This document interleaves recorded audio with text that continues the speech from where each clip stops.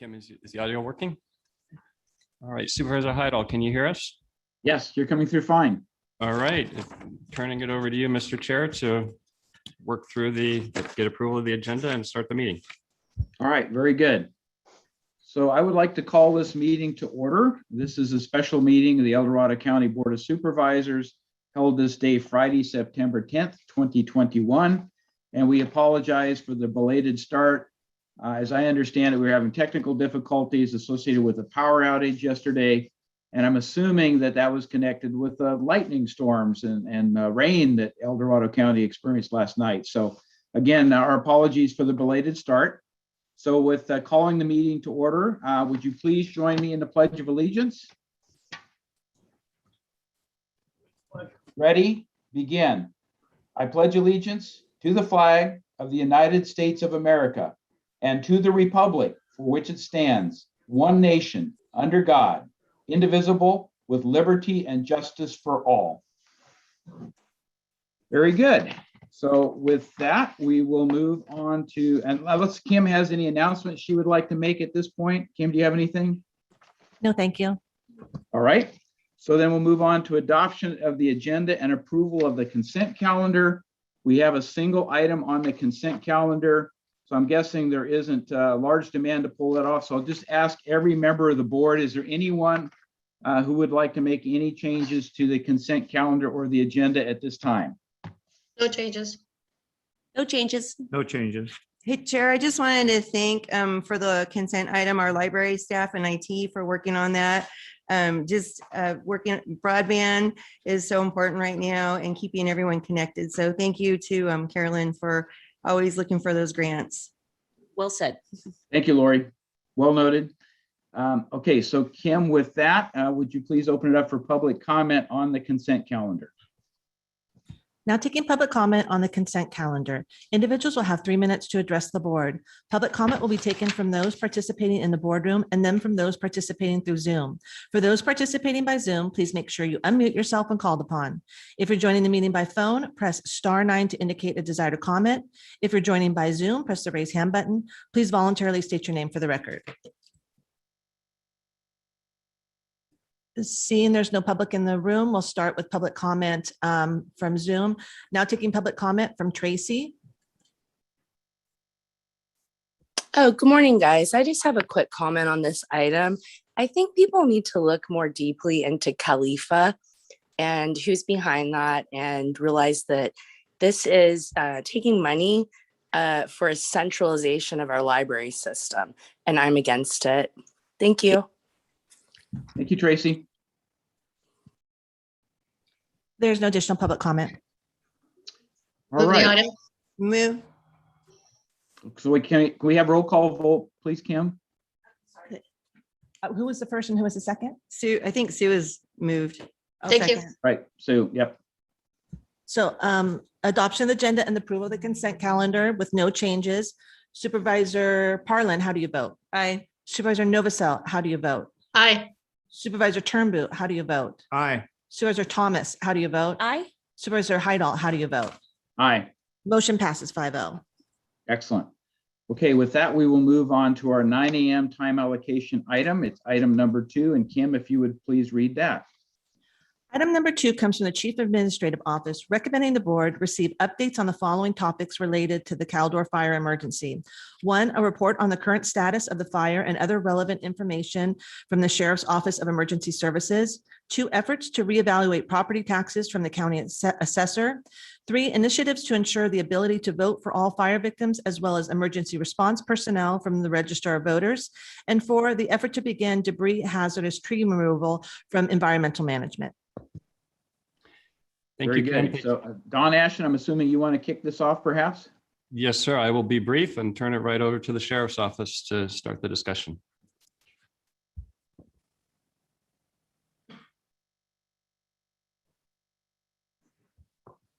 Board Chair John Yovesky. I want to. That better? Yeah. Much better. Thank you, John. People usually tell me to pipe down, so. I'm going to be brief real quick here for you folks, but then I want to come back up and give you some other stats. I want to turn it over to CAL FIRE and US Forest Service to give you a brief on the fire, maybe a little bit of history, and then I'll come back up and talk about OES and or the EOC and lead into some other discussions that are going to come later.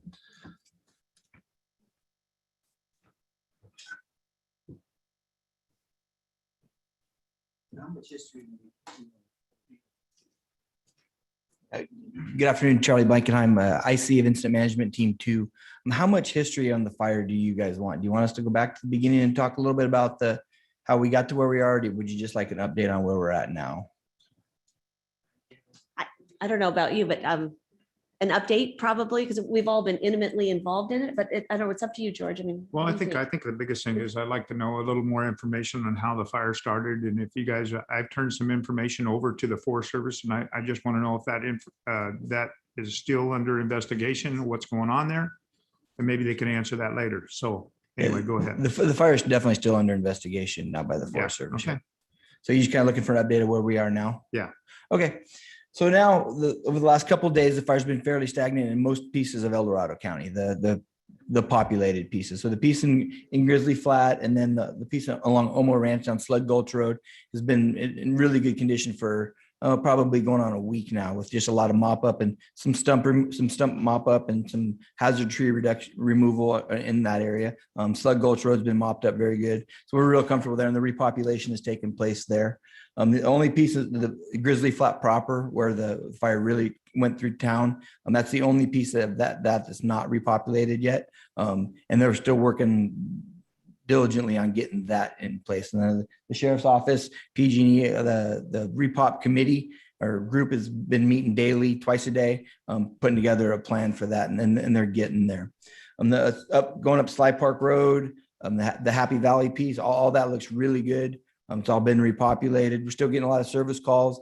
Now that people are home, they're still coming out and seeing, especially in the evenings, seeing a tree with some fire in it or a stump with smoke on the hillside. So we still got probably 20 engines or so out there in that area each day, mopping those stump holes up and just answering those calls for service, making sure that everything is good out there. And the one piece we started about yesterday is the fire suppression repair group.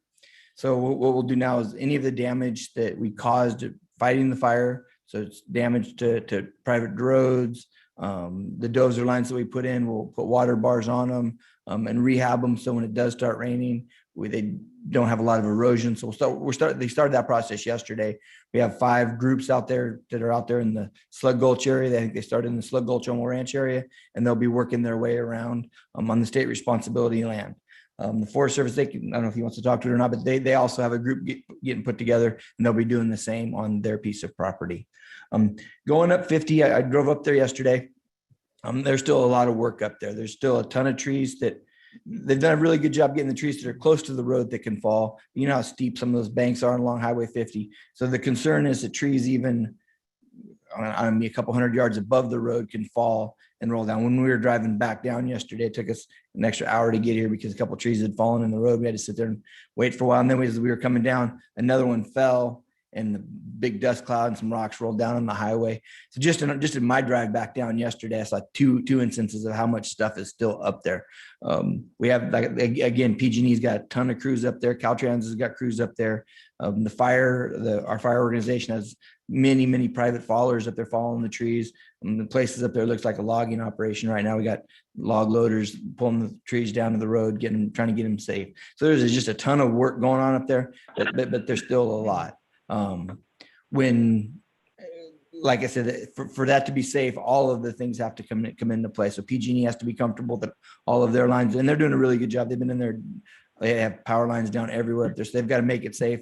AT&T's got to make it safe. Caltrans has got to be good with it. And then the areas in Kybers, not just the highway, but all of those houses on both sides of the river that basically, you guys know Kybers, it's steep down to houses on both sides. So there's still the potential for trees and rocks and soil to give away and all that stuff to roll down. So there's still a ton of work up on that side. Then the Tahoe piece is the east end. So I have, yesterday is the first day I've been up to the Tahoe. We go up to basically to the summit. So I was up there yesterday for a little bit, and they're making really good progress up there too. Same issues in Christmas Valley though, where the fire burned in and around some structures there in Christmas Valley. And so they're working, doing the same thing, just trying to get the trees cut down. And then up there on that end, there's still a couple pieces out in the Desolation Wilderness.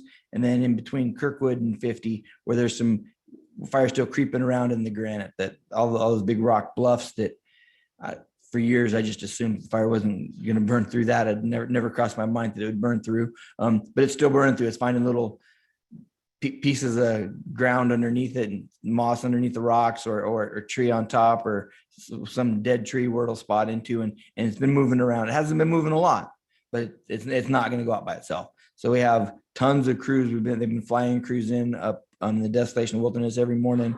We got hose stretched to places I wouldn't thought you could possibly stretch hose. They've taken we call them pumpkins, but they're big portable swimming pool looking things. So we'll put out that drop out there, put a portable tank out there. The helicopters will fill them, and we'll do hose lay. So there's hose stretched all over the Desolation Wilderness, and hose stretched in and around Kirkwood and down into the valley there, down towards the 50 side. So there's a ton of work going on. It's a massive piece of ground. You look at the map, and the map never looks different. It's just the scope changes. So that same size map is now, I mean, it's there's miles and miles and miles of work that still need to be done. So after it every day, we hope the rain today will give us a little bit of an advantage, and that we won't be worried as much about that. It could rain pretty decent up on the top too. We won't be worried quite as much about the wind that was predicted for this afternoon being a super hazardous red flag kind of extreme fire behavior kind of. I think we think the rain will moderate that some. But the rain's the wind will also moderate the rain. So by this afternoon, when the wind blows a little bit, the rain will go away. So whatever moisture they did get up there will be gone by this afternoon. Now the concern is going to be the lightning strike sitting next to Jeff over there. Every 30 seconds, one of our phones are going off with a new small fire somewhere in one of the drainages in El Dorado County or up by Tahoe. So there's definitely a lot of potential for new starts.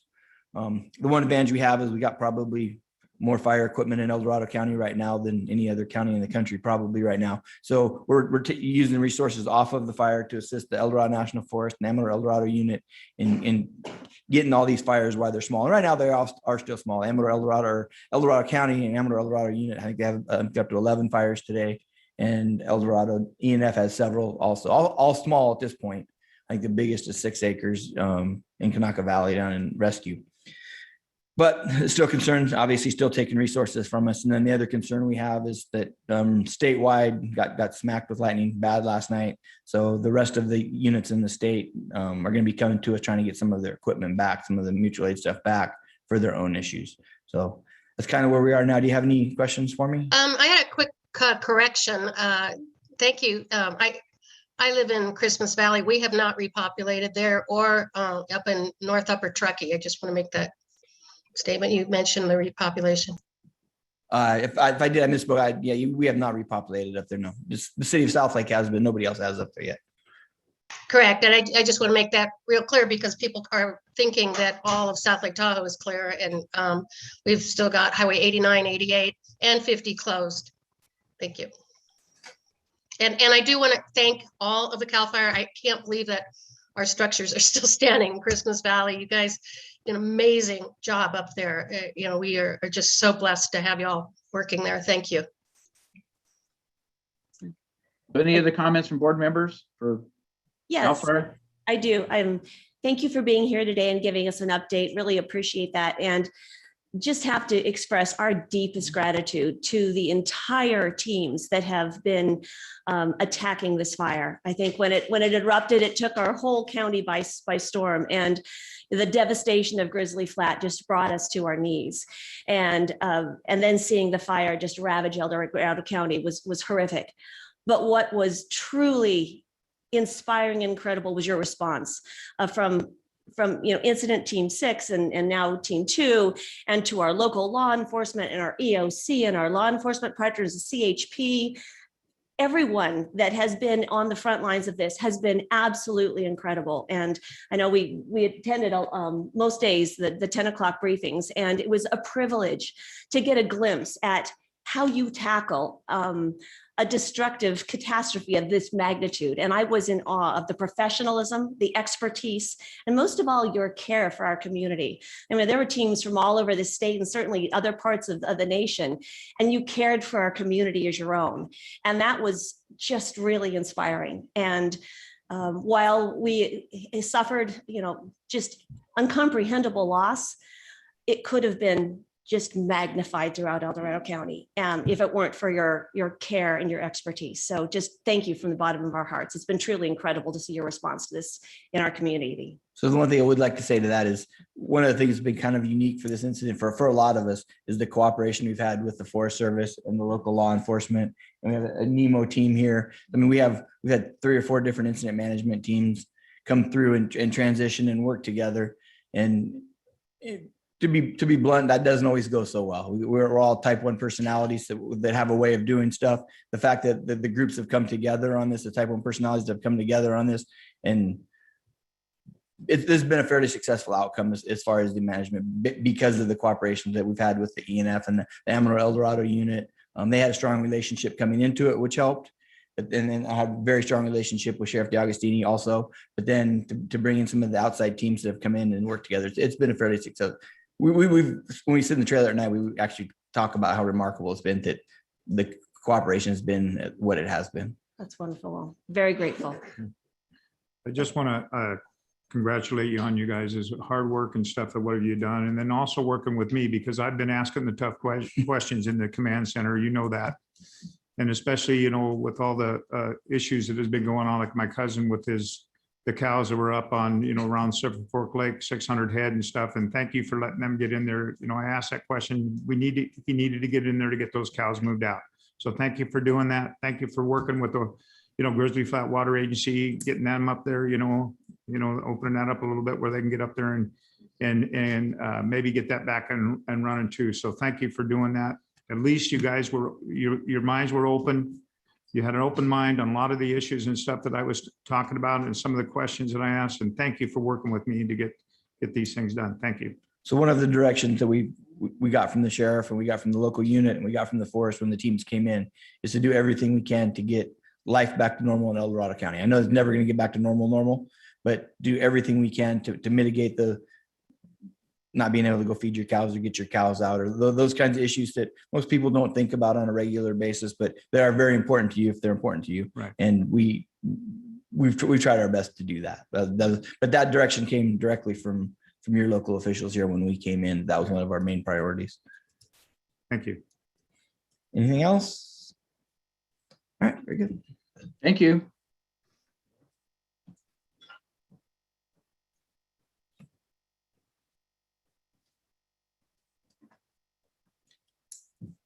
When the sheriff looks at you and says, "Do you want to go?" That's really more of a statement than a question. And I welcome the opportunity to be here. Jeff Marsley, I'm the forest supervisor for the El Dorado National Forest, and just to talk about a little bit about the partnership. We have a very special relationship with each other here in the county, and we're a little different than some other counties where that blending of the natural resources and our county values and the places that we live and dwell. And we saw it right here on the fire. Who would have thought you could run a fire over the Sierra Crest? It's only happened twice in recorded history in California. One is burning on the Dixie Fire and the other is right here. I just want to mention that I think the complexity of this fire may not be seen by most. It's not just neighborhoods and communities on the west side that were affected, as you mentioned, Supervisor Turnbull, the reliance upon the forest for livelihoods, forestry, range, recreation, all the other clean water, all the other values. And then to have on the other side of the fire, flanking on the other side of the fire is all the significant values in Lake Tahoe and not having enough resources. being clear, there are not enough resources available to fight fires right now, given the state of the fuel conditions in not just in our state here in California, but across the entire West. And so, it wasn't a proud day to become the #1 fire in the country. But when we did, it meant that any available resource was coming here, but it was at the expense of other fires who equally had values at risk. But, I think we've been lucky to have amazing leaders who took our intent to work cooperatively, our intent to not see lines on the map, that the CAL FIRE and the Forest Service has not gotten hung up on whose federal or state DPA it is. And because of that, because they took those issues out of the way and said, we just need to fight the fire with the resources we have available. That's why the footprint is only 218,000 acres. I believe deep in my heart when this thing was making its 50,000 acre run, it was going to jump Highway 50. We were going to have another 150,000 acres to deal with, and that would have been the entire Crystal Basin as well. But our fuels treatments that we had done in so many places there by Slide Park Lake and around Omo Ranch, up Highway 88, across the fire adapted 50, they never were meant to stop a fire. Never were they designed to stop a fire. Certainly not one that was chewing up 50, 60,000 acres in a single run. But they were places where the fire, the conditions were changed. The effects gave the firefighters a chance to go in and actually have a fair fight. And we can see what the result was with our firefighters stepping in. So, huge partnership here. Communities and the important values of our county, I think, are reflected in the professionals that showed up and worked so hard. But most importantly, is we worked. Our single focus was always on life. Making sure, when a fire gets up and runs 30, 40,000 acres, that's very, very dangerous conditions, not just for our firefighters, but our communities. I have to give a lot of credit for the law enforcement professionals who are always thinking 2 and 3 steps in front of where I thought we would be thinking on evacuations and evacuation planning. So I know the initial response around Grizzly, this fire just went crazy from the minute it started to the minute we got incident command teams. But the evacuations and the efforts that were being made by the sheriff's office and others were nothing short of amazing. So appreciate the chance to be here. I'm sure there's lots of questions, happy to answer them. But when the Forest Service and CAL FIRE show up and say we're going to lead this fire collectively, as Chief Blankenheim mentioned, often it is parallel command. Well, we'll make sure we've got our values taken care of and you make sure your values are taken care of, and we'll blend them. This is a true unified command structure where everybody's values were on the table. If resources needed to move so that we can take care of some of the highest priority values, it didn't matter whose equipment it was. It didn't matter who was in charge of which division or branch. We always had our ops folks were tied in hip to hip, and collective decisions were being made. And I think we saw that in the actual aftermath of the fire spread. So I debt of gratitude for all those involved. The forest will have a long recovery ahead, no question. We have our suppression teams that are doing the emergency work. We have just initiated our burned area emergency response team, which will start in earnest tomorrow, and they will look at issues with soil and mudslides, and they'll do an assessment for the entire burned area and then come up with recommendations and get some funding on the ground to keep some of those medium-term impacts. And then we'll have the long-term that we have to work on collectively, because there's a lot of the national forest that's matchsticks right now. A lot of it actually, there's believe it or not, we think there's going to be some places where the forest will continue to be resilient and the fire will actually have done some beneficial work, but that'll depend on the drought conditions and how long it persists and what kind of precip we get. But those places that were truly burned down to the ground will be on a long road to recovery. But again, we'll be needing to work in partnership to do that well also. So thanks for the opportunity. Happy to answer any questions. Just glad that the board was personally involved. I think your voice in the rooms asking the tough questions made us think hard about how we were positioning around the important values for the county. And so we appreciate that you were there, even when you're asking the tough questions. So thank you for that. Happy to answer questions if there are some. One of the questions I want to answer, we had, you talk about the Tamarack fire that got kind of way, and then you had let it burn policy and let that burn before you started putting it out. Is that true or not true? Can you give me a little bit of an idea? It's that? not true. It's 'Cause, not. you hear all some kinds of rumors. That's what I want to just make sure it's clarified. Yeah, it's not true, and certainly hasn't been true here on this forest. We initially attacked a fire at 8,500 feet, about the same time Tamarack was happening, with smoke jumpers from Reading and 4 Type 1 helicopters and 3 crews. And it was because the fuels conditions warranted that. There were stringers of timber. We knew that the fire could get quickly to Blue Lakes, and then from Blue Lakes could get into the drainages that led and were above Arnold. And so, we haven't, there is no let burn policy anyways. But certainly we have emptied the cupboards every time we've had a fire. And, we're often, Chief Blankenheim, Mike Blankenheim, Charlie's brother, is my counterpart in Amador, El Dorado. And it's not uncommon for us to be calling each other and saying, hey, we sent more resources than we probably should. And as soon as you guys can get this fire wrapped up, then we need to get those resources back to cover our own stations. But Amador El Dorado unit and the forest, El Dorado Forest, have had a long tradition of sending as many resources as we can to keep these fires small on the initial attack. So Tamarack's a little different kind of a condition. There was a lot of, it was really hazardous country. The bottom line was, it was really deeply hazardous country for them to get folks into. I don't want to, get into the long decision making that happened there. That was in a different region, a different forest entirely. But I can tell you here locally, we've thrown everything in the kitchen sink at every one of these fires, including this one. When we had extended staffing, we emptied out our fire stations. We had a massive resource order of 40 engines and crews and everything by 5 hours in. Actually, Charlie was on the initial attack. He could tell you more than I could because he was on the ground. But it was a pretty spectacular response, including aircraft and helicopters and other things. And timing of the day mattered, how long we can fly resources, but there was no shortage of resources going to this, including county, Amador and El Dorado County resources. So totally different space. Yeah. Another thing I wanted to ask you and stuff like that, how do you feel about bringing logging back to El Dorado County? Because I think it hasn't happened for years, especially my family's, are loggers.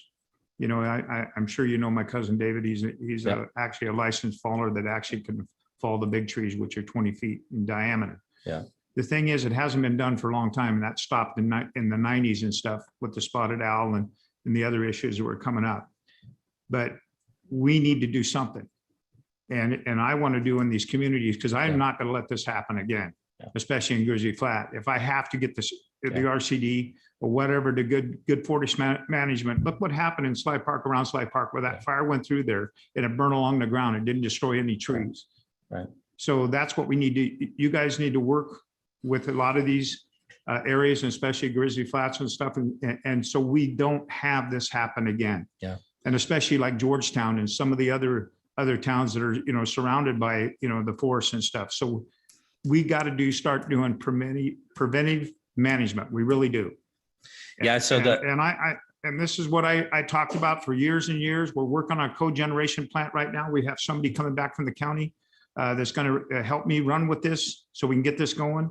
We need to bring logging back, because if we'd have had logging back, a lot of these logging roads and stuff would have had it, would have been easy access to, especially these fires. Mm-hmm. And we had in the past, because I've driven a lot of the old logging roads and stuff, with my family and some of the things my dad was working for the county at that time. And I remember how there was a lot of stuff. I'm not talking about clear cutting at all. Right. I know. I'm talking about good forest management. And that's what we need to bring back to our county.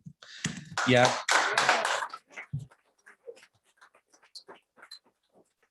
Yeah, so believe it or not, the El Dorado Forest has been doing 45 to 50 million board feet a year for quite a few years. And in fact, the Lake Tahoe Basin was doing 15 to 20 million board feet of timber a year. That's nowhere near what it used to be. But the piece that you talked about, the cogen and it's the industry side of that equation, is a bigger barrier than you would know. we can have all the timber harvest plans and all the NEPA done, and we actually have thousands and thousands of acres of all that. But if you can't have a market for that wood and you can't take it anywhere, you won't get interest from the logging community to do the work. And so it's a bigger system issue that has developed really over a 20-year period. But you asked the basic question, how do I feel about that? Well, I was doing about 20 million board feet a year in Lake Tahoe, one of the most sensitive environmental places on the planet. And it was done for the purpose of community protection and defense. And so certainly here on this forest, on the El Dorado, now that I'm here, if there's opportunity to go big and do good work, ecologically and socially, I'm 100% behind it. But the part of the equation I can't solve is the industry side. And the market side, which is, as you know, very variable, and it's got a lot of other tenets to that. But certainly we'll continue to work in partnership with you and others to look at those changes. Other industries like the hydropower companies that are operating in our county are looking at things like cogen plants. Any place we can get the material to go will unlock the ability to move faster on the ground, for sure. Well, I remember back in 1990, they used to haul out 40,000 loads a year. Yeah. And now it's down to around 2,000 loads a year. Right. So we got a long ways to go Right. to reach that goal again. So I'm going to push that issue. So Yeah. anyway, that's my That's good. personal Chair. opinion, and I will work with you with that. So Excellent. Thank you. Chair. Yes.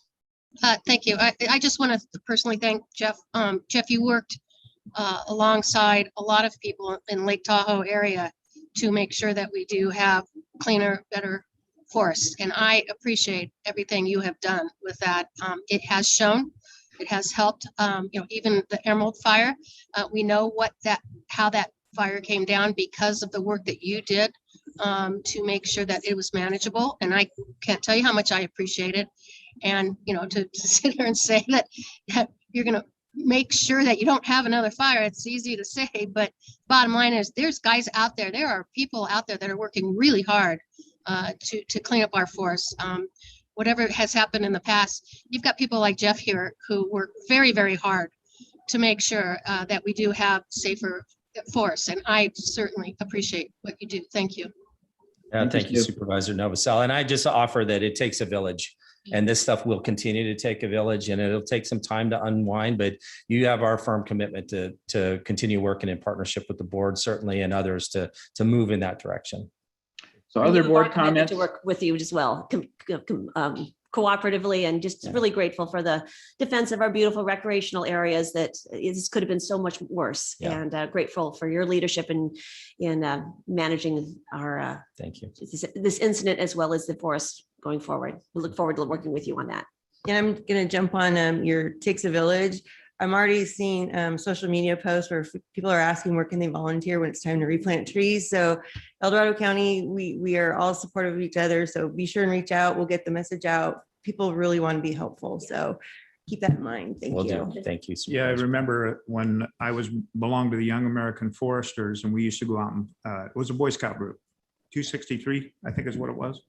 Anyway, we used to go out and plant trees every year and stuff and help you guys, because I remember when they had the forest genetics up there and and right there in Camino and stuff like that. I remember always going there and stuff like that. And we had a lot of good things that happened, especially with going out and planting trees and helping clean it up and around the forest and stuff. That was when I was like 11, 12 years old. So Yeah, there's a foundation up in Tahoe called the Sugar Pine Foundation, and we all go out and help when we can. And Jeff, you've been a part again of all that. And I do want to say, I recall when you were managing up in Tahoe, and I live out in Christmas Valley, been out there for 40 years, and you were really proud of the work the Forest Service had done. And you pointed out an area, and that's one of the areas that didn't burn this time. And it's, again, we can do our part by planting trees. We also, it is a village, and we do need to all work together. So I really appreciate everything Forest Service has done to save our valley, Christmas Valley. Appreciate it. Hey, Jeff, I've got two questions for you. Number one, since you're related, obviously, to the federal government and stuff, have you heard any updates on the federal major emergency declaration that El Dorado County is hoping to receive to get full FEMA support and stuff? Are you hearing anything through your channels on that? I have not, but the sheriff would be probably the best source of that, or Callow, yes. Okay. And then the second question is recognizing the vegetation management ordinance that we have in El Dorado County and all the work that we put into trying to double down and getting people to understand the need to have defensible space, vegetation management and stuff. I know there's probably a majority of the board, without counseling them, that want to triple down on that effort to try to, again, reduce the fuel loads and stuff to get us to a safer condition so that towards the end of this season, obviously going into next season, that we have more resiliency, better preparation for a fire that might be similar to this. And I'm hoping both the Forestry Service, CAL FIRE would join us in trying to do that. We need to work harder on how we come up with these plans and really encourage the residents to make sure that they've done the best they can for preparation for a major wildfire. To the extent that, I'm considering establishing, recommending that we establish some kind of an advisory council or something rather than vegetation management. What's the next step we can take to engage the residents to get more involved? We have our fire safe councils. They've done a lot of good work, but they're scattered throughout the county. It's not a unified effort. And so I'm looking for how do we get the public's engagement in this unified effort? Your thoughts on that? Well, I think you have a commitment from me that our agency be with you as you're contemplating whatever veg management next steps there might be from the county side.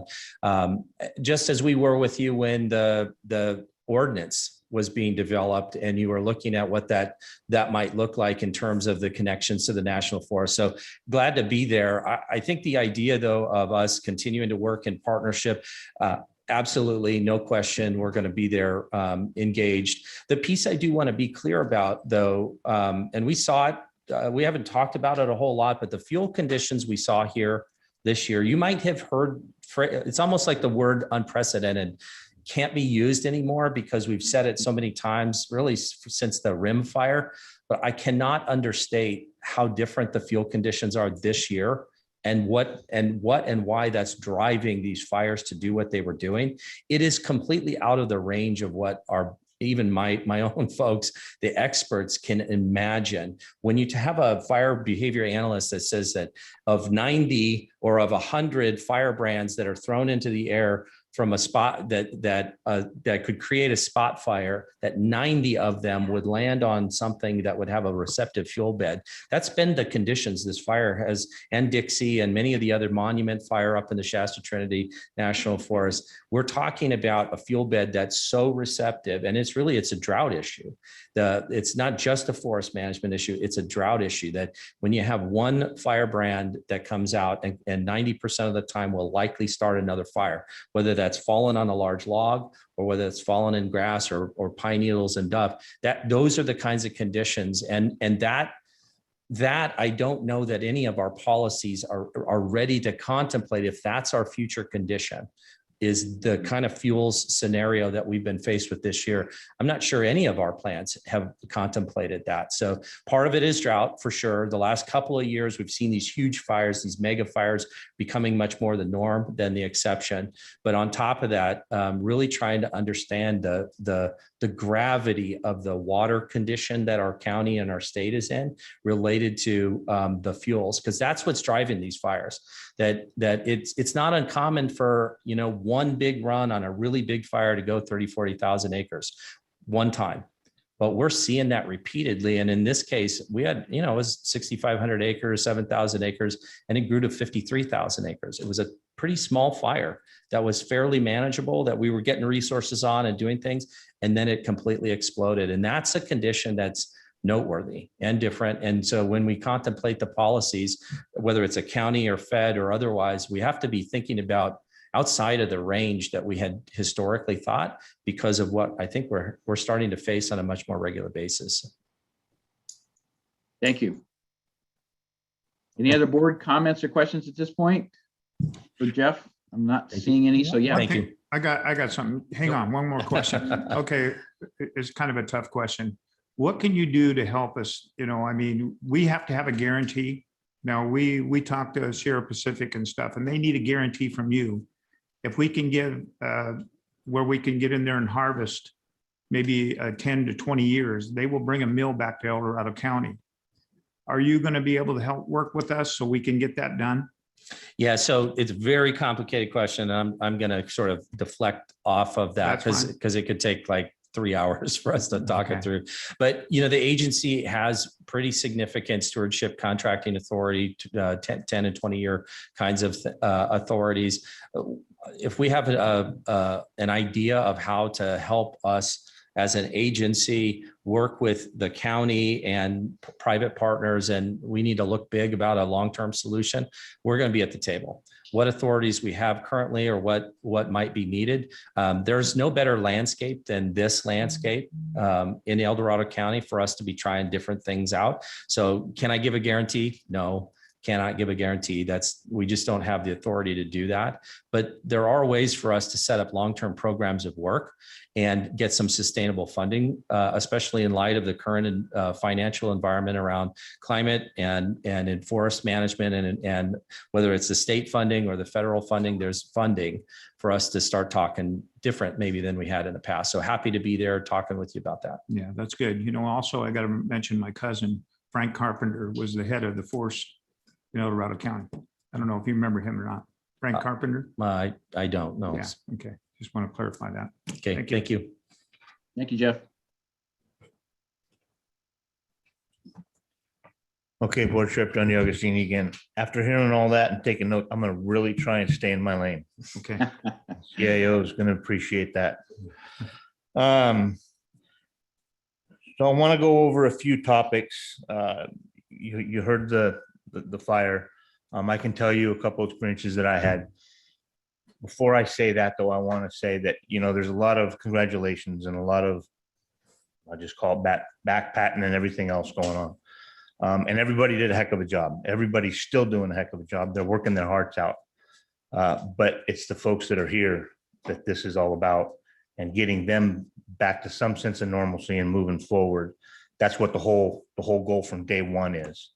And I'll get to that in a minute. On that Tuesday after the fire blew through Grizzly, I went and took a drive around inside the fire. And the word that I came up with when I left was it was nothing short of apocalyptic with what I saw. Very few homes left standing. Compared to what I believe was not only the hard work of Forest Service and CAL FIRE in Christmas Valley and Upper Truckee, but that was also nothing short of a miracle. I was myself and the undersheriff and another deputy were standing in Christmas Valley when the fire crested the summit and came down the side, spotted across 89. With the fuel conditions and what we were seeing, how the fire was spotting, yes, they put in fantastic lines. They were doing fantastic resource protection. They were going direct in a lot of areas to protect those resources. But truly, with the receptive fuel beds, as you heard, and the conditions as they were, one spark in the right place in one of those communities, and that community would have gone up as well. That's how bad it was. 2 evacuations at the peak of all this, we had over almost 51,000 folks that were evacuated from their homes. Currently, we're down to just over 10,000. And we still have another 4,000 people on evacuation warnings. From the beginning or during this event, we had mutual aid, law enforcement mutual aid for protection in the evacuated areas, patrolling those areas after they're evacuated for keep these folks' homes safe while they're gone. At the peak on the West Slope, we had over 88. Those are law enforcement mutual aid, not only your El Dorado County deputy sheriffs, but Placerville PD, South Lake Tahoe PD, Galt, where they lost an officer en route up to here to help us. His funeral will be Monday. We had them from all over the state all over our region until about a week ago, when it was obvious our folks were getting burnt out pretty bad, our local mutual aid district. And we reached out to District 1A, which was down by Santa Barbara, Ventura County, and they sent 50 up. On the we peaked at 106 during a 24-hour period. That's how many folks that we had in our communities keeping them safe. Due to the need for all this staff when we evacuated the Tahoe Basin and the drain on all the resources, that's when I asked for the Guard. If you notice, the National Guard was in our community. The only thing that they could manage was traffic control points, but it was still a huge help in that it freed up other resources to do other things. So that's why you saw them in the area. We had up to, I believe it was 100 National Guards. They're still here. Their assignment ends, I believe, next Tuesday. Don't quote me on that, but we are considering asking them for a re-up, for help for the repop, to make sure that the folks that are in those areas are the folks that belong in those areas. So again, that'd just be traffic control points so that our deputies can be in those areas and monitor, make sure folks aren't molested, that we don't have thieves up in that area. There was a lot of rumors going on early of looting in Pollock Pines, in Sly Park area, and in the Tahoe Basin. Believe it or not, most of the looters in the Tahoe Basin ended up being bears. They literally, within hours, that entire Tahoe Basin was, of course, this was after a warning, but when they pulled the mandatory evacuation, I believe it was that Sunday, that entire basin evacuated in right at 5 hours. We caught a lot of heat for having one lane and traffic and gridlock. That was planned. We knew we were going to have gridlock. That's why we planned it early. Everything went exactly as planned. 5 hours, that entire basin was evacuated. And within a couple hours driving around the basin, I was driving around the Keys, and the bears, I don't know where they came from, but they were everywhere. Little funny story, one of my deputies took a video of a bear breaking into a garage door, just tearing the garage door off the hinges, went in, and they must have gone shopping and just had some groceries sitting on a garage cabinet. And the bear grabbed a nice new jar of Skippy peanut butter, walked out in the front yard, sat down, unscrewed the lid, and ate the peanut butter. That's too funny. But throughout the whole fire, we had so far only 4 true crime reports related to looting. We have made more arrests than that. Total arrests during the incident related to the incident are 12. And that goes from everything from looters to folks that had just no business being in the fire zone. Most we tried to work with and get them out and assist them, so to speak.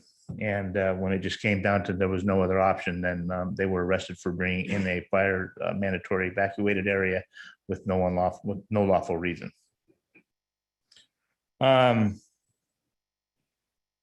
With that, I want to talk a little bit about the repopulation. So I think most of the folks here and a lot of folks that my phone has been ringing the last few days is, when is Grizzly going to be repopulated? So when we first started moving the line up on Grizzly, there are some folks that still have homes to go to that are on the edges, but because of the way the roads are and or the hazard trees that are in the area, they haven't been able to get back. We'll work with them. We're going to work with them every way we can to get them back in. Starting tomorrow afternoon, that will probably be a moot point because we are going to start repopulation or allowing folks in to the burned area of Grizzly to see their property with very specific instructions, which Cal OES will bring up later about what they can and can't do when they're at their property for their own protection, not just physical, but financial.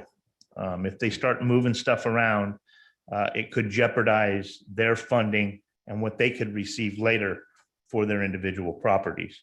But, you know, if they want to try and find that old family heirloom, they knew exactly where it was and they can get to it without disturbing too much and maybe just doing a little sifting, then Cal OES and everybody will work with them on that. But if they're trying to get their burned out 55 Chevy that was in the garage and everything's fall down around it, that's not going to be possible at this point. I encourage everybody to please go to our Facebook page. If you don't have a Facebook or you don't do social media, find somebody that does.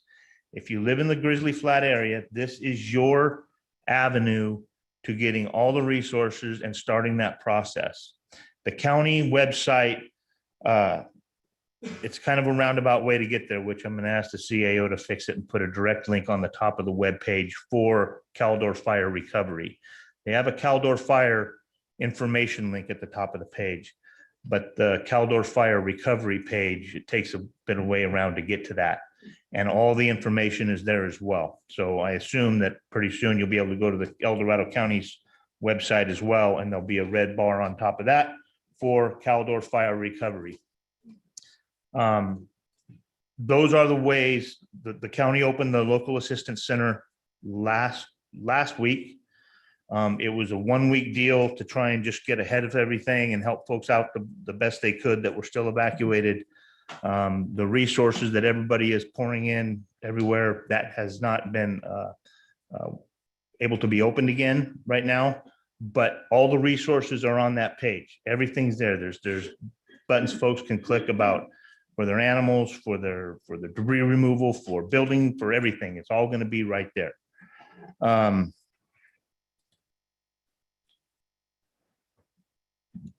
question that I get is, well, if we didn't have insurance, what can we do? And OES will be talking about, even if you didn't have insurance, at least they will work to get your property cleaned at no charge. For the repopulation plan for Christmas Valley and Upper Truckee area, that is a discussion every morning that the repopulation team is having. Supervisor Novosel, we're hoping with the weather patterns that are occurring right now that the fuels don't dry out too fast after this little sprinkle that we had, and they can get enough movement on the things that are still hot within the fire lines that they're still mopping up. And again, things change, but we're hoping that those discussions can become more robust starting tomorrow morning, maybe into Monday or Tuesday.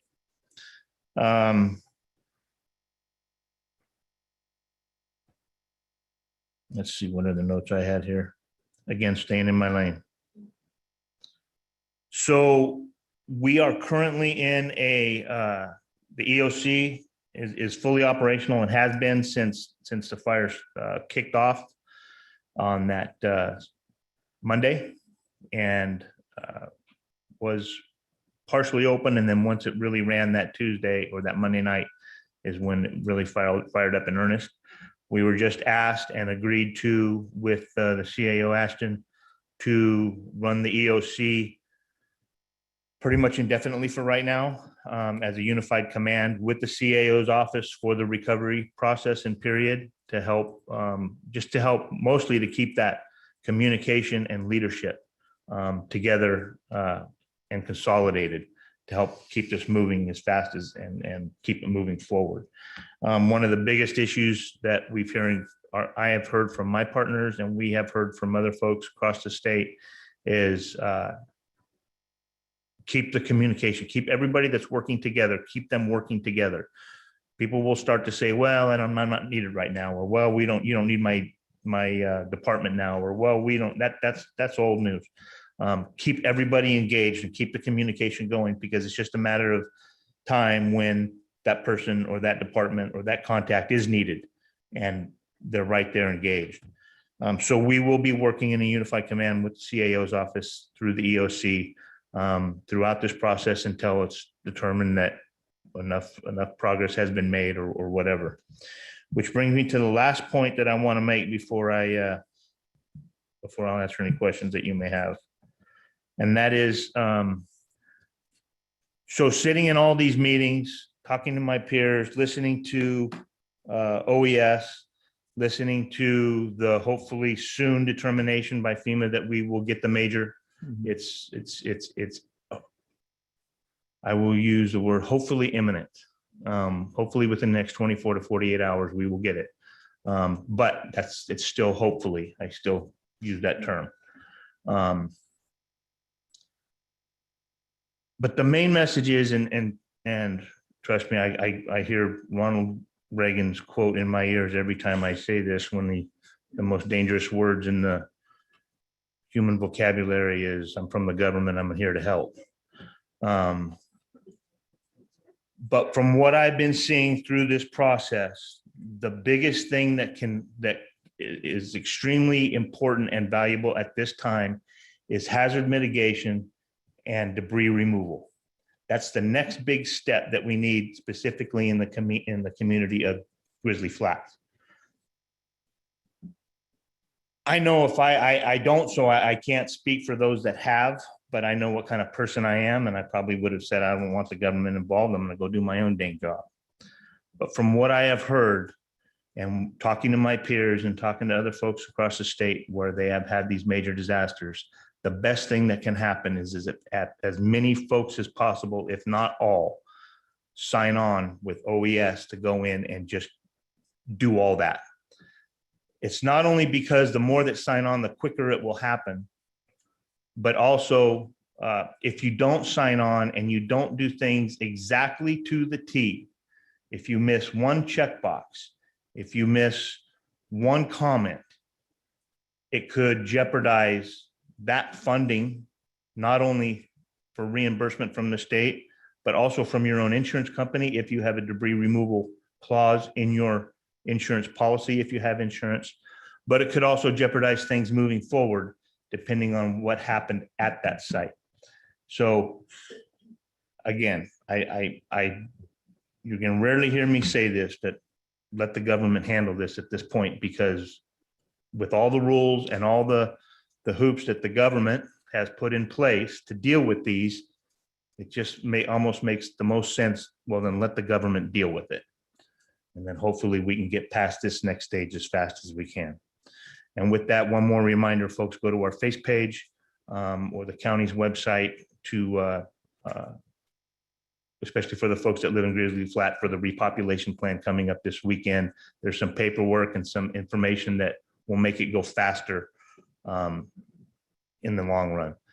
For those that are going to go up and look at their property, go to our Facebook page, but and there will be more information coming out through Code Red and social media as to, I believe the check-in station is going to be Pioneer Park starting tomorrow afternoon. Any questions? I just want to thank you, John, for the hard work that you and your staff has done, especially when it comes to, especially making sure that we don't have any looting, especially out there, that's what's, and actually the evacuation time where people got out of there and in time before that, because it could have been worse. We could have had deaths, and I don't know of any of them. I don't think we have any deaths. I think there's one missing person, and that's all. But thank you for the hard work and the job you have done. I mean, it's amazing what you've done. I think our community, seeing what was going on Saturday and Sunday and hearing our deputies drive through that community with sirens on, folks took it serious. And we appreciate that because, as you said, we only have one missing person. So, yeah. Any other questions for me?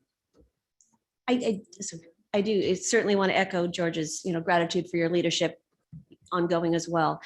So what you're saying as far as the debris removal and working with OES, are you saying that if folks don't take advantage of it, that could also perhaps jeopardize perhaps FEMA resources later if needed? No, I'll let OES Okay. answer those kind of questions, the technical questions, but as I understand it, if they can do it, they can do it themselves. But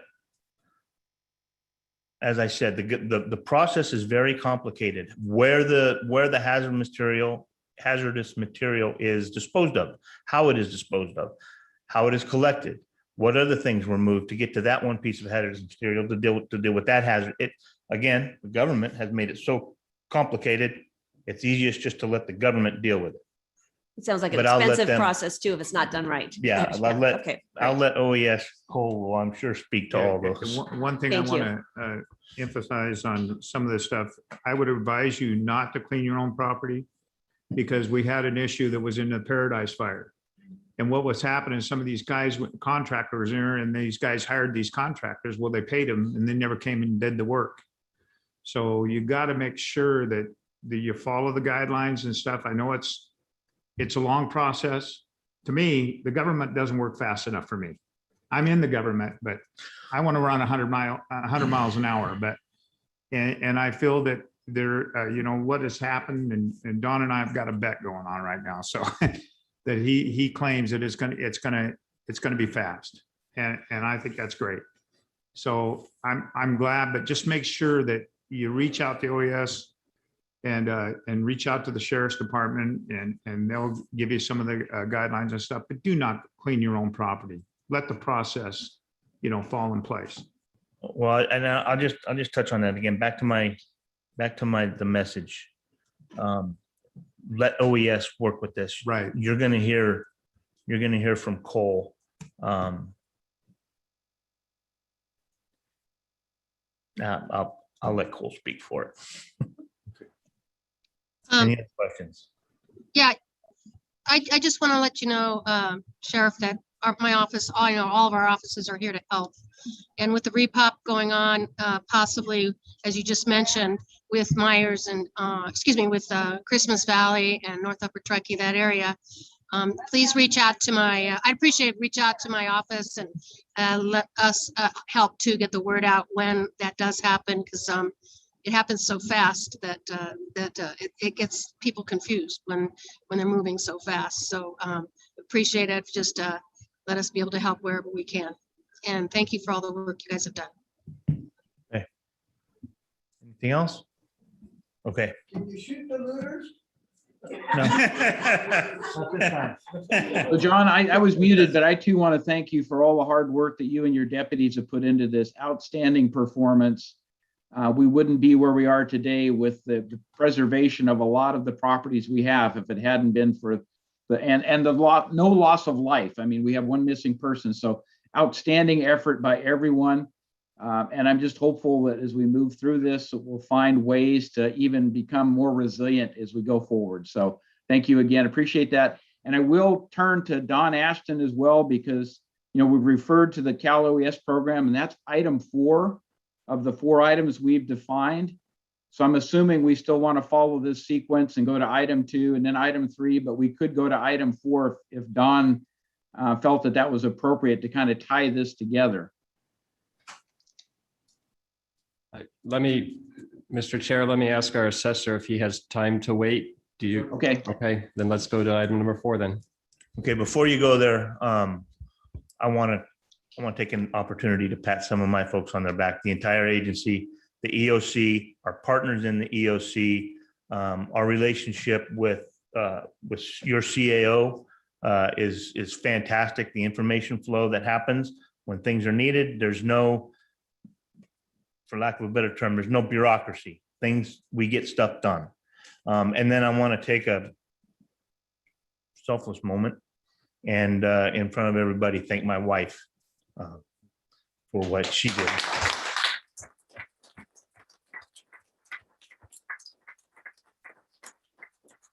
And the family. Thank you. Thank you. One comment, the sheriff did mention the recovery website. It is finalized now. It will be going live this afternoon. So the public and a press release will be going out. It will be shared on social media, on the county's pages and the sheriff's pages. So that will be there. There will be a banner at the top. It's just wasn't quite ready to go live before we started the meeting. So we'll be ready this afternoon. All right, so if the board is okay with moving forward, I'll turn it over to our Cal OES representatives who have been great partners so far. And Jeff, working closely with Jeff Warren, our Director of Environmental Management. And I'm not sure who's going to start it off, but however you guys want to proceed.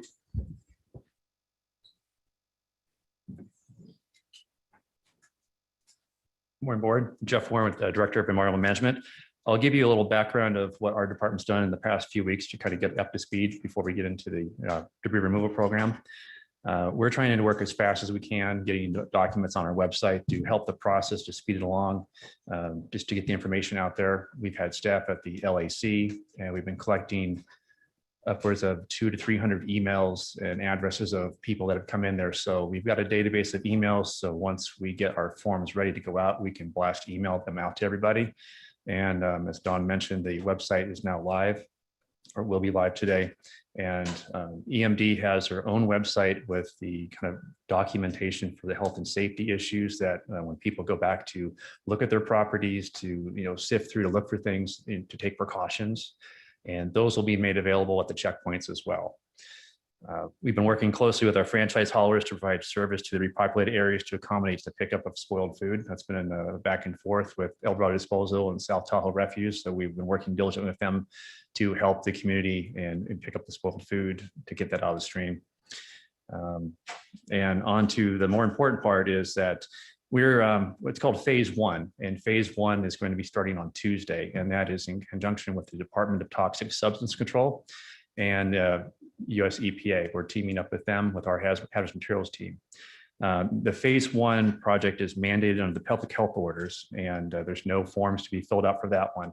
And that is for the teams to go through and kind of mitigate the hazards on each of these properties, which would be, removing of the batteries, asbestos, any small caliber ammunition, and devalving propane tanks, and kind of removing the physical hazards before the phase two comes in for the workers to come clean the properties. Environmental management also has an urgency ordinance that's currently under review in partnership with Cal OES legal team. And we're hoping to get that back soon to make the target of the September 21st agenda item.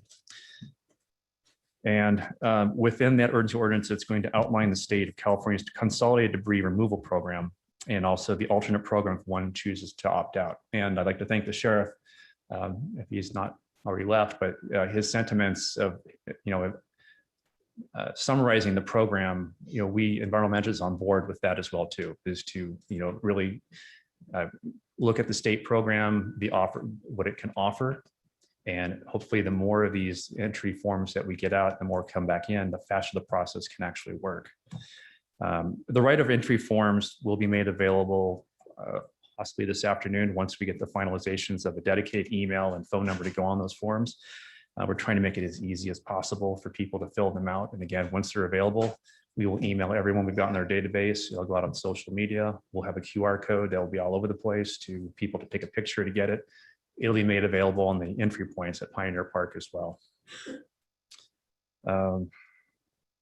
Again, so we're receiving calls daily. People are coming in asking about the program, and we're kind of at that phase where we're trying to get it moving, but we're not quite there yet, but we're getting really close to it. So, I can just to say that the faster that the return of entries come in, the better process is, the more support will be coming in. If there's more of a delay and they're coming in a little bit slower, the less resources will come in because they don't have that need. So if we have more need, that's where we can really attack it with force. And then, it can just get back to the rebuilding of the communities affected. So with that, that's kind of giving a brief overview of where we are with phase one starting, and with phase two will be later this month once all the properties have been cleared. And with that, I'd like to introduce Cole Glenwright from California OES to kind of go over the state program of consolidated debris removal. Cole.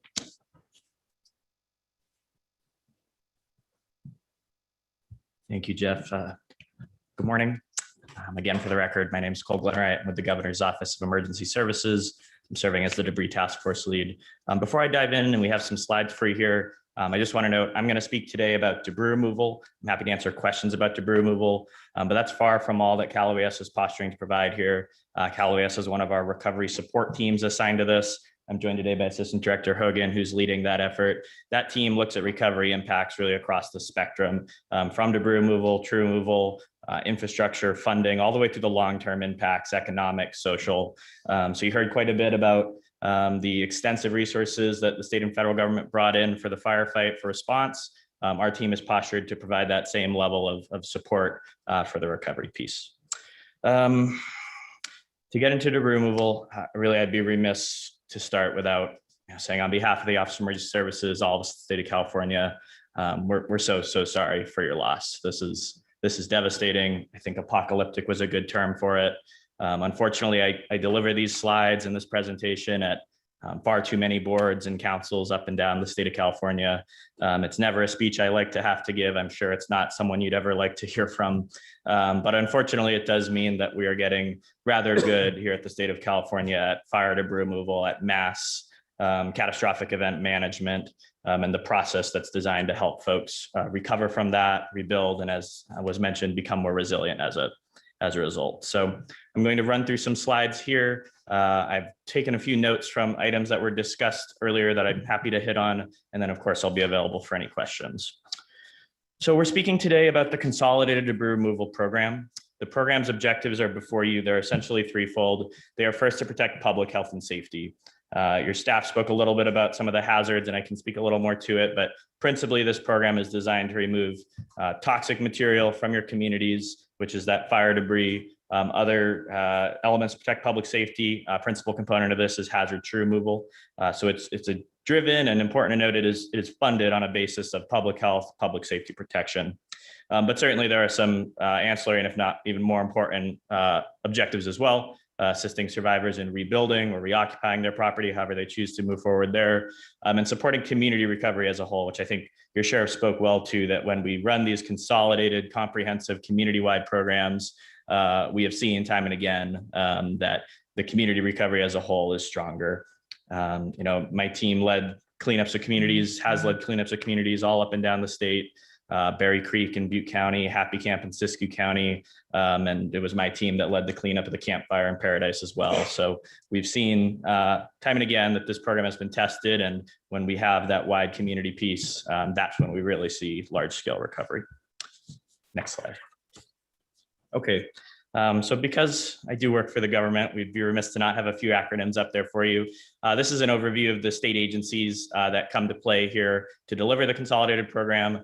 The Governor's Office of Emergency Services serves as the overall lead for recovery here at the state, and we play that role as well in the debris removal piece. So I'm serving as the task force leader for debris removal. So all of that flows out under my task force. But then we have two agencies or departments rather of the Environmental Protection Agency that play really lead roles here. You heard a little bit about phase one. That's led by our Department of Toxic Substances Control. In a federally declared event like we have here, we can also bring in teams from the United States Environmental Protection Agency, and we're looking to do that. But at a state level, that's DTSC. And as we go into phase two, our partner agency on that is Cal Recycle. It's another department of EPA. There are states recycling and solid waste management agency. So that's kind of some of the agencies you'll hear attached to this. You don't necessarily need to know that, but because you may hear them or see their teams, we wanted to make sure you had a clear understanding of who all was involved in supporting your community. Slide. Okay, I'll speak through briefly phase one. This was already discussed, but again, phase one is the removal of household hazardous waste and bulk asbestos. It is led again by at a state level DTSC or on the federal level US EPA. That's pursuant to a mission task from my office, Cal OES, and we've conducted that here.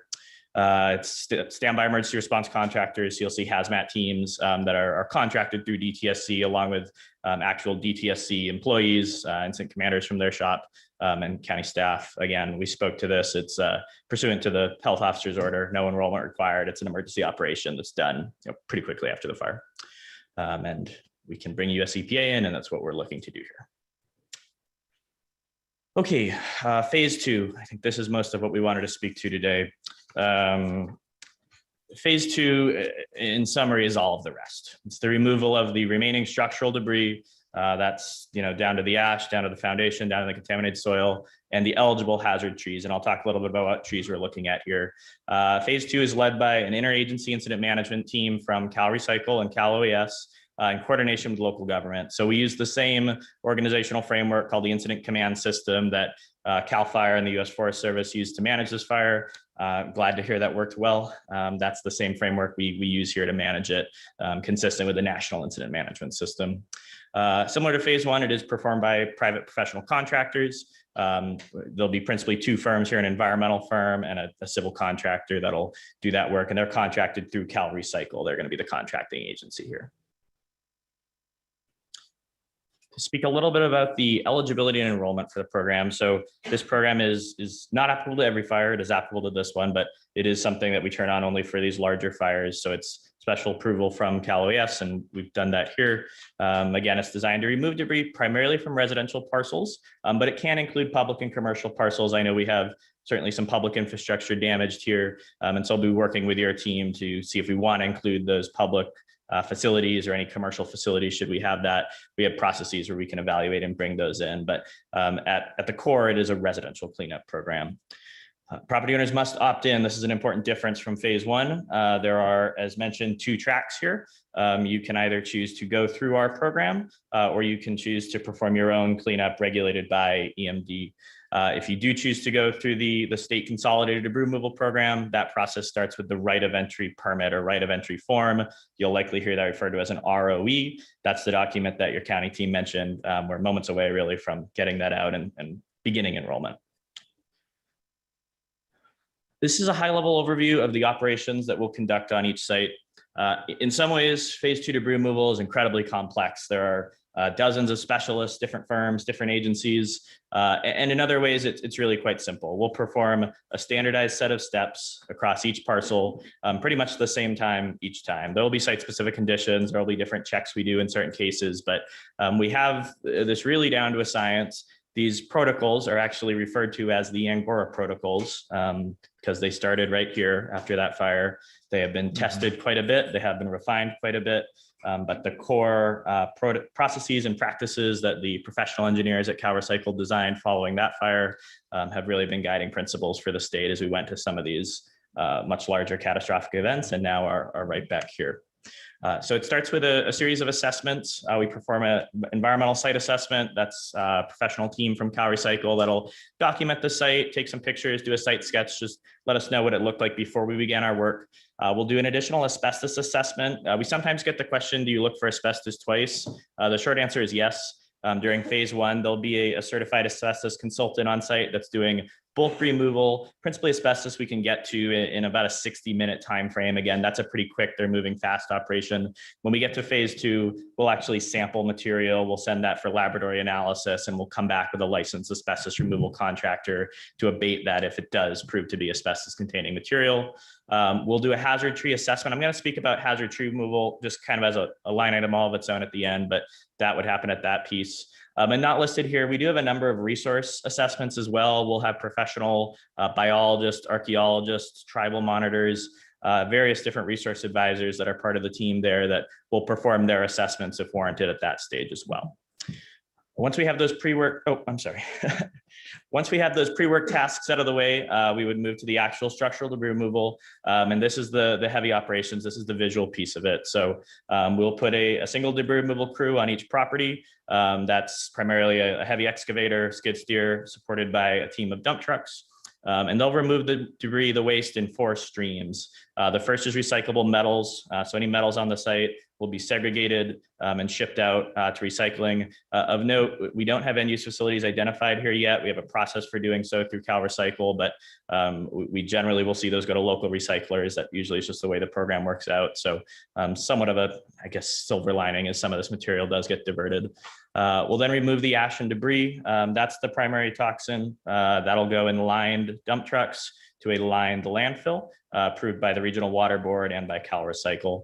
They'll then remove foundational concrete. Of note, this is just concrete that was part of the destroyed structure where we had the burn on top of it. And that's where we're seeing, in the majority of cases, that concrete is unsound. It's not suitable for rebuilding, and it needs to be removed for us to confirm we've got all of the toxins out of the way. So that'll be shipped out. That generally goes for recycling as well. And then we'll remove a thin layer of soil. Our specs call for 3 to 6 inches, designed to ensure we've captured all of the toxic material, which is principally CAM17 heavy metals we see here, things like lead, arsenic, cobalt that come off of building materials. Once we've conducted the heavy debris removal, we'll go for some soil analysis. So by this point, our team at Cal Recycle, and I have a whole team of professional geologists and professional engineers that I'm very fortunate to work with. We'll have established a site-specific cleanup goal here. We will also share that with the county so that everyone is regulated against the same goal, but that considers federal human health screening levels, state human health screening levels, and site-specific background sampling to make sure we're only looking for fire cause contamination. We don't want to, be holding to an arbitrary standard or chasing pre-existing or naturally occurring conditions. So we'll have a site-specific cleanup standard established for this fire, and we will test each property after debris removal against that standard to confirm if we've removed all of the fire cause contamination. The majority of cases we have passed. In the event that we have a site that is still exceeding for one of those metals, we'll conduct targeted additional excavation, which we refer to as a rescrape, but that's another very thin layer of soil removed just from the areas where a sample failed up until we have that cleanup standard met. On the structural debris removal side, we'll finish off with some site erosion control, just designed to preserve the site till reoccupation or rebuilding. And in parallel to this line item is where our hazard tree removal function will run, and I'll speak a little bit to that. Our hazard tree removal function is principally designed, again, rooted in that public safety component or goal. So we're looking at trees that are rooted on private property that could threaten public infrastructure, public roads, other public improved property. I'd be remiss not to note that if you have a large property, it is unlikely this program is going to do all of the hazard tree removal you need. This is all of the hazard tree removal that we can, in good faith, spend public dollars on, which is items that, are going to threaten the overall community. So we are looking primarily at those public roads or other public infrastructure if you live next to a public facility of some type that may expand the tree footprint. But this is a little different than some of the emergency hazard tree removal you're seeing going on now, either through the utilities or through Caltrans. It's also different than a timber cruise or any sort of timber harvest. This is a pretty deliberate, careful tree by tree assessment done by an International Society of Arboriculture certified arborist. And we actually require them to have a special qualification on top of that called a tree risk assessment qualification, which all blends together to essentially be the gold standard of arborist. Actually, when we started this function, we upset the arborist market so much we had to start training our own arborists to that qualification because there just wasn't that level of credentialing. But hazard tree removal is the sort of thing we only get one shot at. So we want to make sure we take down the right trees and only the right trees. So that's why we bring in those really top flight arborists to do that. They'll mark each tree that they determine to be a hazard to the right of way. Those are cataloged in our system. We keep quite a bit of data to ensure that we know the trees that we are looking at. And then subsequently, one of our licensed timber operators will come in and remove those trees.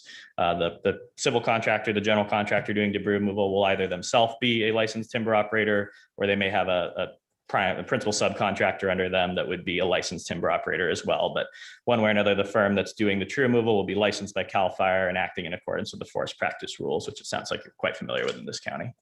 Any trees that we fall, we do have to remove. That is not to say that property owners are prohibited in any way from doing their own tree removal. Certainly, the timber rights rest with them. But when we get to the place where we are actually felling the trees, we will take those trees away to ensure we leave the property clear and safe. All of the process will wrap up. I'm sorry. Just briefly, all of the process will wrap up with a final inspection. Someone from my team, a state of California employee, will walk each property. We'll confirm that our contractors completed our scope of work appropriately. If there's any property damage, we'll ensure we've got that documented and moving through a mediation process. And ultimately, we will notify the team at EMD that we've completed our scope of work, and they'll in turn notify the property owners that debris removal is complete. Okay. So this is the sequence of delivery. I wanted to share this just to kind of give you a sense of where we are. Certainly we are moving along in this, as was mentioned, we're moving quite quickly here, but we thought this might be helpful just to show how this program rolls out. So all disasters start and local. This particular program starts with a local health emergency. Again, that was proclaimed here and ratified. So thank you for that. You formally requested assistance for this service. We're responding to that request, and the debris removal program will be codified. And I know we spoke a little bit about the urgency ordinance. I won't get into detail too much because I'm not staff counsel to you, but ultimately these programs need to exist somewhere, in law. And so that's how that occurs. And it establishes that requirement for property owners to remove this debris either through our program or through an alternate program.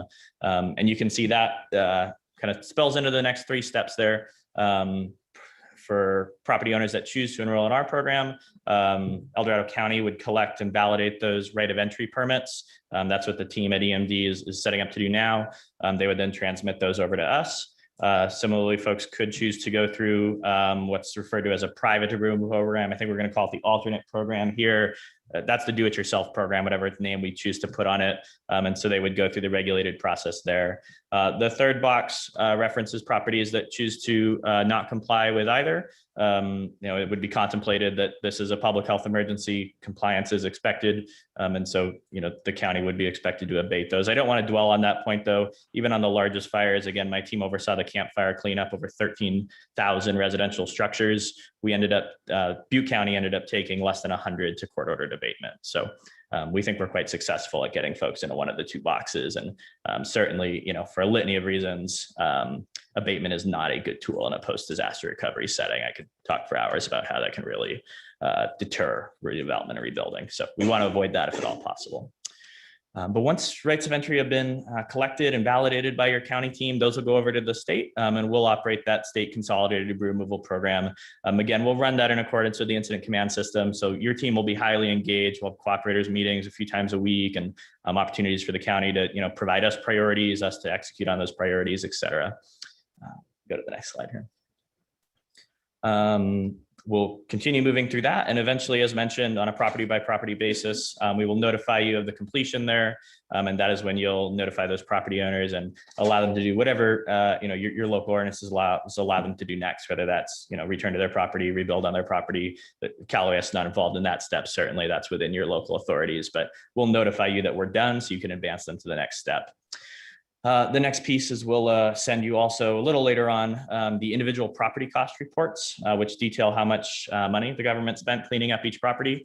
And you will use that to do some insurance collection. I think I'd be remiss not to speak a little bit about who pays for this and what it costs at this stage. At a high level, and the key message is there is no out-of-pocket cost to property owners for this program.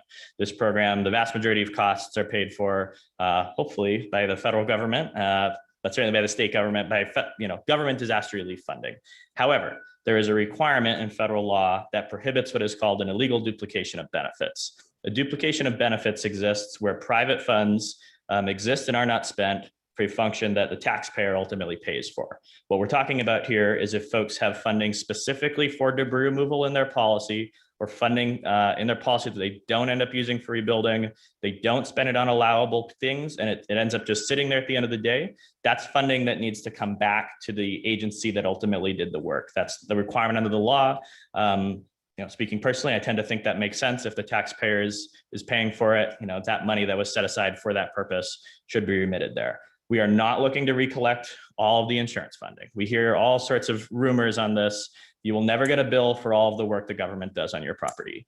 Without exception, every case I have heard, we end up spending substantially more on this cleanup than insurance covers for it. That's one of the reasons we deliver this, is because we think it is a really unmet need here, where insurance generally does not provide the level of funding that a true environmental cleanup requires.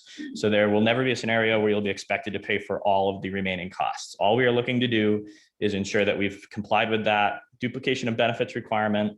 And so we'll notify the county, and the county will work with insurance carriers or the survivors to recoup any funding that does exist there. Just a couple other notes on this. Even if folks have funding set aside for debris removal in their policy, if they choose to spend that on other allowable expenses, for example, I don't know if we have any swimming pools in this community, but if we did, we don't remove swimming pools. So if you chose to do that and that was an allowable expense, and you spent all of your debris removal funding on that, then there's no duplication of benefit. We wouldn't be looking to recollect anything in that scenario. If you're uninsured, then this program is completely free to you. There is no possible duplication of benefit there. All right, I think. I have a basement. How did it come to that? Chair, would you like me to respond to questions now or finish? No, hold. We'll take questions later. Just keep going, Cole. Understood, sir. Okay, we can jump to the next slide here. So the question of when, how quickly will this all happen? This is our high-level project schedule. This is a disaster. This is an emergency. All of this is subject to change. But this is what we're looking at this point. I'll tell you, we are moving faster to stand this program up than I've seen really us ever do in the past. I think really that's just an unfortunate reality that this is becoming an annual occurrence for us. So it's something we know all of the steps pretty well. But we have essentially two buckets of tasks here on the schedule. The first is pre-work operations. So enrollment of survivors in the program. Again, I really can't stress enough, once that begins, getting a critical mass of folks that want to take advantage of this program in quickly and early will be paramount to ensuring that we can deploy a heavy resource order here. We can, start strong, and we can move through this quickly. On average, across the incidents, and we work in all sorts of communities, we see about a 5 to 15% of rate of folks that do not choose to enroll in this. That's fairly consistent. What is not consistent is whether folks choose to make the decision up front and we can move forward and get them going through whichever track they're going to go out the gate, or whether they take their time and we kind of delay that process. This program certainly works best when we know as much of our scope of work as possible up front. We're able to come in with a substantial number of teams, a substantial number of debris removal crews, in essence, get through this in one fell swoop and return your community clean back to you. That's what we would like to do. Operational planning accounts for a litany of things that you would imagine the government would have to be engaged in on an operation of this size. So we're working through all of that, contracting, staffing, et cetera. An environmental review, we mentioned a little bit some of the NEPA and other requirements here. Those are applicable in some cases to us. We have a really top flight environmental team here at Cal OES that's navigating all of that with our resource secretary and EPA secretary, and we'll work with our federal regulators as well. But ultimately, we have a strong process to do that environmental review on the front end so that we aren't having to do any of those process documents as we go, that we can move quickly through this, and environmental review won't be a barrier. I don't want to suggest we aren't going to do everything absolutely possible and in our power to protect the environment here. As mentioned, we have a team of resource professionals that'll ensure our work is done correctly. And even where laws or statutes may be waived for us, it'll still be our expectation of our contractors and our teams that we put all of the best management practices in place. We do everything necessary to protect surface waters, endangered species, cultural resources, any of those sorts of assets we may be looking at. Moving into execution. So again, this is high level, and we are there's a number of things that could move our schedule. But what we are hoping to see is the site assessment phase, which again I talked about is that kind of pre-work steps beginning by the end of this month. That is again contingent on us having sites to work on and folks to enroll. But if that comes together, we're looking to begin that work by the end of the month, and we're looking to move into the actual heavy debris removal in October, mid to late October, again, to kind of depending on how enrollment goes and how quickly we're able to get all the rest of those precursor tasks set. But that's what we're looking at. Again, we know this is quick. And if it is too quick, we will respond to your community as well. And we can push this back if folks, are really needing more time to look at this. I know we haven't even repopulated some of these areas, so I can respect that some of this may seem just far too fast for folks. But, pretty much without exception, the direction we hear from local government is we want this to move as fast as possible. So that's what we're looking to do now. And if, we need to discuss later altering that, we'd be happy to do so. Okay, I think that is most of the slides I have. I have one more that I can talk through, but just before we do so, I wanted to, the sheriff mentioned that I would speak about sifting and cleaning up your property yourself. I wanted to hit on that. There's essentially two components to this. When we talk about exposing yourself to the debris in any sense, whether that's sifting for valuables or doing your own cleanup, the principal concern is the health and safety component. We've talked about that, we expect to find asbestos containing materials in a number of these properties. And we expect to find those heavy metals, which are, toxins, human health concerns in a majority of these properties as well. So regardless of what your intent is of going out in the debris, that's our principal concern, is that it is not safe. And no one from my team, from Cal EPA, and I don't think from EMD, is going to suggest that it is. If you choose to do so, I'm not a regulator. I'm not going to stop you. I could point you towards some personal protective equipment that my teams will wear, like full or half face respirators, Tyvek suits, hard hats, boots, gloves, all that stuff. We would recommend that if you do choose to potentially go against our recommendation. But there is a bright line between sifting and looking for valuables and self-cleanup. Self-cleanup is where you've actually begun removing, heavy material from the site, maybe segregating metals out, using heavy equipment, anything like that. That's where we have a potential eligibility concern, because it is very challenging for my team to take a cleanup that someone else has started. From an environmental cleanup perspective, that's just a different level of operation. It is also, not contemplated under EMD's protocols to do that. So again, there's not an alternate program established here yet. So I think your point, Sarah, and to the sheriff's point, if you have started cleanup, you should not be doing that at this stage. And ultimately, if you want to stay eligible for our program, we need you to not have started that cleanup so we can take it from essentially fire to completion. And that's what our protocols are built for. Anything else, we run that risk that we wouldn't be able to do the job for you.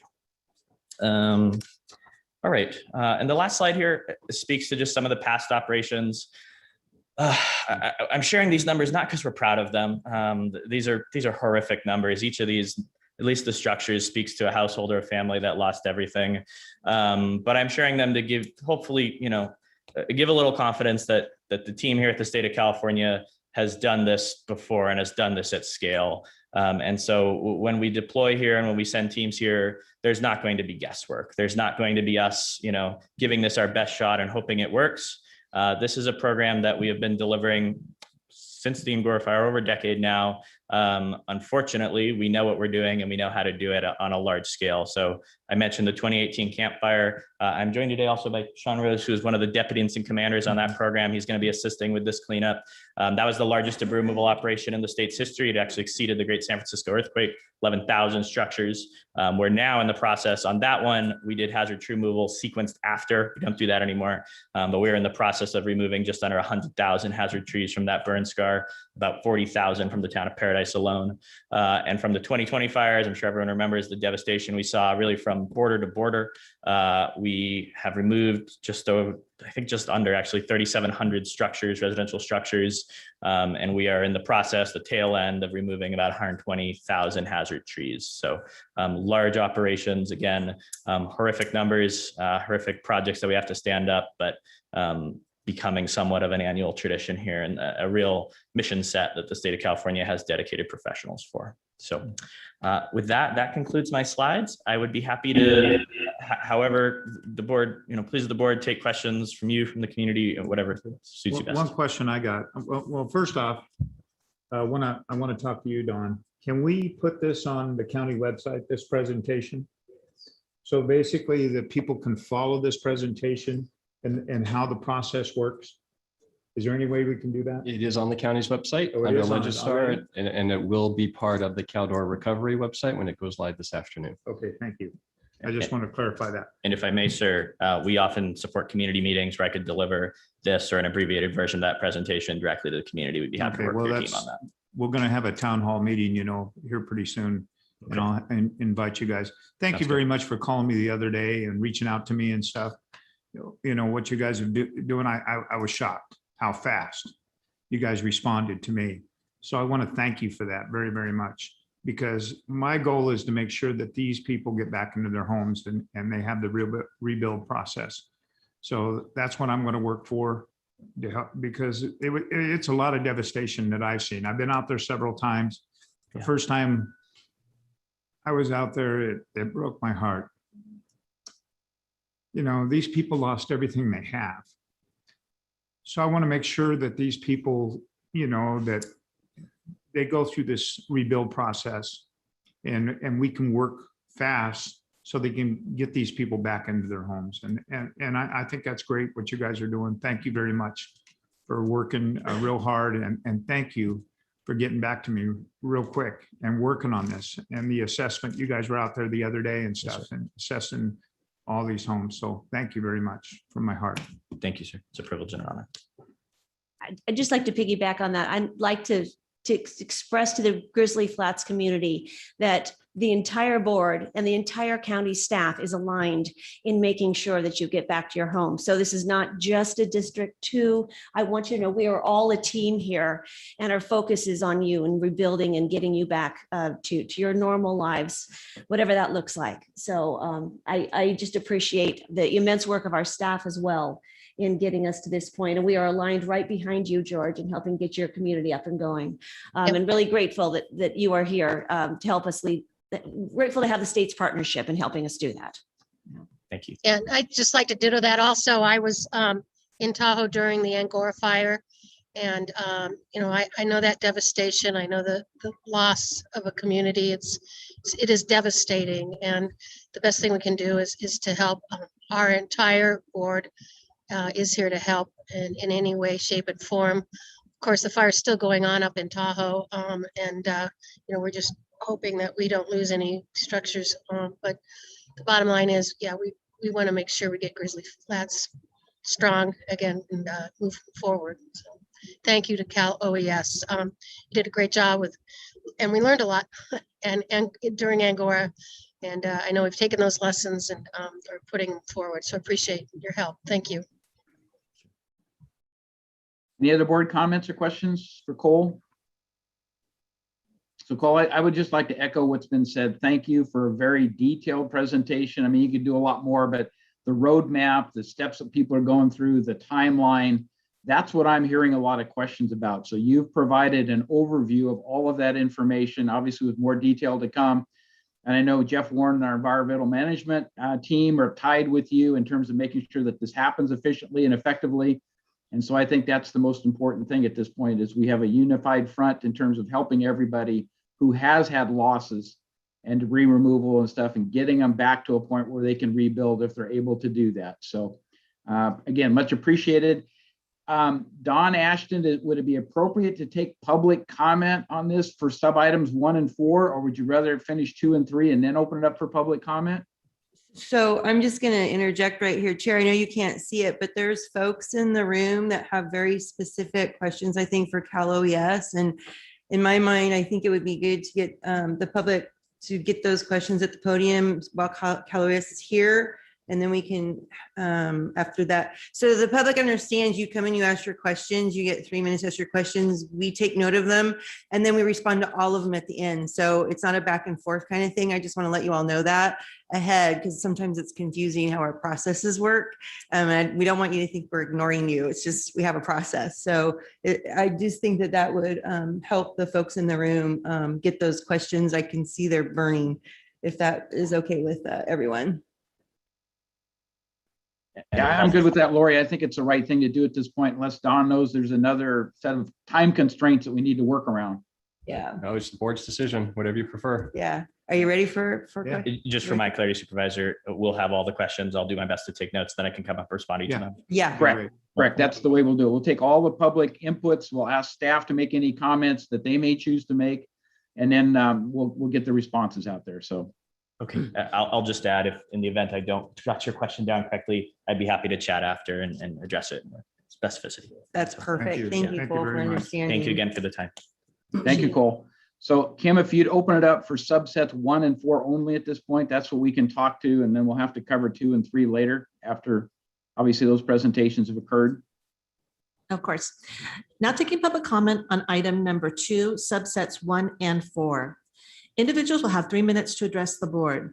Public comment will be taken first from those participating in the boardroom and then from those participating through Zoom. For those participating by Zoom, please make sure you unmute yourself when called upon. If you're joining the meeting by phone, press *9 to indicate a desire to comment. If you're joining by Zoom, press the raise hand button. Please voluntarily state your name for the record. Okay, so now you can come up to the podium, take turns. We have a timer for 3 minutes, just, you know, try to go by the 3 minutes. And we'll get your comments and questions. And then after all of them, we'll ask Cole to kind of go back and address them. So I hope that makes sense. I'm just helping out the chair because he's zooming.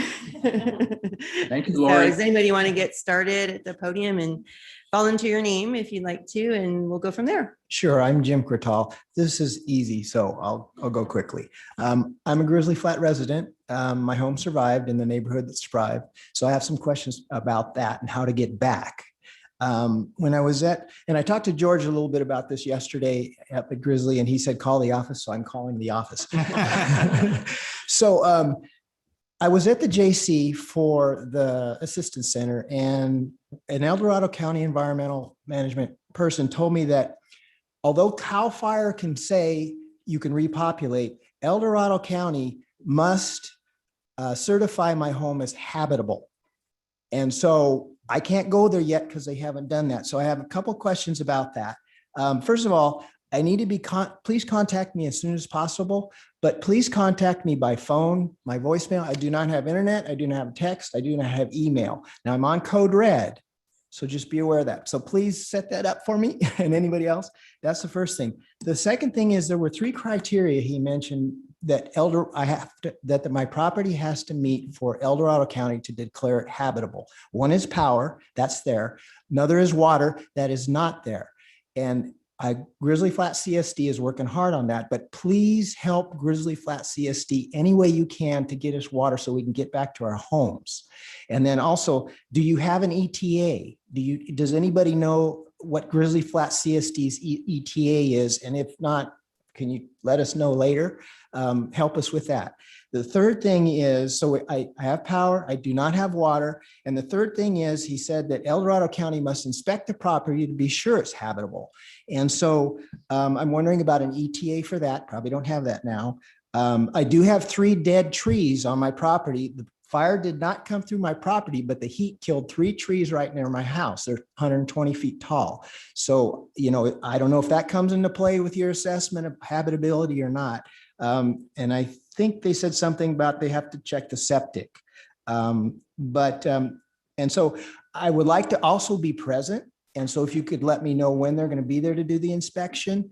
So the gist of it is I need to get back quickly. I'm at the Red Cross shelter and they're pushing me. When are you going to leave? When are you going to leave? And I said, well, El Dorado County has to approve the habitability and they want to close their center. And I'm one of the last left. So they're pushing hard. So if you could actually contact them to tell them that, I'm chomping at the bit and I'm waiting for you. Cynthia Fisher is the Red Cross person who's handling it. So, and I have her number. I'm not going to give it here, but if you want it, I can give it in my case number. So, and then if you could please communicate my request to the proper department, and help me with that. And then please contact me about the status of these requests.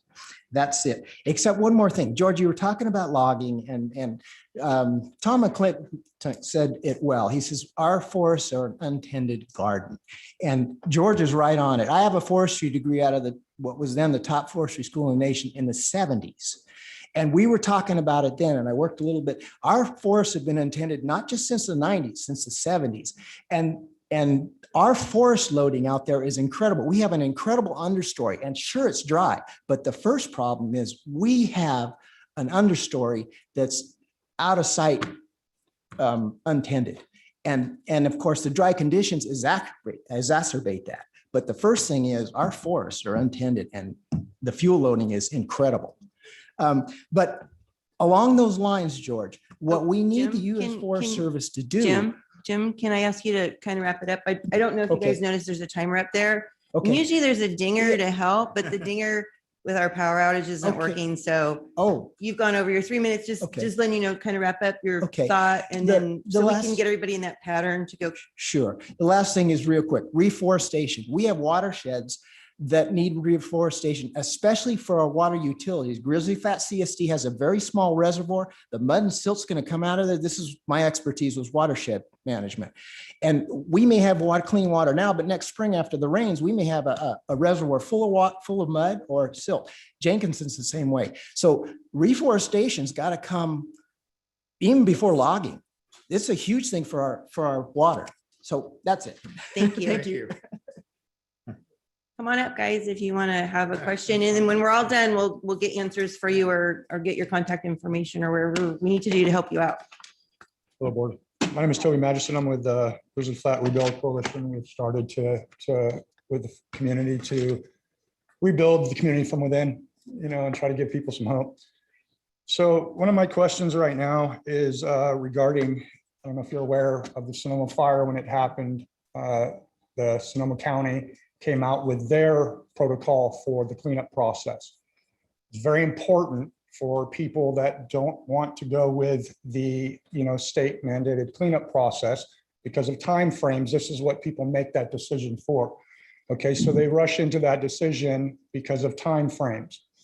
So one of the biggest things that can be done to mitigate issues for rebuilding would be for that policy to be put out.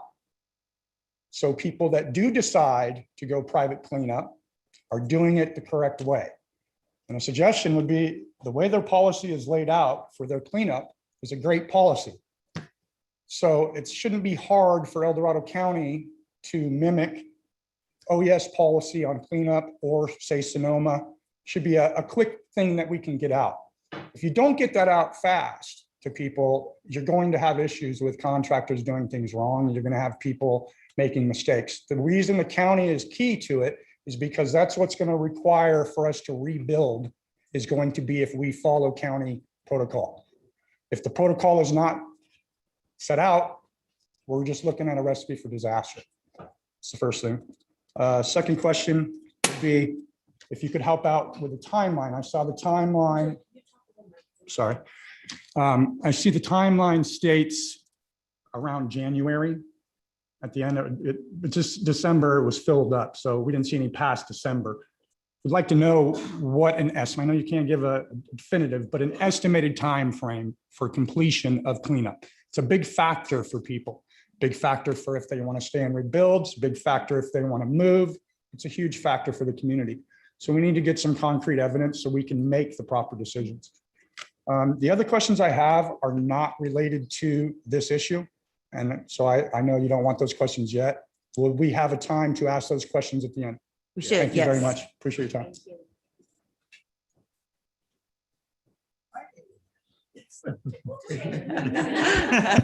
Hello, my name is Wendell Ward. I live in Diamond Springs. My family lost a cabin at Phillips. Paul, I'm sorry, I will speak to the microphone. Paul, your people were at the assistance center. Your words you said make the program sound like sliced bread. And the flyer you have makes it sound like sliced bread. But given the Ronald Reagan quote that we heard earlier today, I thought a question or two would be okay. Specifically, I asked if it was possible for me or someone else to mark the underground utilities so that there could be an attempt to not destroy them. I was told that you, the state of California, you are responsible for nothing. The quote came back into my head. I think that's a decent enough question, deserves an answer. To get an answer like that does not increase my confidence level. I'm Tom Douglas from Grizzly Flats. I had a 2-story house with a full basement. It was totally leveled. Everything fell into the basement. I have a few valuables that I would like to recover. He said he doesn't do swimming pools, but that basement is just one great big giant swimming pool. I had an antique tractor and a few valuables that I know are in the bottom of the basement. Will you guys give me time to get some of those valuables out? And I had a lot of hazardous material in my property. I had a machinist lathe. I had a lot of metals. I had a lot of lead. I had stuff like that. It's valuable, even though it's melted. Can I reclaim that? Does that all go to the county? I have a wedding ring that I lost. That's pretty much my question. And the other guy asked some of the questions I was going to ask about the time factors and stuff like that. I too am computer illiterate. I have no computer. I don't even know how to use the cell phone, to be honest with you. So we're gonna need some extra help on getting our paperwork and stuff filled out. I thank this gentleman here for all that he's done. I have one comment that I would like to make. A few years back, I had a dead tree in my property, and PG&E would not let me cut it down. They said it's too close to our power line. I said, I'm not cutting it this way. I'm going to drop it over here. They said, you can't do it. So they had to do it. They dropped it through the roof of my garage. They smashed my deck. They smashed my fence, and they paid back like 80 cents on the dollar or something like that. But here's my big complaint. It was only about a third dead when I wanted to cut it down. They made me wait 2.5 years before they cut it down. When they cut it down, part of it was punky and every needle on it had to be orange or brown. And when I wanted to cut it, it was still about 2/3 green. It would have been a lot easier, a lot safer and stuff like that. Why does PG&E have to wait until every needle on the tree is brown? It was dangerous. The reason why the tree went through my garage is because the wood got punky and it doubled up on their rigging. That's my comment. That's all I have. I thank you for your time and patience. Thank you. I am Peggy Rhea. We lost a cabin at Phillips, my brother and my sister are here.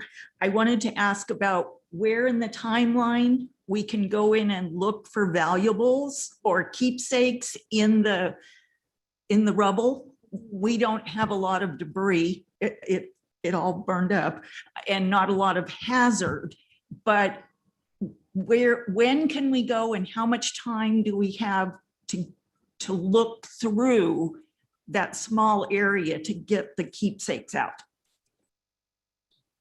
Thank you, Peggy.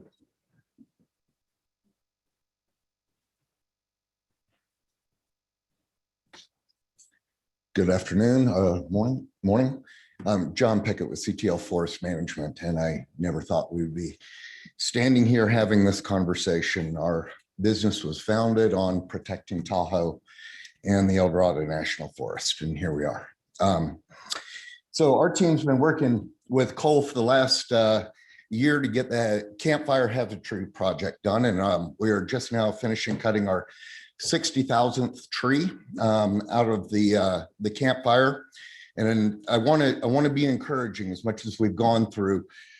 Cal OES has worked tirelessly to make this campfire project work, and it was extraordinarily complex. It's from the human element, the town element, to the environmental element, just the technical challenges of these types of projects in mountainous terrain. Extraordinarily challenging, but Cal OES was there and Cal Recycle were there to make sure we were able to get what we needed to get the project done. And I just know, seeing Cole here, that we are in good hands. And so that's great. So CTL Forest Management, we are now in major disaster recovery company.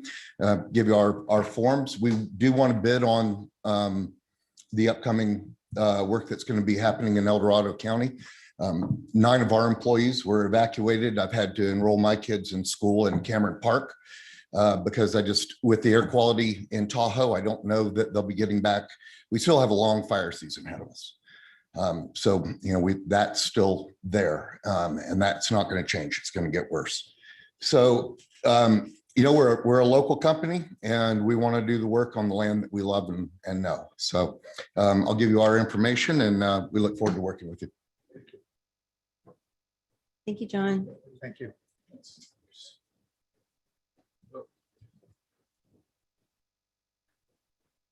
My name is Janet Winters, and I just have a couple of questions.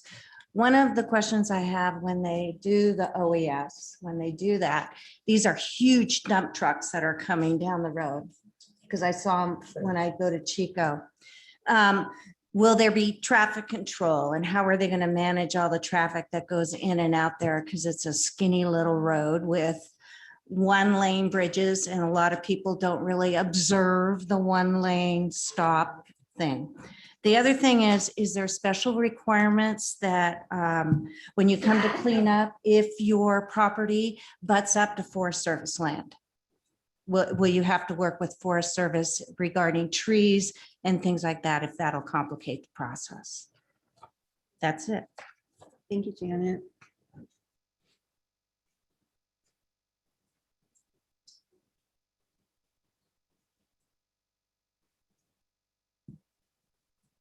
My name is Tenley Paxio, and we lost our cabin also up in the sales track.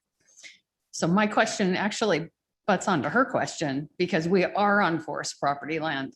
So when it comes to the cleanup, what else do we have to do as far as that goes? Do we have more that we have to do with the forestry as well as OES? Thank you.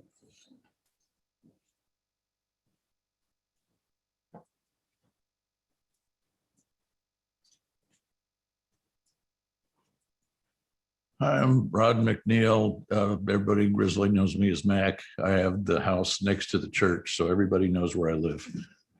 And they know my blue bug, which is now burnt. The house, everything is gone. Anyway, I just want to tell you a story, and there's a reason.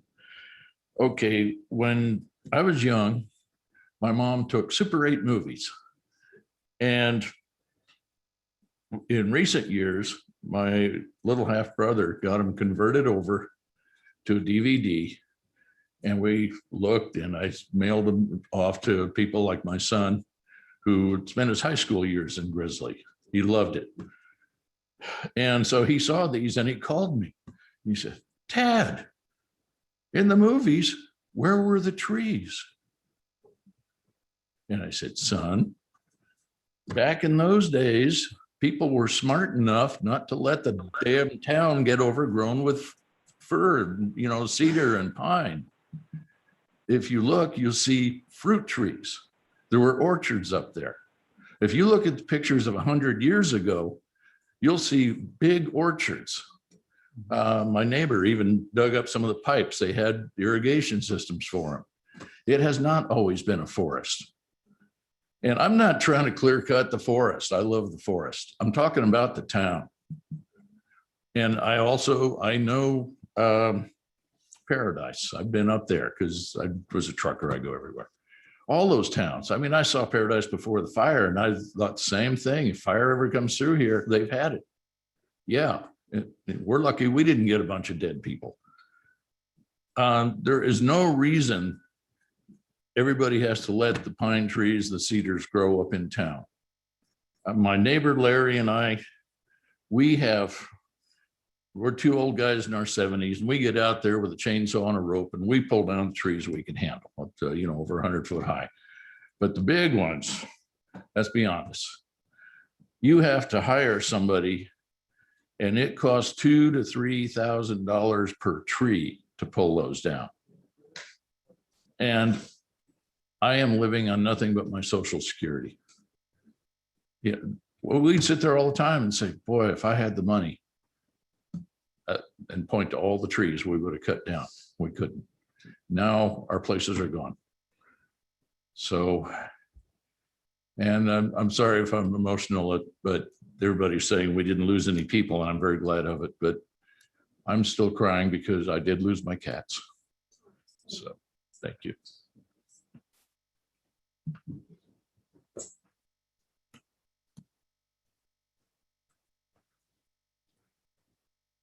Mandy Rodriguez. I'm not from Grizzly, and my heart goes out to all of you guys. And I helped at War Cry, and I saw a lot of you guys come in and just to see the look on your faces and the humbleness of you people was just like, hey, do you guys need socks? Like, I'll take a pair of socks. I mean, it was just unbelievable. And I feel like I'm part of your community now as well. With that being said, there's still a lot of people that are not in their homes. They didn't have insurance. They don't have money. I just got a message from somebody who said she has a $1,600 hotel bill and she doesn't know how she's going to pay it. And she still can't go. Luckily, her house is still there, but it has to be gutted because of the smoke damage. So she found a place to live, but it doesn't help her $1,600 bill that she can't pay on her minimum wage. So we need help for those people. There's still people in Walmart parking lot, a lot of people got to go home, which is great, but we cannot forget the few people, the small amount of people that are still there and still struggling to get food and those basic things and their kids getting back to school. So let's not forget about them. The week before this fire, I was at the city council. And the week before that, we had a fire a couple miles away in town. And I said, we are sitting ducks here. We need to do something about vegetation management. I have many neighbors who are like this gentleman, retired, and do not have the funds to do this. I said, let's do something. Let's get with PG&E. Let's get with waste management. Let's get these areas, these homes safe and put $20, $30, no interest, on their trash bill, on their power bill. It can be done. We cannot wait for grants. Every time I go to these meetings, it's all about grant, grant, grant. Well, everybody in the state of California is waiting for a grant for vegetation management. The time to act is now. We're no longer sitting ducks. We're right in the middle of it. I do have faith. I went with Foothill 7 shortly after the fire, and I went to Grizzly Flats, and I lived in Tahoe when Angora came by. I do believe you will be able to rebuild. So do not lose faith. do not lose faith, because I do think that place can be rebuilt. I had a couple other things here I wanted to say. We need to appoint seconds remaining. advocates. Okay, we need to appoint advocates. I know a lot of people volunteer, a lot of people that can navigate paperwork, computers, all that stuff. We need to help those people navigate. Not only are some people not able to, it's very frustrating, and we can do that. You guys can get volunteers to help set up an area and just help people navigate through this. Thank you. Thank you, Mandy. Anyone else in the room here?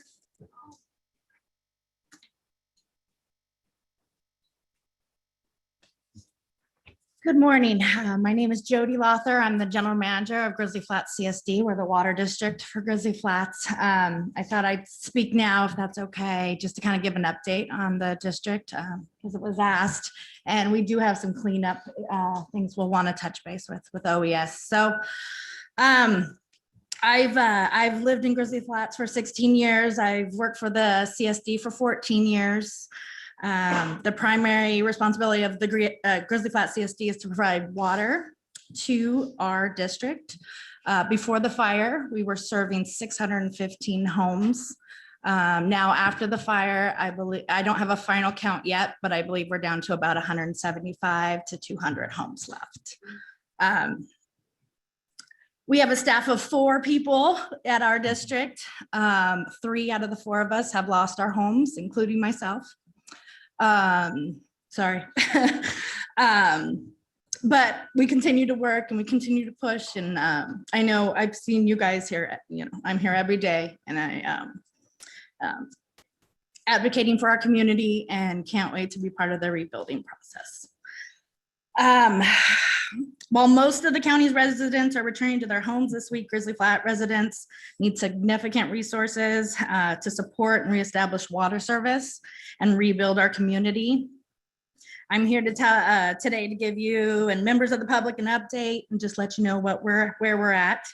The current water infrastructure, we have our main office that survived by some kind of miracle. We have our treatment plants that survived. We have our water reservoir. It's about 31 acre feet that serves as our main source of water to our treatment plants. In 2012, we lined that reservoir, and some of the edges are damaged to the reservoir, but the reservoir seems intact and holding water. Let's see, we do have damage out in the system. We have booster pumps that were damaged. We have tanks that were damaged. We can only store so much water that we do make out of that treatment plant, which creates an issue getting water to the community. I know the big question is how we're getting water, or when we're getting water to the area that where most of the homes survived. And in Grizzly, it's kind of spread out if you're familiar with it. Our treatment plants are on one end of town, and the homes that survived are on the other. So we are having to slowly make our way from one end of town through the burned areas and get to those other homes. We hope to do that. We hope to be there in about a week, is what our outlook is. So I know that's the big question that people are looking for. It will not be potable water for quite some time. We have a lot of water quality testing that we have to do. I know George has been a big help to the district getting bottled water and food trucks and things up there. We definitely still need that. People are repopulating without water service, without being able to flush their toilets, and that's an issue, Another issue this gentleman touched on is the watershed. Our watershed was damaged quite a bit. We have to have erosion control. We have to have help with hazardous trees. It's a serious issue that could endanger our water supply for the long term. So that's what I had to say. Thank you. Thank you, Jody. Jody, can I ask a quick question? Yes. And I know that you're borrowing space to continue working. I appreciate that. Is there a place where these updates on the water situation are available somewhere for people to see? That'd be great. We're giving out weekly updates on our website. It's grizzlyflatscsd.com. We try to be very active on Facebook, trying to put out as many updates as possible. So that's the best way to find those. Okay, good. I was just hoping for Yeah. the folks that are really watching the situation, where to Yes. send them. So thank you for that. Yes, yes. You know, Okay. one thing I want to also clarify, Jody, you did get the keys for the office at Pioneer Park. I right? am getting them after this meeting. I've Okay, been so- waiting So you might want patiently. to put it out there that people in the residents in that area can reach out to you at Pioneer Park if they have any issues. And Yes, stuff. once we get it set up, we'll announce to the community, we will have that facility there at Pioneer Park. And I want to thank the county for making that available to us. It's kind of the closest resource we have for a building or for any kind of storage. So And- we and Dawn, appreciate that. Thank you for working with me to get that accomplished. All right. And thank you. Oh, actually, you. I have one more update. Jody, you've been incredible through all this. Like I said, we've seen you at the incident command every day, and you've just been an incredible advocate for your Just community. a note, we're getting into a back and forth, and Okay. that's not our Yeah. protocol. So let's try to limit that, please. Yes, I agree, You're right. Chair. However, I think that as representative of the CSD that has important water information, I think we could make an exception to that. Is everybody okay with that for this one And speaker? mine is very directly water related, John. So just want the community to know that this week at the water agency approved resources to assist the Grizzly Flats Services District in recovery efforts, as well as going after a resilience grant to assess your small water system, the vulnerabilities to drought and what it looks like going forward. So the water agency is an active partner in helping you get up and running in your community, which My we're time grateful was for. running out, so I didn't want to, I wanted to mention that, but we do appreciate that extra funding. It's going to help us go after long-term funding for us. We have both issues. We have to rebuild, but our O&M operating income took a huge hit if we lost, 2/3 of our customers. So it's important that we get that help. Yeah. And the water agency is very much aligned with supporting you fully. Thank So- you. Thank you. Thank you for that update, Jody. So sorry about that, everyone. We kind of broke our own protocol, but I think that the fact that Jody's representing a CSD utility that's so important to everyone, I think that was totally appropriate. So This is a sorry little about that, Chair. This is a little unusual meeting. It too. is, Yeah. it is. So is there anybody else in the room? Because we do have a few folks online. We'll switch gears. And then after all the questions, then we'll go back and answer them all the best we can. Anybody else in the room? Chair, are you okay with switching over to Zoom comments, public comments? Yeah, let's go. I don't see anybody getting up from the room, so I think Okay. we're ready. Kim, go ahead and announce that. Now taking public comment from Sherry 410. Hi, I'm Cherie Fortin, and we lost our home in Phillips, just east of Twin Bridges. And I have questions about the hazardous materials removal. And I understand that from my policy, my insurance policy, I can use the hazardous material removal to also remove trees from my property that could present a danger to life or property. However, the Cal OES is saying that only trees that will be a hazard to infrastructure will be removed. And so my question is, once the hazmat process is completed and they determine what trees they're going to remove through the hazmat property, I would like to then be able to go in and remove trees using my insurance that would present a hazard to property, which will likely leave very little then in insurance to pay for the hazmat removal. My question is about procedure. Will the application of the insurance funds go to the federal government, state, and county hazmat removal process prior to me being able to use what is left over for any additional hazardous material removal from my property, i.e. the trees that have been damaged? Or can I remove the trees first and then use whatever is left in the balance to pay for the bill for hazmat removal? Additionally, We are not in Grizzly Flats. We are up in the higher elevations. I have concerns about the timeline. There were a number of communities that were significantly impacted. This was going to be a new home for my husband and I.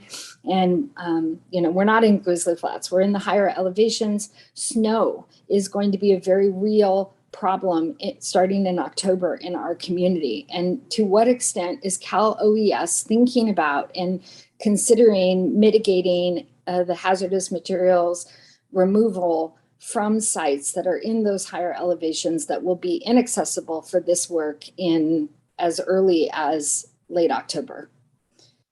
Thank you. Okay. Yeah. Sorry, Chair, I'm having a hard time knowing how we're doing that. So just bouncing back and forth here. Yeah, Kim has got a list. She'll call the next. Not taking the participant. comment from Susan Okay. Wilcox. Yes, thank you very much. I lost a structure in 47 Milestone, and we are on Forest Service land. And I've heard nothing from the Forest Service at all about any process. But my question is, does OES work with us individually? Do we need to make a claim for our sites that are on forest that we lease from the Forest Service? Or are we even eligible for OES work if we are on Forest Service land? That's it. Thank you, Susan. Now taking public comment from Terry Dollar Mills. Hello, Terry Dollar Mills from Grizzly Flat. I'm actually on Blue Mountain and was right at the end of where the fire burned up to Blue Mountain. I have a little house there, one of the original homes, and our outbuildings were burned. So I'm asking OES and debris cleanup how that works with those of us who are kind of 50-50 in this position. And also the question going back to coming back and living in the space when it's not been cleaned, and what El Dorado County, what the procedure is for that with no water and having toxic debris on the property. However, the house itself is still standing.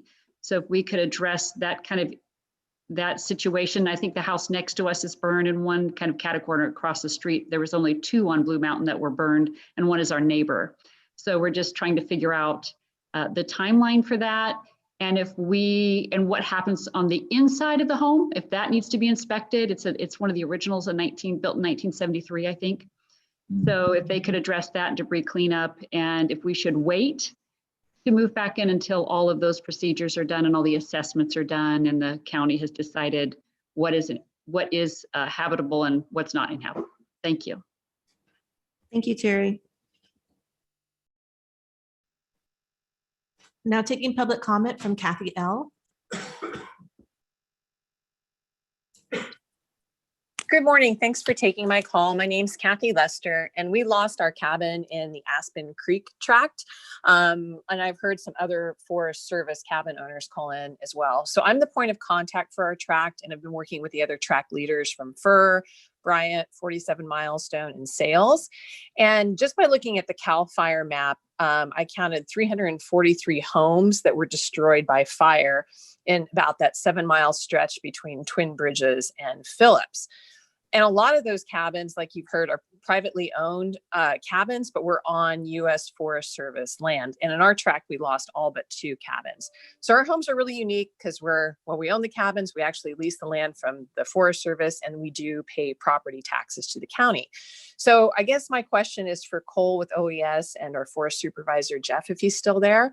And it's, will the Cal OES cleanup program be able to help us like other cabin owners have asked? And if not, how are cabin owners, how should we proceed forward with debris and tree removal, as well as any kind of infrastructure protection? Like a caller from Phillips just mentioned, the snow is about to start falling, and I'm not sure that we'll be able to get in there and clean up. And unfortunately, right now, the forest remains indefinitely closed, so we can't really even access our lots. And then just one other comment from the previous conversation.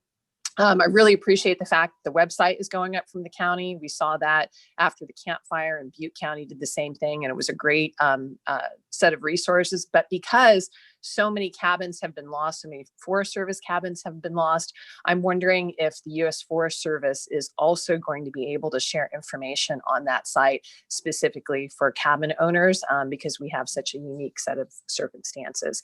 Again, my heart goes out to everybody who lost cabins and homes, and just thank you for your time and for taking my question. Yeah, thank you, Kathy.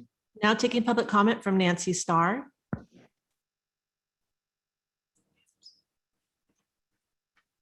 Nancy, can you please unmute yourself? Oh, thank you. Okay, my name is Nancy Starr, and I have a quick question about Red Cross.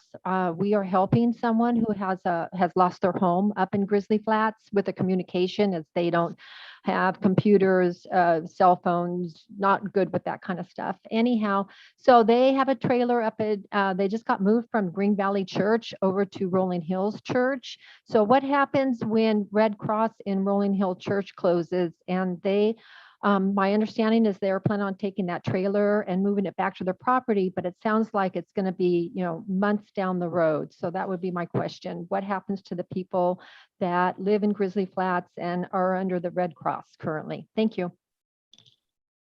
Thank you, Nancy. Now taking public comment from Laurel Brentbaum.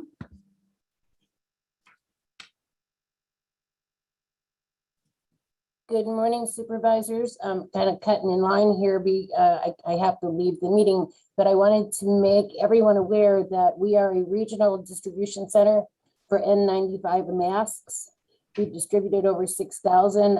We have a supply in stock, and when you folks have the opportunity to get back to your properties, you're probably going to want to have one of those on. So just call the El Dorado County Chamber of Commerce or stop by, and we'll be happy to help you to supply those. And my heart goes out to everyone who's lost their homes or damaged. So we're here to help in that respect. Thank you. Thank you, Laurel. Now taking public comment from Jonathan Lambert. Hey, I want to thank everybody for to the county board. Thank you very much for having this session. It's extremely helpful, and I appreciate very much you guys taking the time to do it. I want to echo some of the. I own a Forest Service cabin at 47 Milestone. I've been doing a lot of work coordinating response, working with county assessor's office, who's been excellent, and just trying to figure out what to do next. One of the things that's coming up. Inside of these Forest Service communities are actually independent water districts that are run for the benefit of those cabin communities. In every case I've come across, including ours, the infrastructure for those water districts has been destroyed. And there's positively no guidance for what to do in terms of remediation. It's not a faculty that's owned by an individual Forest Service owner. It's actually owned by a registered water district. And we need guidance as to how to remediate those properties. For example, we have a shed with been burned to the ground, including the tank itself and all of the contents. And I'd like to figure out what to do, and we have no idea where to begin. So that's the end of my comment. I want to thank you very much. Thank you, Jonathan. Now taking public comment from Ron Briggs. Hi, board, Madam Chair, Mr. Chair. Congratulations on having this meeting. It's well timed. It sounds like we have a lot of outside help. A question I have for the board or for the staff would be, well, first a statement. I think the priority for us as a county should be putting those people back into their homes who have home standing. So yes, water, heat, and septic, I get all that. But water's simple to do around with bringing in water. If only for a short period of time. And electricity is going to be a little bit more difficult, I would think. So why don't you folks think about setting up a program to get generators to those people? I know personally, if I was living in a Red Cross shelter, I'd rather go futz around with a generator all day than live in a Red Cross shelter. And then the last question I have, the staffing of our code enforcement or planning, or excuse me, building, whoever's going to be doing these checks, what is the necessary staff level that we need? What do we have, and how can we get these people into their homes as quickly as possible? So those are my questions. And again, thank you for having this, and thank the state. I'm done. Thanks. Thanks, Ron. Now taking public comment from Sue. Hi, Sue Taylor. The thing I came up in my head, the most important is water for these communities, because nobody can get back and live in their homes without water. And hearing from the CSD at Grizzly Flat, I would ask the question, how much is it going to cost that district to be able to bring that water back quickly? And then was also brought up with the tracks. I understand the tracks, a lot of them have associations and where they've built their own water systems. And I also saw on the web, it flashed by, I don't know, it's Facebook or somewhere on a thread, popped up the rules for the Forest Service, and people with tract homes need to act quickly, because the Forest Service is basically asking if you want to just, you know, abandon the property, or you have like 2 years to rebuild. And so they need to get in contact with the Forest Service that oversees those tract homes and do whatever they can to move quickly with that. And water is going to be a big issue. And then I really appreciate the presentation by Cal OES. I was actually impressed. I'm not one that actually trusts my government to actually move and do things. But I think that with the experiences that he's talked about they've had with these previous fires, it sounds like they've almost got a system going to get people back. And I think the biggest problem they're going to have is trust. You know, people in these areas trusting them and what they're going to do when they come in. And so there's got to be a involvement with the public that have lost their homes. They've already been traumatized, and there's got to be a way that if OES can be sensitive to those personal, you know, maybe it's just a visit to their site so that they can feel safe that, okay, go ahead and clean this up. Or can you look for these 5 things, or something that there's some interaction instead of just coming in and tearing it up. I've had 2 people that have contacted me where PG&E has already sent in people to cut trees that are not even been damaged, that they're large marketable trees that have been cut and hauled off without their permission. And I think the sheriff had to get involved with a couple of those.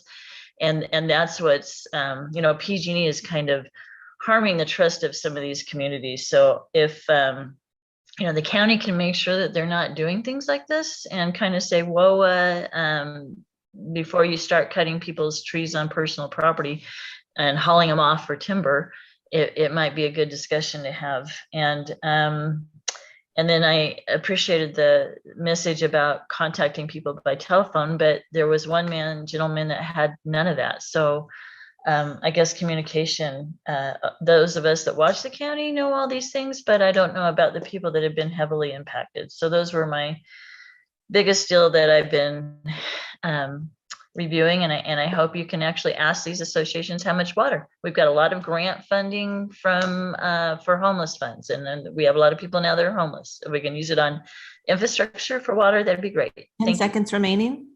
I'm good. Thank you. Thank you, Sue. Thanks, Sue. Now taking public comment from Gary.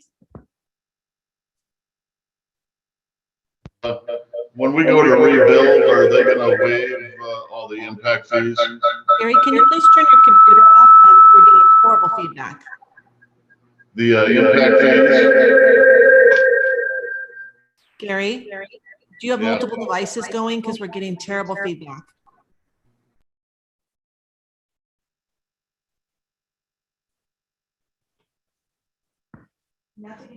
Now taking public comment from Jay Wilson. Yes, hi, my name is Julie Wilson, and we lost several 100-year-old plus cabins up on Sharoney Road. And my question is to the county, I'll say road department, is when are they going to be repairing the bridge that's over Consumnes Mine River on the North Fork? Because at this point, we cannot get the insurance adjuster up there to inspect the property. So that's my simple question. Thank you. Thank you, Julie. Now taking public comment from Patty.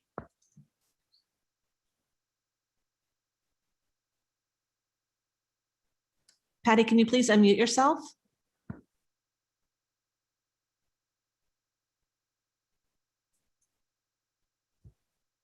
Patty, you're still muted. If you could hit *6. Is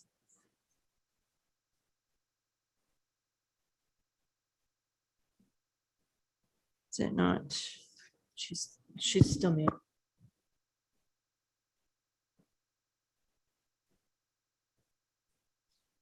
Patty, one last try. You're still muted. Do you know how to unmute your device so you can speak to us?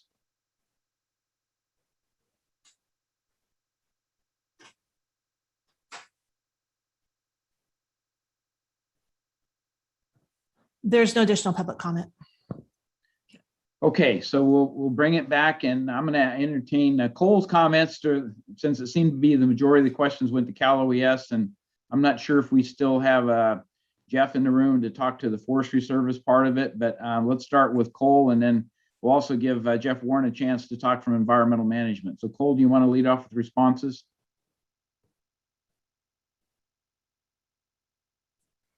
Absolutely, Chair. Thank you again for the opportunity. Just again, for the record, Cole Glenwright with the Governor's Office of Emergency Services.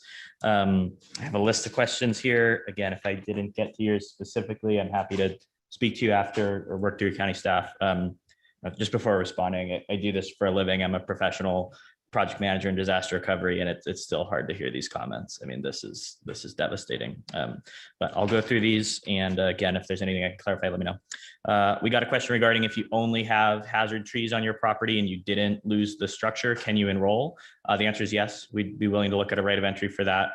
Again, with all the same criteria around the trees, they would have to be actually fire damaged trees, actually threatening a public road, but we can do what's essentially a hazard tree only right of entry for those properties. So submit the right of entry just like any other, and the county team and our team will help make sure we only send hazard tree resources to that. There's a question on the overall project completion timeline. We are not building a bridge. This is a very dynamic project. We really have no idea our whole scope. So I really can't speculate exactly how long it'll take, but we are very hopeful that this will come together and will be complete in the early winter timeframe here. But that'll crystallize as we know more. And I guess the bottom line I can say is we are doing everything we possibly can to deliver this as fast as possible. But it will be a big project. It will take time. We are working as fast as we can, sir. Yeah, I would be surprised if it takes that long, but I have no idea how many properties I'm going to be cleaning, how many trees I'm cutting down at this point. So it's difficult to project.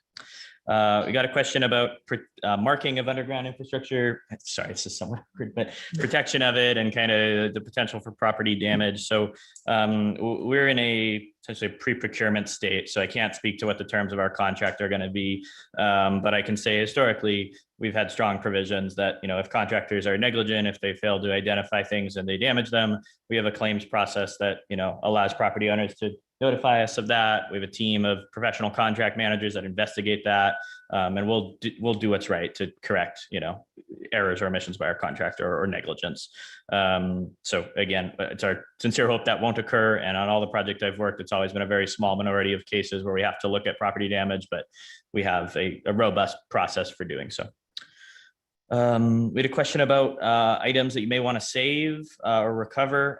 There's essentially two components to that. On the right of entry permit, you can list items you'd like saved, and we'll do our best to try and set those aside for you. If you choose to go out and recover a certain item or valuable now, I'll just give the same kind of warnings I did earlier about the hazards involved in it. And please, it's in my mind a fairly bright line between really doing cleanup where you're moving material around or hauling things off site and maybe recovering, a safe or something like that. I think as long as you're being safe and you're not expanding the ash footprint or disturbing the ash in a material way, we wouldn't have an issue with that. We understand that there are potentially valuables out there. Again, the most important point to stress is the health and safety. I would submit nothing in the debris field is worth a long-term health risk to recover. So please wear a respirator, use Tyvek, all of those precautions if you're gonna do that. Similarly, we got a question of when can sifting be done. Until we've got the site clear and we've passed soil sampling, no one from my team is going to tell you it's ever safe to expose yourself to the ash footprint. I guess I would submit it as slightly safer when phase 1 is done. So when DTSC or US EPA puts a sign on your property with a green check, That means they've at least removed the household hazardous waste. That's the first step. And you will be notified, and I think I got a couple other questions about this before we do the actual structural cleanup. So you'll get a call from our team. So that's why it's very important when you submit the right of entry, you put a reliable phone number that to the best of your ability works, and you'll be able to answer, because we do want to talk to you before we do that debris removal. So you have a chance to, speak to us, go out to your property if there's anything you wanted to do, potentially mark off, if there's a utility that you really think we're going to miss, we'd love your help identifying that, that sort of stuff. So there'll be contact with you. It won't be a surprise. This is not a question, but we're remiss not to thank our partners at Cut to Length, CTL Forest Management. My other hat is still running the campfire project, and that was really the first true move project we did at that scale here at Cal OES. And CTL was with us along the way through the bumps and complexity, but I think, we're proud of that project, and we're taking those lessons learned into, unfortunately, new projects like this and other projects around the state. Traffic control, traffic planning, good question. Yep, we require, Caltrans MUTCD level traffic control on our sites. We are also working directly with the Caltrans district to do a traffic management assessment here. That'll help ensure we're, doing everything we can to mitigate traffic. I drove the area earlier this week. It will be difficult. These one in, one way out areas where we're going to have to haul out hundreds and hundreds of truckloads of debris. That there will be no way around that we will have significant traffic impacts in this community, I think. But we'll do everything we can to ensure we have the traffic control required by law, and Caltrans best practice, and the experts at Caltrans guiding us through that process to the best we can. And certainly we're engaged with your DOT as well to incorporate their feedback wherever possible. Questions about the Forest Service. So this is a complex issue. The best I can say at this point in terms of Forest Service cabins is it depends. There are, unfortunately, some strict provisions around federal government land and what can be done or not done there. I think the best I can offer now is it's clear this is an issue that we've heard from numerous members. So I think it behooves us to sit down with the forest and with our teams and talk this issue through and see how we best get to a solution here. Because, candidly, it can be challenging, and the requirements around working on federal land, it's a whole other regimen under, NEPA and those sorts of things. So let's chat and figure out how we can make that work to the best of our ability. Okay, removal of, I jotted this as you want to remove other trees with your insurance, and you're concerned about, will we come and take your insurance, that small portion of your insurance first? First, you can use your insurance funding for anything that your insurance carrier allows you to. So if there are other trees on the back of your property that we're not going to cut and you want to cut, provided that's an allowable use between you and your insurance carrier, and if it's something that's going to fall under CAL FIRE's scope from a forest practice rules perspective, that you've followed their rules and you have an exemption filed or something like that, that wouldn't be a concern to us. In terms of kind of the timeline of when us and by extension El Dorado County would look to collect any insurance proceeds, I think this is where our bureaucracy serves us, and that it will take us, it's often months after we finish the project for us to close out all these contracts, come to a final cost, and begin that process. So I have yet to see, in my experience, a case where folks are still trying to spend that and we're trying to recollect those proceeds. But in the event that were to occur, it is only funding that has not already been spent or that you aren't already spending. I guess the only other advice I could give there is, like everything in recovery, keep your receipts, save documentation, so that when it gets to that point, there isn't any question, and we can, make sure that only the correct money is being looked at. Snow and whether or not Cal OES is thinking about snow every day and every night. It is one of the biggest, obviously we want to do this as fast as possible just to get the community back, but we are aware this fire season specifically, we have some real high country we're going to be working in. That's why the best I can do is go as fast as I possibly can.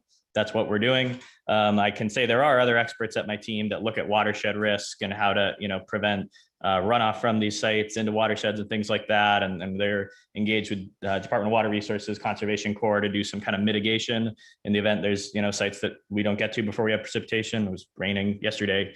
And actually, we had already done that work. We'd started that work in Greenville earlier this week. And Jen and I were looking at pictures of a lot of debris being caught from going into DIs because the seas had put out compost socks. So we'll look at every kind of mitigation approach to it, but there's really no other solution than just going as quick as we possibly can.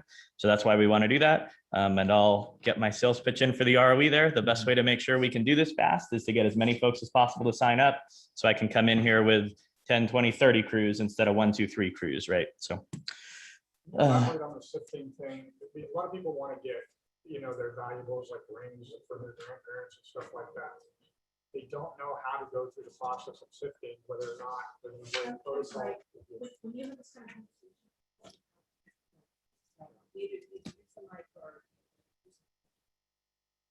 Yeah, good point. Sure, Supervisor, how would you? So are we going to have this information basically is going to be on our website? We just posted it like an hour ago. Will this kind of information be on the website? Is that where we should really direct people for the follow-up information? As much as information as we have now will be on the website. Right. As, as the questions are coming up today, there's new questions we're not aware of, and that Right. will be updated as quickly as we can. So that's the Okay. intent. Yes, Mr. I think that's where we're going to head is we'll put as much information as possible there to direct people where to get their questions answered is on the website. Okay. Got a question about potentially you have an outbuilding on your property that was destroyed by the fire and not your home. To get into a little technical detail, we consider a structure to be a building larger than 120 square feet. So if you have that, you are considered eligible under our program. You could sign up, submit a right of entry, and we would clean up that outbuilding. It's in the jurisdiction of El Dorado County, and I'll let them speak to it in terms of, repopulating, living on there. That's not a Cal OES question. But really operationally, we would just, want to make sure that we have good contact info for you. So before we send heavy equipment to go clean up that outbuilding, you're notified and you may want to, not be on the property that day or something along those lines. And I think I probably addressed this, but there's a question about, contacting the property owners and all that piece again. Before we do this structural debris removal and before we fall the trees, we'll do our best to notify you. We'll call you at that phone number provided. If you provide an email and we can't reach you by the phone, we'll try that. That's not our preference, but really making sure you've got a good phone number on that ROE is very helpful to ensure we can stay in touch with you. And should your phone number change during the program, we know that can happen sometimes. Please try and pass that info on, and we'll update our records so we know the best number to reach you at. But we would love to talk to you before we do debris. We will make every effort we can to do so to make sure you're notified. And then if you choose to be on site when we do the debris, you're welcome to do so. You're certainly not required or expected to. But if you are on site and there's specific items you want us to look at or ask us to move things, we're pre-procurement, so I can't speak too much to the contract, but in the past, we build provisions to assist with that so that we can, make sure we're not just kind of bulldozing through, that we have the flexibility and ability to assist if you, are on site and have a special request for us. So I believe that was all the questions that were asking me. I had a couple, they were all related to the Phillips tract and those properties up in the Forest Service. And that's in my district. And so what I would like to ask is, if you are not the owner of the property, that was a pretty specific question. The U.S. Forest Service owns the property. Can you still apply for the Cal OES insurance? Or excuse me, not the insurance, sorry, the work that you're doing. So the advice I would give now is to submit a right of entry for that, to sign, to get your name on file, and we will have that conversation with the Forest Service and figure out how to navigate that. And good. I would like to say that my office can be here to help also. Like to be able to get with Jeff Marcellet, yourself and I, and get that information out to these cabin people as soon as possible, and not just cabins. Some of these are permanent homes, but they're in a different area than Grizzly Flats, so they have a little bit different concerns, and I want to make sure we get all their concerns answered as soon as possible.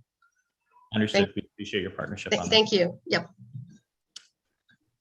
Oh, there's our chair. I was like, where'd he go? So Cole, I do have a question. Is there a phone number that you could provide that somebody who wants to get a hold of Cal OES could text or call, separate from what we put on our website and stuff? Because I can see a lot of these questions will have to answer, it has to be answered by your team or Forestry Service or somebody. So the county is going to just kind of get in the way of that communications if we can't provide something more direct. So the way the kind of duties break down, or the duties break down here, is the county is essentially the public facing arm of the program here. So we'll be backing your team up to do the enrollment piece, to interface with the public. Candidly, sir, we think that's appropriate because you know your community best versus me sending a team of state bureaucrats in. But once we are actually in operation, we will have a team of call takers that'll do that more detailed conversation. Where's the crew? When are they going to be there? But the general enrollment questions and programmatic questions, that will flow through your team at the county, and my team works very closely with them to make sure they've got all the information to answer those. And certainly, you know, if they have a question they haven't heard before, they know how to get in touch with us, and we'll do our best to guide them through that. Thank you. Any other comments from board members relative to Jeff's responses here? I do have one more question. Really appreciate all of your detailed questions or answers here today. So if you could reiterate that if a homeowner decides to take debris removal on their own through their insurance company, and let's say the process is more complicated and it doesn't cover the whole cost, I assume then that they're on their own if they've taken their path, that they can't then go back to OES and recover the additional expenses that they have incurred. Is that correct? That's correct. So the government funding specific for debris removal is only funding the government's debris removal program. So unfortunately, you know, if you procure your own contractor, you can't send us the bill for that. And similarly, if you, unfortunately, we do sometimes see, right, folks start, they think it's going to be something they can do, and it just gets to be far more complicated. Suddenly, you know, they're on their 20th dump truck and they didn't expect that. That's also something that it's usually not possible for us to kind of jump in and take over the cleanup at that point. So that's why we really encourage folks, you know, study your options on the front end. I know the team at environmental management is working really hard to get those protocols out, so you know what's expected there. Talk with your insurance on the front end. If you're looking at going through the alternate program, get a quote, make sure it's a contractor that's done this before, right? Unfortunately, work is being done like this all over the state right now. So there are experienced firms. One thing that we have partnered with counties on before, and we could look to do here, is kind of a workshop for private contractors. If they, you know, think they want to support the alternate program, that you know, environmental management, my team, contractor state licensing board could come in and kind of say, you know, here's what's really required here before you sign contracts with survivors. Make sure you are able to actually perform this work. That's best practice we've seen. But yeah, it's really important that that's kind of a no-go back decision once you've decided to start your own cleanup, and we want to make the right one the first time. Thanks for clarifying that. Appreciate it. To follow up on what if somebody starts with the Cal OES because they want to make sure they have all their options? Can they then stop that and go private? Can that go the other way? So you can choose to withdraw from our program up until we actually begin the heavy debris removal. Once we've done that, then, you know, we've got to carry it through. But if we've just done our site assessments or something, there is a withdrawal form that you can submit. It's actually attached to the ROE packet. If you're signing the ROE, please don't accidentally sign the withdrawal too. It's part of the same document. I think we put it in big and red this year, don't sign, but you can do that. I guess the one caveat I would give is usually the way we see counties make it work is, you know, you aren't able to just kind of opt out into the ether, right? If you're opting out, they would want to see, okay, well, then how are you going to comply with the alternate program? Because one way or another, you need to come into compliance and you need to clean up the debris. So that makes sense. Okay. I'm just thinking if some folks aren't sure right away and they still want a little more time to evaluate which path they want to go, but yeah, absolutely. Yeah. Thank you. One thing I want to add to it, because of the water situation in Grizzly Flat is very, very critical, but the EOC is working on being able to get trailers up there, potable water, when it be set up at certain locations and stuff, so people can access water. So El Dorado Water and Shower, I know you guys work with them, you know, especially when they do disaster relief. So anyway, so we're working on that. Just want to give you a clarification on that. Thank you. Anything further? Thank you, Cole. Appreciate it. And so I'm going to ask Jeff Warren to see if he has any follow-up comments relative to the county's position, and maybe he can provide a phone number that people can use, or at least facilitate one in the future, because I can just anticipate a lot of questions in this area. Mr. Chair, this is Don Ashton. I'd like Carla Haas to direct that. We already do have a phone number and a website set up for that. Okay. It was released last week, but she can share that number and the website, the email address as well. Yeah. And then there were some other questions after Jeff that our DOT director can talk about the bridge. Okay. Replacement that came up, so we'll have a couple people to go through. So Cole, don't go far. Yeah, I was gonna say. All right. Well, thank you for your time. Yeah, happy to stick around. Thank you so Thank you, much. Cole. Great information. Chair, members of the board, Carla Hasher, Communications Director. So we do have an email that the public can use currently to submit any kind of questions. Do I need to speak louder? Yes, Okay. yeah. Okay. Yes. We do have an email that is available for the public to use right now to provide, to submit any kind of questions. That is, get your pens ready. Caldor Recovery at edcgov.us. Caldor Recovery. There's no E on the end of Caldor. CALDOR Recovery at edcgov.us. And the phone number that is staffed during normal business hours. So you're not going to get a voicemail. You won't get into a phone tree. It's an actual human being who will be staffing this phone number. It's 530-621-5101. 530-621-5101. So repeat that one more time, just so people.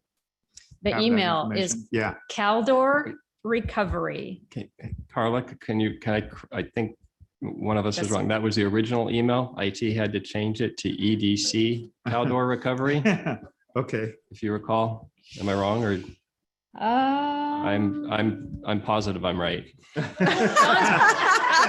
is positively right. So the email, It's EDC yes, ma'am, Caldor Recovery correct. at edcgov.us. Okay. Forget everything I said. Okay. Hi, I'm Carla, your communications director.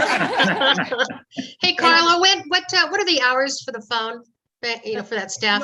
Normal business hours, so Okay. 8 to 5, I believe. Okay, thank So you. it's EDC Caldor Recovery at edcgov.us. Okay, great. Okay, and the phone number is right, 530-621-5101. And that information is also on the website. I'm It will be. guessing. It It will will be. be. Okay. Yep. So that way folks can help those that don't have internet access and you have friends and family, you can help them get that information from the website Yes. soon, or it's already there. It's not there yet. The website will go live between 2 and 3. We're waiting Coming for today. a component. Very good. Yeah. Thank you. Okay. And in defense of our communications director, she's 14 hours a day, 7 days a week. So we'll give her a break on the email. And I apologize for being inaccurate. That's a really bad thing to do as a communications person. It shows how fluid all this Carla- is. Moving Carla, quickly. is there anything you want to add relative to the local assistance center? Are we still continuing that in Nevada? Are they being closed? Can you just give us some forward-looking comments on the LAC? Sure. So the local assistance center was up and running for a week, Monday through Friday, and then we added an extra day on Saturday. We did temporarily close that so that we can reassess the needs of the public. There is on our new website, there will be a virtual LAC. So it will include the same information from the same departments who were at the physical local assistance center, so people can get that information online. We are, as I said, reassessing the need for a physical LAC as we go forward. In all likelihood, we will have one at some point down the road, but I can't commit to a certain time, date, or place. And then the other thing that I just wanted to take the opportunity to say, since I'm here at the podium, and I have heard today a lot of questions about, and I receive a lot of voicemails and emails and texts about when people can get back into their properties at Grizzly Flats and in other areas as well. And sort of it goes back to the sifting versus removing question. Regarding Grizzly Flats, we will be repopulating that area. Those who were evacuated will be getting notified with a 24-hour notice from Code Red. We are doing it in segments, so that all of Grizzly Flats won't be repopulated all at once. So we're doing it in a segmented approach. Each segment will be notified with a 24-hour advance from Code Red, telling them when they can report to the area where we're going to have a staging area. And at that staging area, we'll be providing a briefing on all the components going forward. So we will be distributing and providing a permit that we will give. You have to go through certain processes to get that permit all on site. And then once you receive that permit, you can come and go into your property as long, at any time that you want, essentially. Sheriff's Office will have additional patrols in the area so that those who have no business being there won't be there. But at that time, property owners will be able to sift through their property. Again, just to echo what Cole has said, we ask them not to remove things off of the footprint. But the Red Cross is providing buckets of PPE and sifters for those who will need those. So we're making this as easy as possible on everybody. And I just, I appreciate everybody's patience and understanding that it is a process that we have to go through, and we're doing it in the safest manner as possible. And we'll have all sorts of resources available for people. We'll have an information packet that will go through the health and safety standards that we suggest that they go through, that Cole has mentioned, that Jeff has mentioned, some other resources in the information packet about things that they may find useful going forward. But it will be in stages. And so similar to our COVID vaccination sites, the mass vaccination sites, we're asking people to be patient and not show up early. There will be ample time for you to get into your property. And like I said, you'll be able to stay as long as you'd like once you're in. So we're not providing, 45 minutes for you to sift through things and then have to be kicked out. It's not going to be anything like that. But when you receive that notification from Code Red, it will give you the time that you'll show up and the location that we want you to show up to.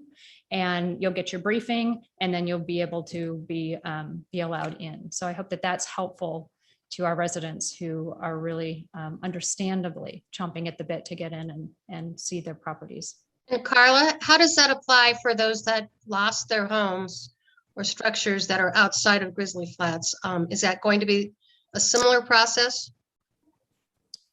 Well, if I'm sorry, I don't understand. Can you Well, ask? say if there's people that lost their homes or cabins up in the in other areas of the fire, how will they have the same information available? How will you get information to them?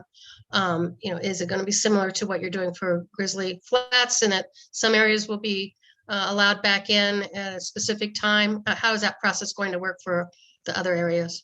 So I think that the reason that we're doing it with such defined precision in Grizzly Flats is because it's a consolidated area with massive amounts of loss in that area, as opposed to a couple homes and buildings here and there. But I'll get back with the EOC and find out what the plan is. Yeah, no, and I understand the rationale behind it. I just was curious on that. If you could get back to me, I appreciate it. Thank you. Any other questions? Yeah, for thank me? you, Carla. I really appreciate Yeah, that was the update very on helpful that. information. It really explained it well. Thank you. Good. Thank you, Carla. Thank you. So Don Ashton, who would you like to go next from staff? Yeah, Jeff Warren, since he's here in the Okay. room. All right, thank you.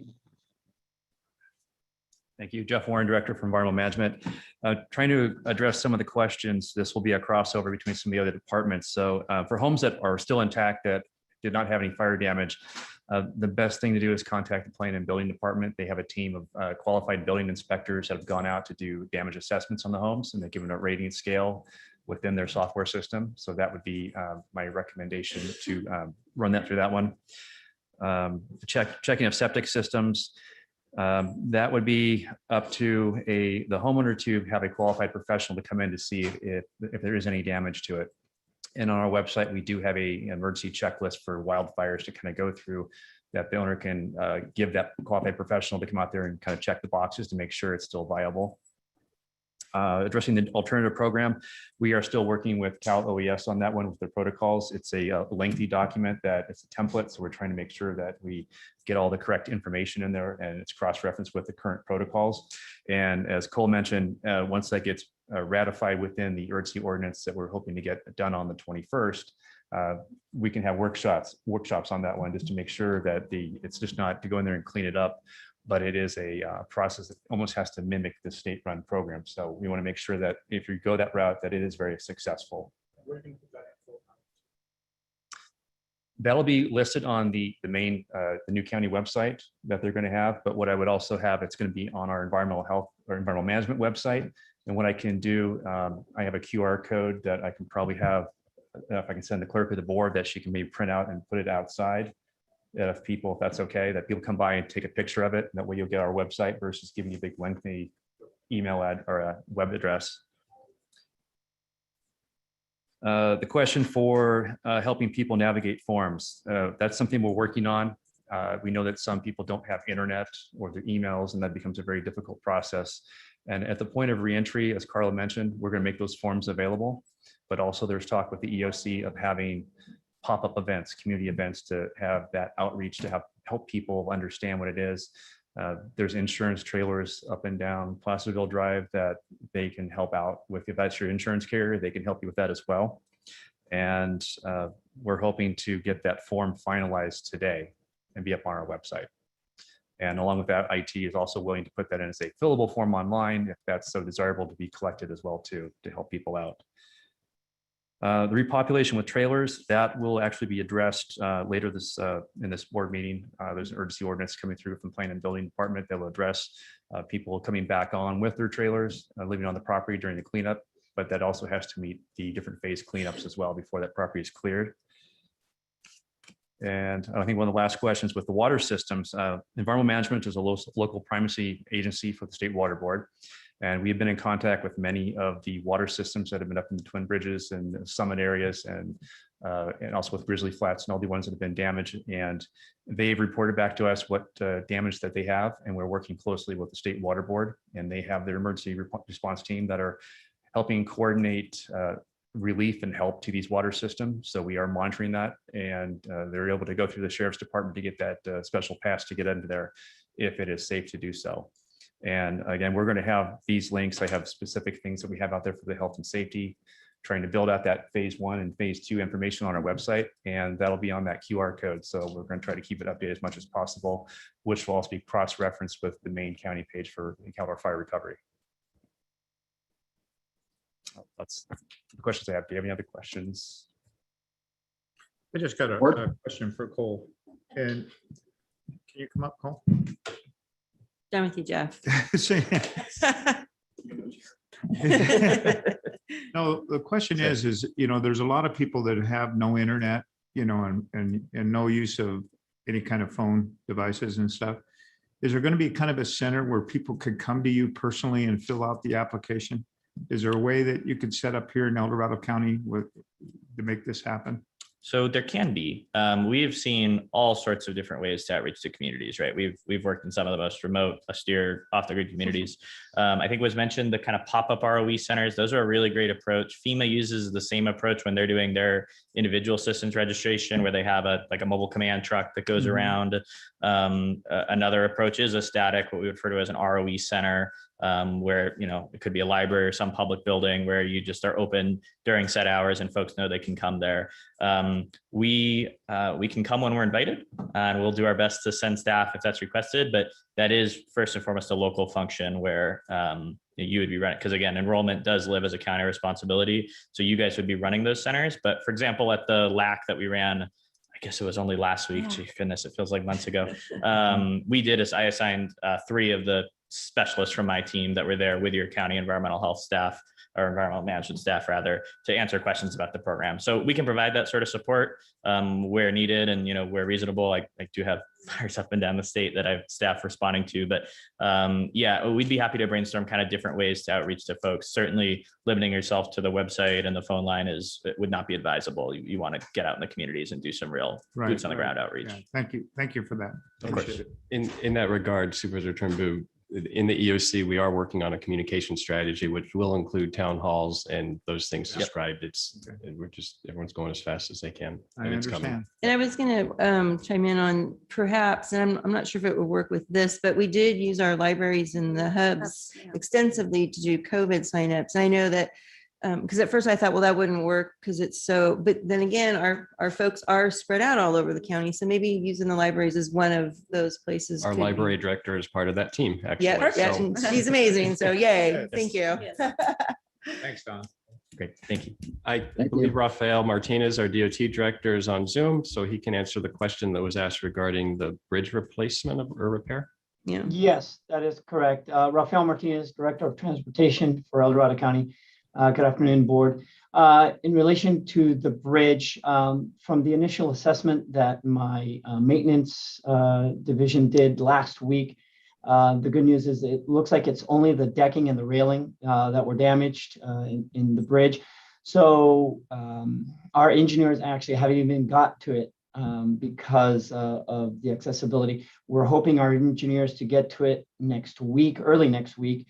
And if there is no structural damage, it should be repaired fairly quickly, much sooner than the damage from the 2017 storm drain damage. But we still need to work very closely with Cal OES and with FEMA if they get involved to make sure that we get the reimbursement for that. But in the meantime, I believe that there is a access point from the other direction, which is using Happy Valley and Benetti. Those are U.S. Forest access points. So they're going to have to make sure that they work through them and Cal OES to see if they can access any of the residences through those access points other than the back route from the county roads. But we, like I said, we are hoping to get that bridge repaired fairly quickly, hopefully within a 1 year period. Okay, and then I believe there was a question regarding staffing and resources. Absolutely, that's a concern. A couple of weeks ago, or a week and a half ago, I asked all department heads to start thinking about increased staffing needs they would have to respond to this recovery effort. On September 21st, the board will be considering the adopted budget for fiscal year 22-23, and my recommendations will include a large amount of money for Caldor recovery efforts to be able to bring in resources. And I want to emphasize, we're not going to have to wait to hire staff for those resources. There was a meeting yesterday with probably 40 people, 40 to 50 people with Cal OES and county staff. We're diverting existing county resources to respond to the recovery, which means other things likely won't get done, but the priority is the recovery efforts, and then hire additional staff to backfill the ongoing operations of the county that we have to keep doing. So I hope that answers the question that was raised by, I believe it was Ron Briggs. That's great. And I would like to say that El Dorado Community Foundation is setting up some donation lines for people that would like to help out the victims right now. There's a real need for that. And I just would say, contact the El Dorado Community Foundation for information. They have already been instrumental too in really meeting this gap in our community. I think they've given close to $1 million in the last couple of weeks. Their efforts have been truly incredible. And thank you, Sue, that the needs are ongoing. So thanks for that reminder. Yeah, well, and ironically, the Angora Fire Fund still has funding and mechanisms, and so they're teaming up with them in the Tahoe area to help those who have been dislocated. It's been phenomenal to see the help. Thank you. Mr. Chair, Ms. Vice Chair, I don't know who to address since one's on TV and one's in the Sorry. room, but I have one more thing to add. There was a question regarding shelter in the Rolling Hills Church, and that the information from the speaker is correct. Staff from the EOC are having a conversation with the Red Cross at 3 p.m. today. That is going to be a gap, and we're going to have to figure out how to manage the shelter operations and them wanting to close and divert their resources to other places, while we're still not allowing people to move home if their home is still there. So that is taking place. Next conversation is 3 o'clock today, and we will try to get information out as quickly as we can, but it is a gap we're working on. How many people are we talking about, Don? I don't have that information. Wow. Thank you, Don, for the update. Any other staff comments relative to the public, staff responses to the public comments at this point? Okay, I'm not seeing any. I will mention that we had 2 people who raised their hand. They're on Zoom late to the game, and I would just encourage you to submit your questions to the website that was mentioned. We're not going to go back and start reopening public comment, but that website is EDCCALDOR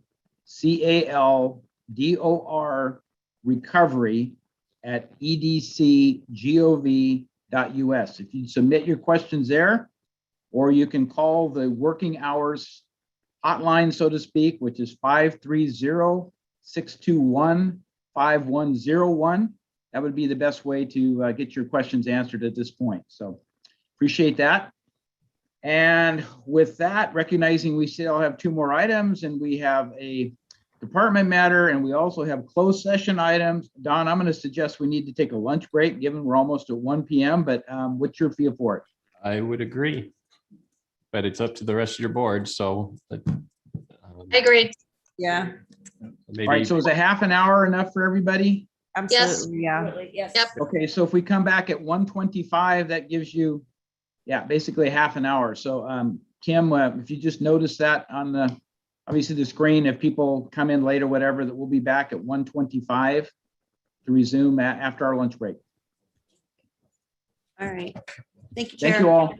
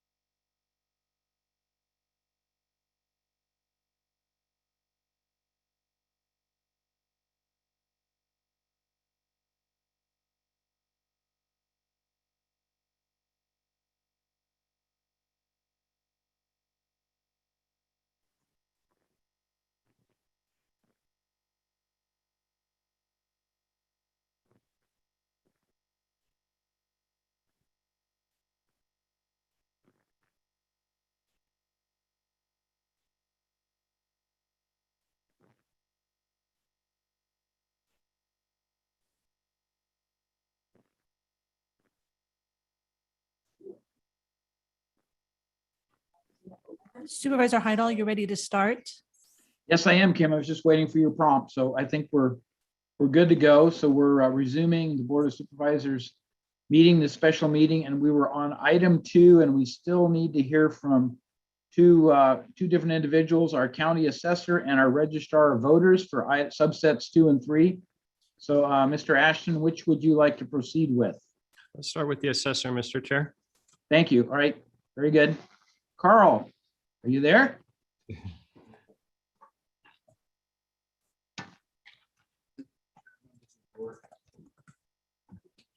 Thank you, Mr. Chair, members of the board. Carl Weiland, County Assessor. 2 items to discuss and comment on this morning, or this afternoon, excuse me. Teach me to have Fritos for lunch. We'll talk about property tax relief and how that operates, and then just briefly about what we think the revenue impacts for the county may be. So under various provisions in the Revenue and Taxation Code and property tax law, property that's damaged in a calamity, fire, flood, is entitled to immediate property tax relief for the balance of the fiscal year. And before I get into the mechanics of it, let me explain that the property tax relief that we're talking about are those property taxes that are based on the assessed value of the property.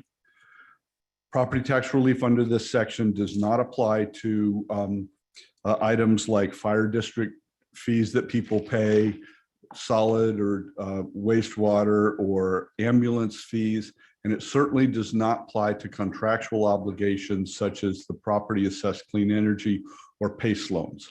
That does not come off your property tax bill under the provisions. We lower the assessed value. Those taxes that are based on that assessed value, those get reduced. That's what we're talking about.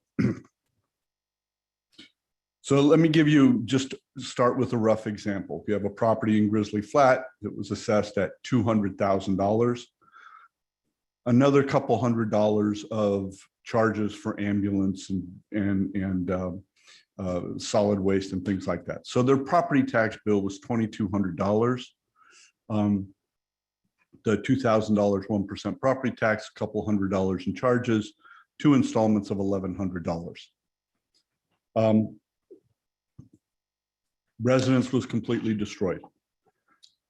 We will more than likely remove 90 to 95% of that improvement value and some half the land value to reflect both the cost to cure and the loss and the damage that the property incurred. Without going into the calculations, let's just say that when we're all done, we think the value of that property after the damage was $40,000. So their tax bill is going to go from roughly $2,200 down to $400 plus the $200 in charges that don't get removed, or $600. So that's a reduction of $1,400. How that relief gets transmitted to the property owner really depends on where we are in the property tax cycle. We'll go back to 2007, June 24th, the Angora fire. We had not closed the roll when that fire occurred. We were able to correct those values, reduce all of those damaged properties to reflect the damage, and then close the roll. I think it took us 3 weeks. So the property tax bills that those property owners paid in December and April reflected the damaged property values. Caldor fire started in the middle of August. We had closed the roll on June 30th. We had turned it over to the auditor. They had added all the special charges, made the calculations as to what the tax bill was, given it to the tax collector, and it was out there. It was on the web, and those tax bills cannot be recalled. We cannot change those bills except for a very lengthy process. In order to get property tax relief into the hands of these property owners as fast as possible, we are going to use our supplemental process and create a negative supplemental against that property. So in the example that we're talking about, we're going to process a negative supplemental that's going to reduce that value down to the $40,000. And then that will go to the auditor's office. They will issue a refund check to that property owner. Let me be clear that we're going to do everything we can to get those refund checks out as quickly as possible. We would really like to have them in the hands of the property owners prior to the December 10th due date for the first installment of property tax. We will be issuing refund checks on taxes that haven't been paid yet. But that's the quickest and the most efficient way to get this process rolling. That will last until April 10th when all the installments are due. We are going to make sure that the tax collector is providing a notice in the tax bill. We are providing a notice in our required supplemental notice process, and the auditor is going to provide a notice with the refund check so that we are fully noticing these people how they have, what they can do with that check. Now, if they're paying their own property taxes, the net effect is they will be paying the $600 in property taxes. They have to pay the full bill, but we've given them the refund. If they have their taxes paid through an income impact account, our notices will tell them they need to contact whoever's managing their impound account. So that's effectively how the immediate property tax relief for fiscal year 21-22 will work. We are going to enroll all of those damage values as Prop 8s for 22-23, and they will stay there until they rebuild. So in the house we're talking about, let's say it's a 1,500 square foot house, they rebuild it at some point in the future, we will restore that original assessed value. There will be no recognition of a new construction, no recognition of upgrades in quality or other amenities they put in. The only time that we will add value would be if, say, they decided instead of the 1,500 square foot house that they had, they wanted a 2,000 square foot house. They built a larger house. We will pick up that additional square footage at market value. Other than that, they go right back to where they were as if the damage had not occurred. So are there any questions on the property tax relief bill process that we're going to employ for 21-22, getting the refunds to the property owners, or the rebuilding? No, I have No. none, but thank you, Carl, for clarifying that. I really appreciate that. Yes. Now, Are there any other questions, comments from board members? I had a question, Carl. Yes. So say somebody's paid their full tax or somebody hasn't. So their liability is only going to be in your one example would be the $600. But say they haven't paid the full bill yet. You're saying they still need to go ahead and pay that final bill, and then they're going to get the refund check? Is that how that? We will issue the refund check as soon as we can. Okay. We are relying on a lot of information. We do not, we are relying on the CAL FIRE damage assessment reports. We're working with the GIS, and we're working with the building department to get the information we need to calculate those reduced values. In the case of a home that's been just 100% destroyed, that's fairly simple. However, if it's a residential lot, that's a little bit more different because CAL FIRE is not looking at it. We may have to put some people in the field to look at those and determining the impact of damage to a residential lot is going to be a little bit more difficult. We do have the authority to make those adjustments to property tax values without a Section 170 application. I do want to make a note that they are online, they are available. It is a calamity application. We have a lot of information on what people who have lost property or had it damaged in the Caldor fire can do. And for those that do not have access to the internet, they can either call our office or they can stop by our office and we can give them paper copies of everything that we've got online. So that's available to them. Very good, thank you. Yes. And the same thing would apply not only to the residences in Grizzly Flat, but also to the cabins that are on leased Forest Service land. It's the same process for us. Doesn't make any difference where the property is located.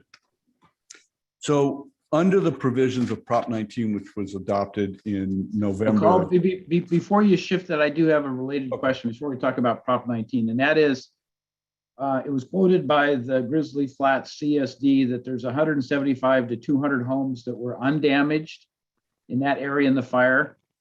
And so for an undamaged home, the other extreme, right? The one that got destroyed is one end, the other end is an undamaged home. Will there be an adjustment in the value of that home, recognizing the devastation in the area, recognizing the market value of that home may come down substantially if they try to sell it? Those kinds of considerations for the people who have been fortunate enough to have their house survive. Yes. So under Section 170, which is the provision of property tax law that entitles a property owner to immediate property tax relief, there has to be actual physical damage to the property. That is simply one of the requirements. For homes that suffer damage from economic loss or any other circumstance, they're entitled to Prop 8 relief. So we're going to be looking at that through the fall, looking at that through the spring as we prepare the 2022-2023 assessment roll. Those properties will certainly be considered for a reduction in value based on circumstances other than actual physical damage to the property. So yes, they are entitled to relief. It's not the immediate property tax relief because the property hasn't actually suffered physical damage. Although, let me make a comment about smoke damage. So if a property in that undamaged section has significant smoke damage, that damage is at least $10,000, which is the requirement of Section 170. They suffered a market damage of at least $10,000. They are entitled to relief because smoke damage is actual damage to the property.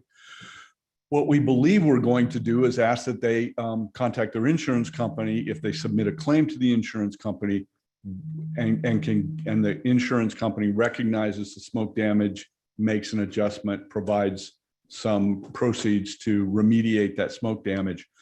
That's the evidence that we would need to then make a reduction in the assessed value under Section 170. If they don't file an insurance claim, they can contact our office. We'll figure out some way to go out there, validate that smoke damage. And the reality is we know that a house that is damaged by smoke is not going to sell for what a house of similar characteristics and quality that wasn't damaged by smoke is going to sell. So we will be as helpful as we can in determining value and recognizing loss in value due to non-physical effects as well as the physical damage that houses suffered. I know that there were, I don't know the exact number, but there were a number of houses that had significant smoke damage in the Angora fire for which we did reduce value. So we've done this before, and that's just, we know that that's out there. So if someone has a question about damage, we would encourage them to contact our office. We'll answer any questions we can. We are going to have a presence on the recovery page, obviously, so there's information available through that. Thank you, Carl. Any other questions before I continue? Okay, so Prop 19 passed by the voters in November of last year. The base year transfer provisions that affect disaster became effective on April 1st. If if a property is your principal residence, people can also transfer their base year value to a replacement residence anywhere in the state. We do not have enough experience because it is so recent. We do not know what the impact of that property tax provision will be. We will be back on September 21st with an update to the board of what our experience on Prop 19 has been. So at that point, if we have any additional information from the calamity, from the Caldor fire, we will bring that along with us and share it. So that's pretty much how we're going to provide property tax relief. Talk a little bit about the fiscal impact. Back of the envelope. Let me tell you, it's difficult. We have looked at the damage reports from CAL FIRE. We've matched those up with our assessed values of property in Grizzly Flat and in the Phillips area and those cabins that were destroyed up there. I'll make 2 points. One, neither Grizzly Flat nor those cabins had high assessed values. Grizzly Flat was an older established community. I think the average lot value on the roll was something on the order of 20 to 30,000. The average assessed value of a home up there was somewhere between $200,000 $250,000. Significantly less value of those cabins, mainly because they've been in the families for generations. They hadn't changed. Fair amount of them still had their old Prop 13 base year values that was set in 1975. So we don't think that there's going to be a significant property tax loss either in general or to the general fund. If you force me to pin it down, I would say the overall property tax loss is going to be somewhere in the $2 to $2.5 million range, total property taxes, whatever the county general fund falls out to. I'll stand behind that until like 3 o'clock this afternoon because that fire is still ongoing. And we look at those damage assessments from CAL FIRE and they continue to creep up and they're not done yet. So just that is the information. That's where we're at right now. That might change. We think that I'm relatively confident in our assessed value numbers and within the Grizzly Flat CSD and within the looking at the other properties within the fire perimeter.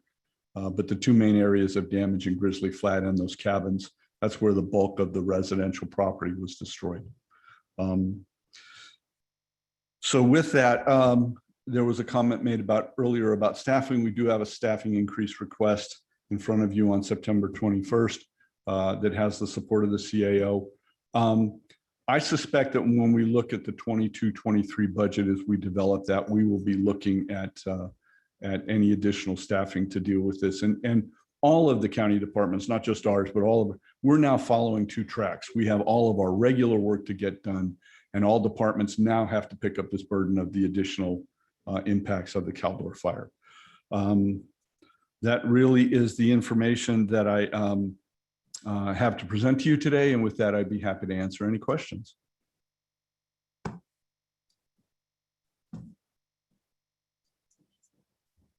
So John, are you talking? Questions or comments from board members? Yeah, I was waiting. You've been prompting. We weren't sure. I can't see you. Good. Really good, Now. self-explanatory. And All right. Well, thank you very much. thanks, Carl. So Carl, I do have a question. He's got a Waiting to go question. last. With respect to the evacuations, the mass evacuations of South Shore Lake Tahoe, recognizing the facts that insurance rates will probably go up on all these properties that have been exposed to some level of evacuation in the fires. Do you see long-term impacts associated with AB8 type adjustments because those property values will diminish?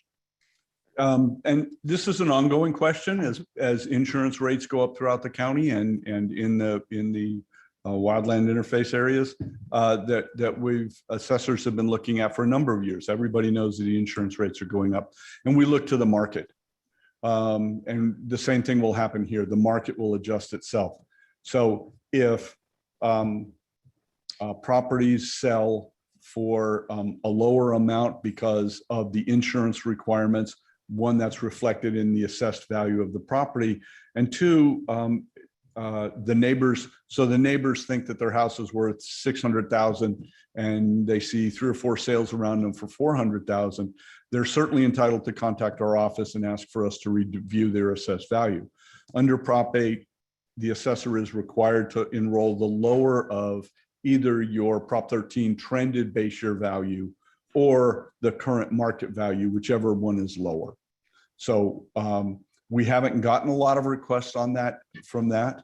I think we're seeing, it's hard to distinguish because you've got a market that's just going, there's an upward pressure on prices. We know that.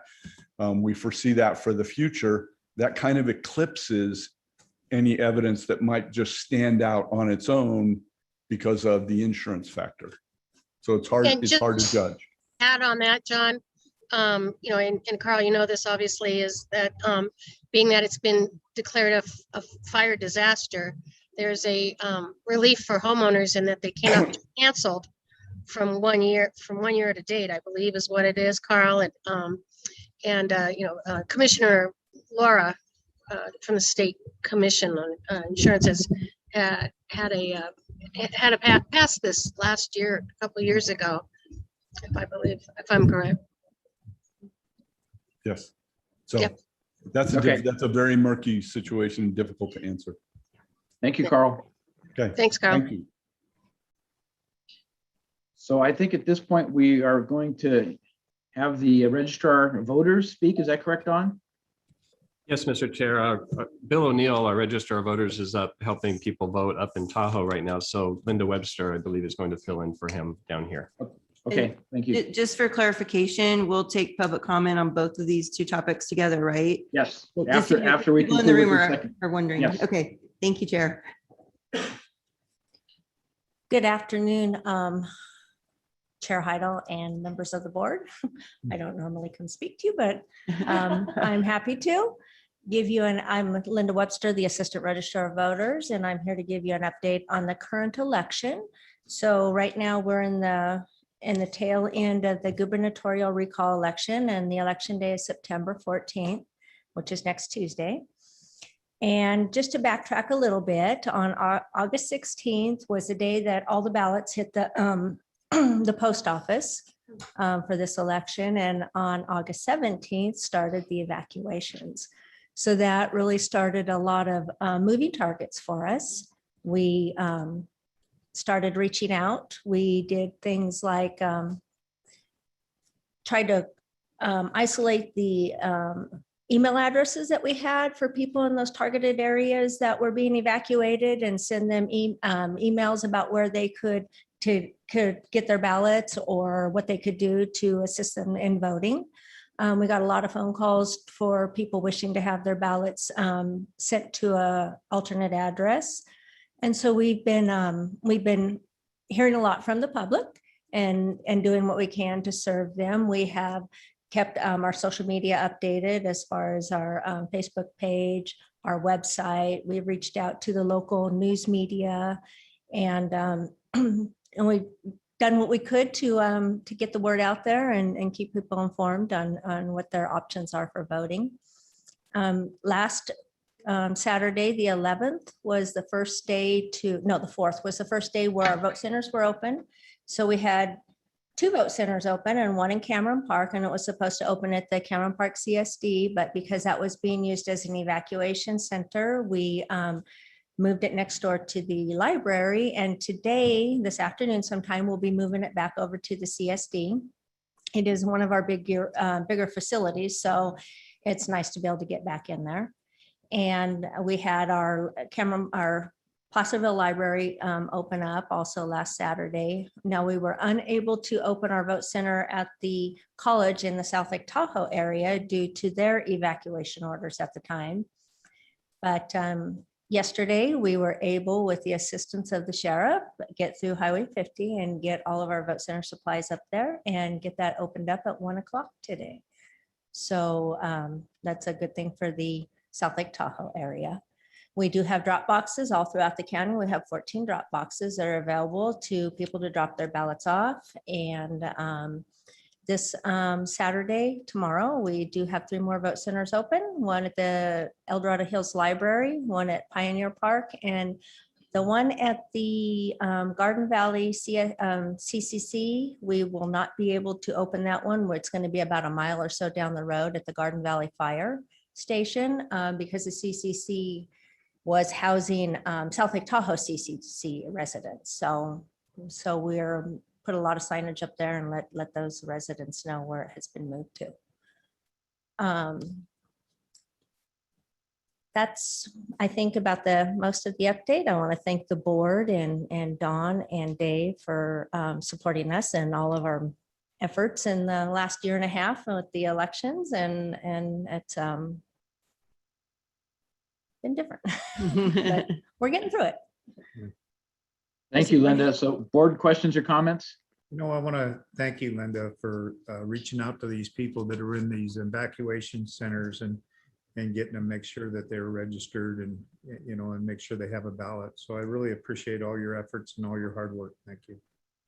Yeah, and the fact that I think Bill, our registrar, reached out to the state to make sure that our visiting firefighters could also figure out how to vote while they're stationed here, and just the team effort that to facilitate voting for everyone. We know how important that is to folks. And so thank you for all of that effort. You're welcome.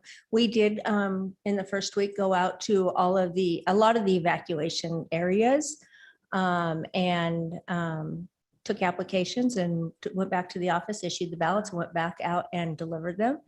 It felt good. People were really happy to be able to get that taken care of. And the governor did sign the declaration and include El Dorado County as one of the emergency areas where, because we had emergency personnel in our county fighting fires here and they were not in their home counties in order to cast their ballots. So we were able to issue ballots to them, and we had issued somewhere around a couple hundred ballots to emergency personnel who are working in our county fighting the fire. And we got them sent off to a little over 40 counties in the state. Wow. It's incredible. Thank you. Also appreciate you having booths at the local assistance center. It was so nice for folks coming in, accessing those services to be able to just vote and take care of it right then and there. You're welcome. Yeah, I really appreciate that. And I'd just like to ditto that. I was absolutely just amazed. You know, a lot of our residents in South Lake Tahoe had to evacuate to not only a different area, but a different state. And as I was speaking to one of my constituents, she had a knock on her RV in Carson City, Nevada, from someone asking her if she needed a new ballot for El Dorado County. I'm just so impressed by the outreach that you have done, and just so thankful. It just shows what a great job and how caring you all are. Really appreciate it. Thank you. Okay, tremendous effort, Linda, to you and all the staff in the Registrar of Voters office. Well done. So I'm seeing no more comments from the board. Kim, if you'd please open this up for public comment for the last two speakers. Now, excuse me, now taking public comment on item number 2, subsections 2 and 3. The individual will have 3 minutes to address the board. Public comment will be taken from those first participating in the boardroom and then from those participating through Zoom. For those participating by Zoom, please make sure you unmute yourself when called upon. If you're joining the meeting by phone, press *9 to indicate a desire to comment. If you're joining by Zoom, press the raise hand button. Please voluntarily state your name for the record. Is this about the tax? Yes. Okay. Come on down. My question has to do about I'm sorry. the- Could you, when you Yeah, speak? have we to can't speak hear you up. till you get up here. Thanks. My question has to do about the land tax. You're I'm sorry, speaking you in have the to speak microphone. in- I know.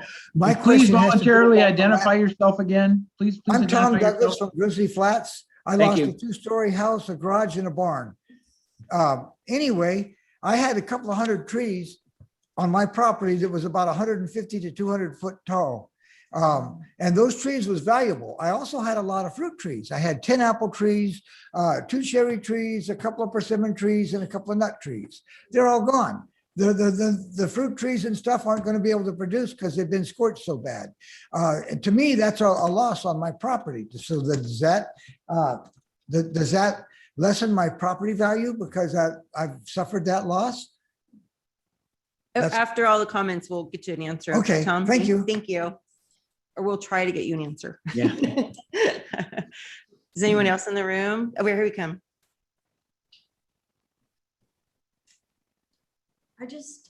Janet Winters. I just had 2 questions. Clarification on if you qualified for Proposition 13. I've been up there that long. Yep. If you retain that, if you rebuild. So I want to know that. And the second one is when people go out to Pioneer, will they be able to vote at that time? When they do the code red to go through the process to fill out all the paper, will they also be able to vote at that same time if they haven't had that opportunity? Because not all of us evacuated to an evacuated center. We went different places. So that's my question too. Thank you. Anyone else in the room? Nope. Okay. Chair, you want to go Zoom? Yeah, Kim, looks like you got 2 Zoom participants that like to, so please identify them. Now taking public comment from Terry Taylor.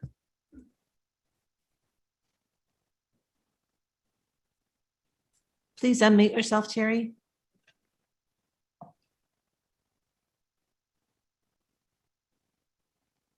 *6.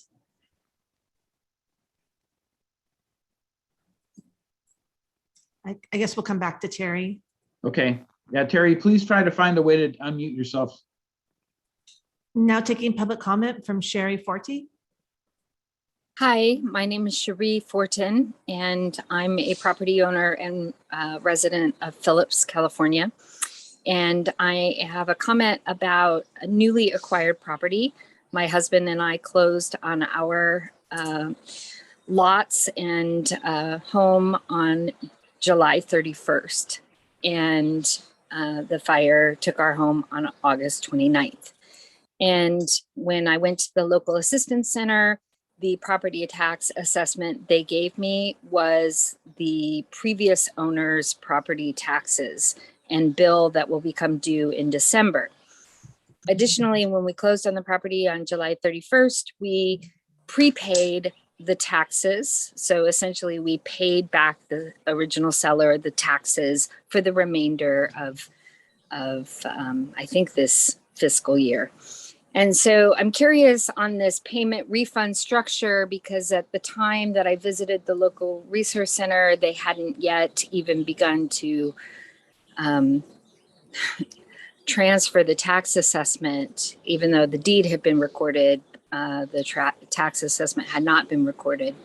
And then we have two lots. One of the lots had a structure on it. The other lot is undeveloped, both of which are, of course, in unincorporated El Dorado County. And I'm not quite sure how, our structure was completely destroyed, as was our lot. And then the adjacent lot also suffered incredible damage. And I'm just wondering what that process will be like as well. And then I want to just make a statement to the board and to everybody. Thank you for your work and your advocacy on behalf of all of the people affected by the fire. But I do want to just make a statement that there's many people who lived up the Highway 50 corridor who lost their homes. These are not just cabins. Some are homes. People live there full year round. And there was a tremendous amount of devastation in these areas, in addition to the tremendous amount of devastation in Grizzly Flats. And as a person in a privately owned community property, which is not Forest Service land in Phillips, California, where our entire neighborhood was decimated by the fire, over 60 homes in that neighborhood. I just want people to be maybe a little mindful of a diminutive kind of comment, little cabins and, statements that would indicate that there 10 is. seconds remaining. Thank you. Statements that would indicate that these properties and the losses are less than other losses. Thank you. Thank you, Cherie. Thank you. Now taking public comment from Jay Wilson. Good afternoon again. This is Julie Wilson. We had several homes up on Sharoni Road that were, like I said, over 120 years old. Question is in regards to the Prop 13 in transition to the Prop 19.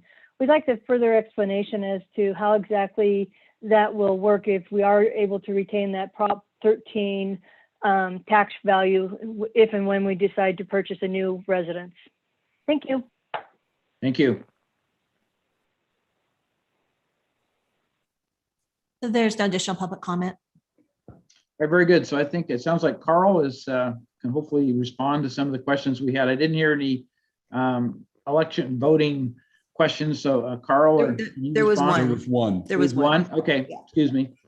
So to respond to the questions, there was a question about fruit trees on a property and other timber on the property that had value and what will happen to the assessed value of that.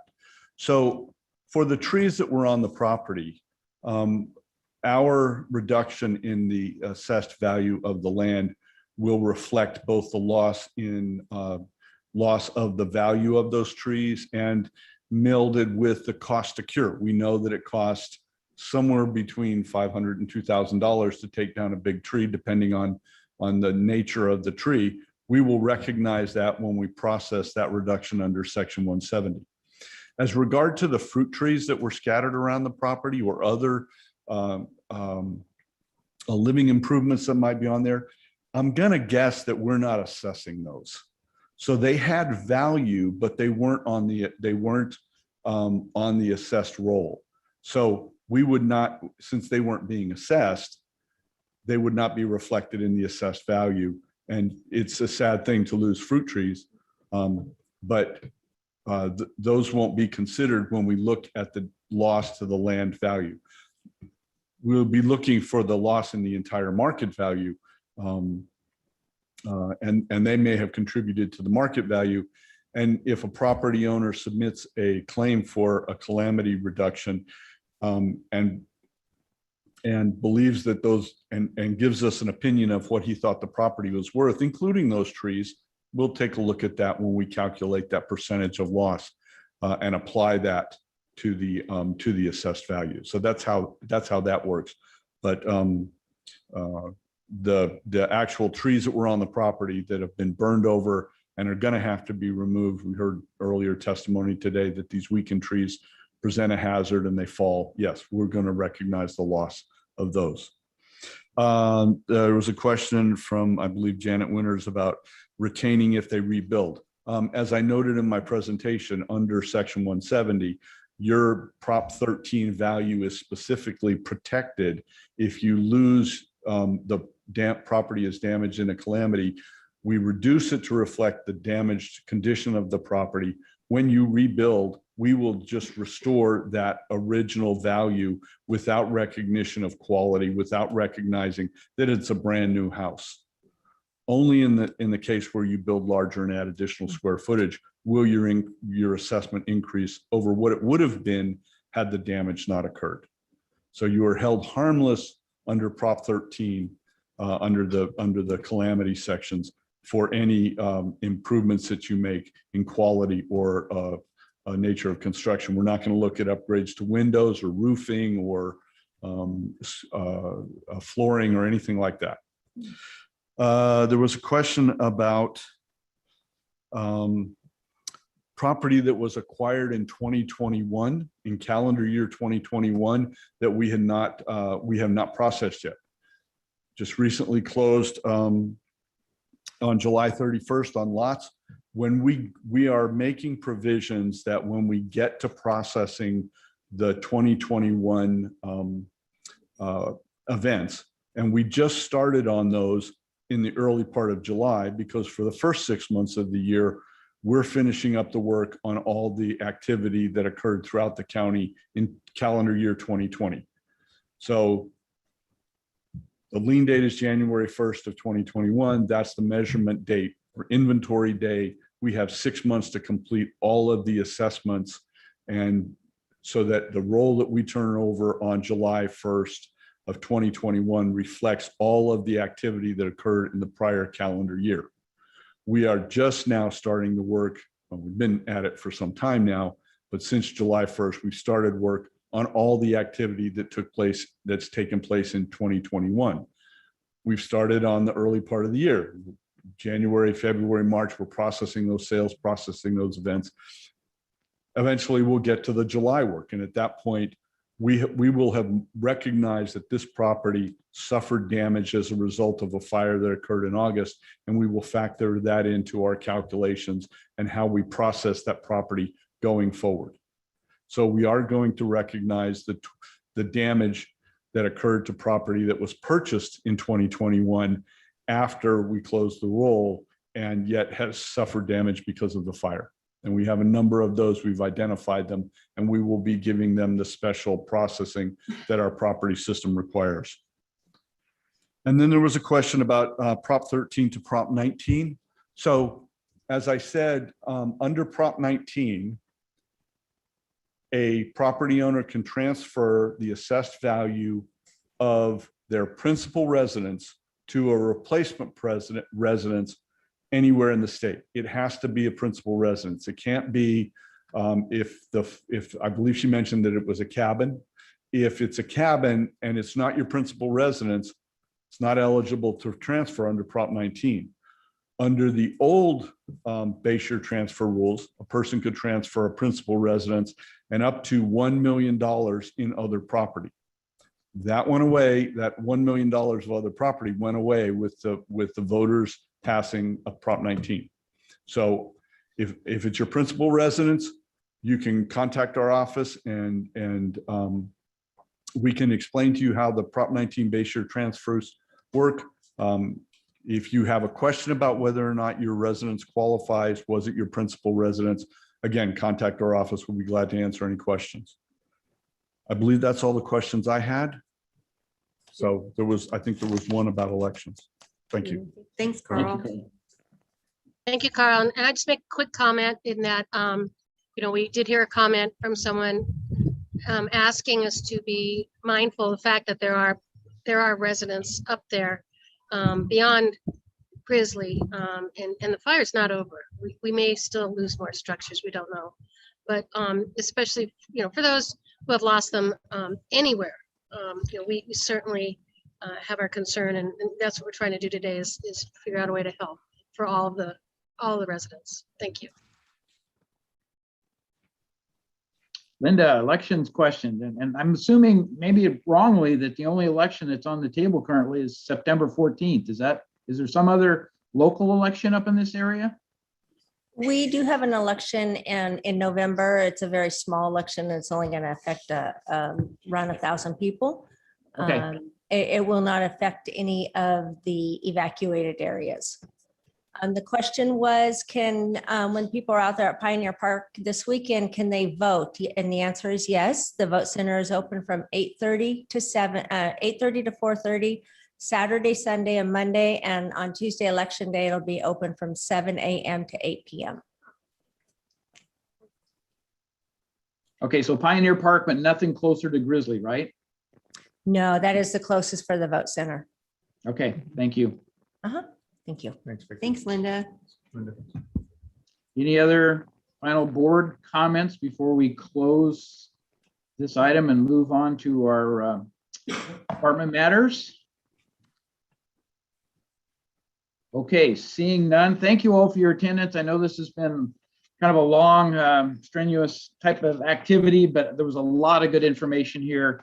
And I want to thank all the staff and all the participants and every agency that participated to try to put the best information forward we could and provide links and phone numbers, and hopefully people can appropriately follow up. And we wish everyone well in terms of whatever recovery effort they're going through at this point in time. We know how difficult it is to deal with these kinds of horrendous situations, trauma, et cetera. So thank you all. And with that, Kim, if you would please read item 3 for us. Item 3 is a hearing from Planning and Building Department, Planning Division staff recommending the board, 1, adopt an urgency ordinance entitled Caldor Fire Resiliency and Rebuilding Ordinance, which provides for the temporary emergency housing options for persons displaced by the Caldor Fire during recovery and rebuilding. Continue and return to the board on September 21st, 2021 for adoption. 2, if adopted, find that an urgency ordinance is exempt from the California Environmental Quality Act. And 3, if adopted, authorize the chair to sign urgency ordinance. Supervisor Heidel, will you open the public hearing?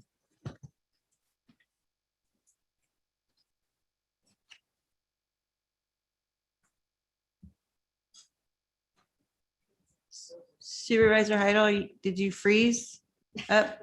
He's frozen. Okay, well, I think to keep going, and he'll be back, I'm sure, I'll go ahead and open the hearing. Thank you, Supervisor Parlin.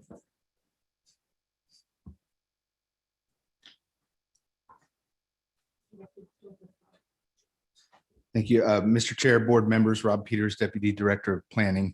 Kim's going to bring up my presentation here, but I'll start with, I'm here to provide an overview of the draft Caldor Fire Resiliency and Rebuilding Urgency Ordinance.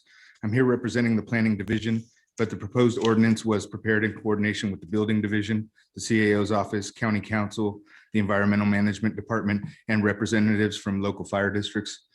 Special thanks to County Council and the CAO's office for their support in this effort. I also want to make sure you're aware that because of the extent of what is being covered in the presentation, there may be times during the presentation that we'll ask other division departments that may wish to chime in or call upon them for input. Also, as of last night, a memo was submitted to the board, included as Legistar Attachment E, that includes a redlined version of the ordinance with minor edits for clarification based on additional feedback received after the first version was placed on the Legistar. And we did receive, I believe, 3 public comments that were available for review on Legistar as well.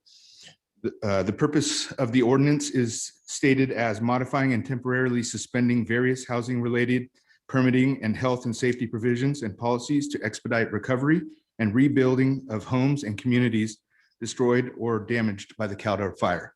Further, to ensure that persons displaced as a result of the Caldor fire are housed in safe, healthy, and habitable housing during the recovery period and can repair or rebuild damaged homes and communities as efficiently as possible while protecting public health and safety. And I wanted to make one quick distinction, which is that this ordinance is able to affect our local ordinances and make modifications to those, but it does not have the ability to modify state or federal regulations. So slide 2, please, Kim. This slide is just the affected area as of 9/2/2021, which is when we submitted the presentation to Legistar. The only real key to this is that we want to ensure that everybody knows that this ordinance that we're proposing addresses the whole of that affected area at the outcome of this fire and that it's not specific to any one portion of that.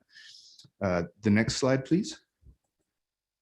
This slide overviews some of the recent actions from the California Governor's Office proclaiming a state of emergency, the Office of Emergency Services, and the sheriff, I believe, as the designee of that office proclaiming a local emergency. The board ratifying that through resolution 104-2021, and then also on September 1st, the U.S. Presidential Declaration of Emergency for the Caldor fire. Next, please. So there exists sections of the zoning ordinance that are already dealing with some of the topics that we're going to be discussing today, including post-disaster rebuild provisions, provisions for the use of mobile homes and for permanent and temporary housing, identification of regulations for rebuilding non-conforming structures and lots and allowances for non-conforming uses. What I did leave out of this slide unintentionally was that the board did pass an urgency ordinance for hardship use of temporary recreational vehicles. And so that did also modify some of these sections. I want to speak briefly about non-conforming uses and structures.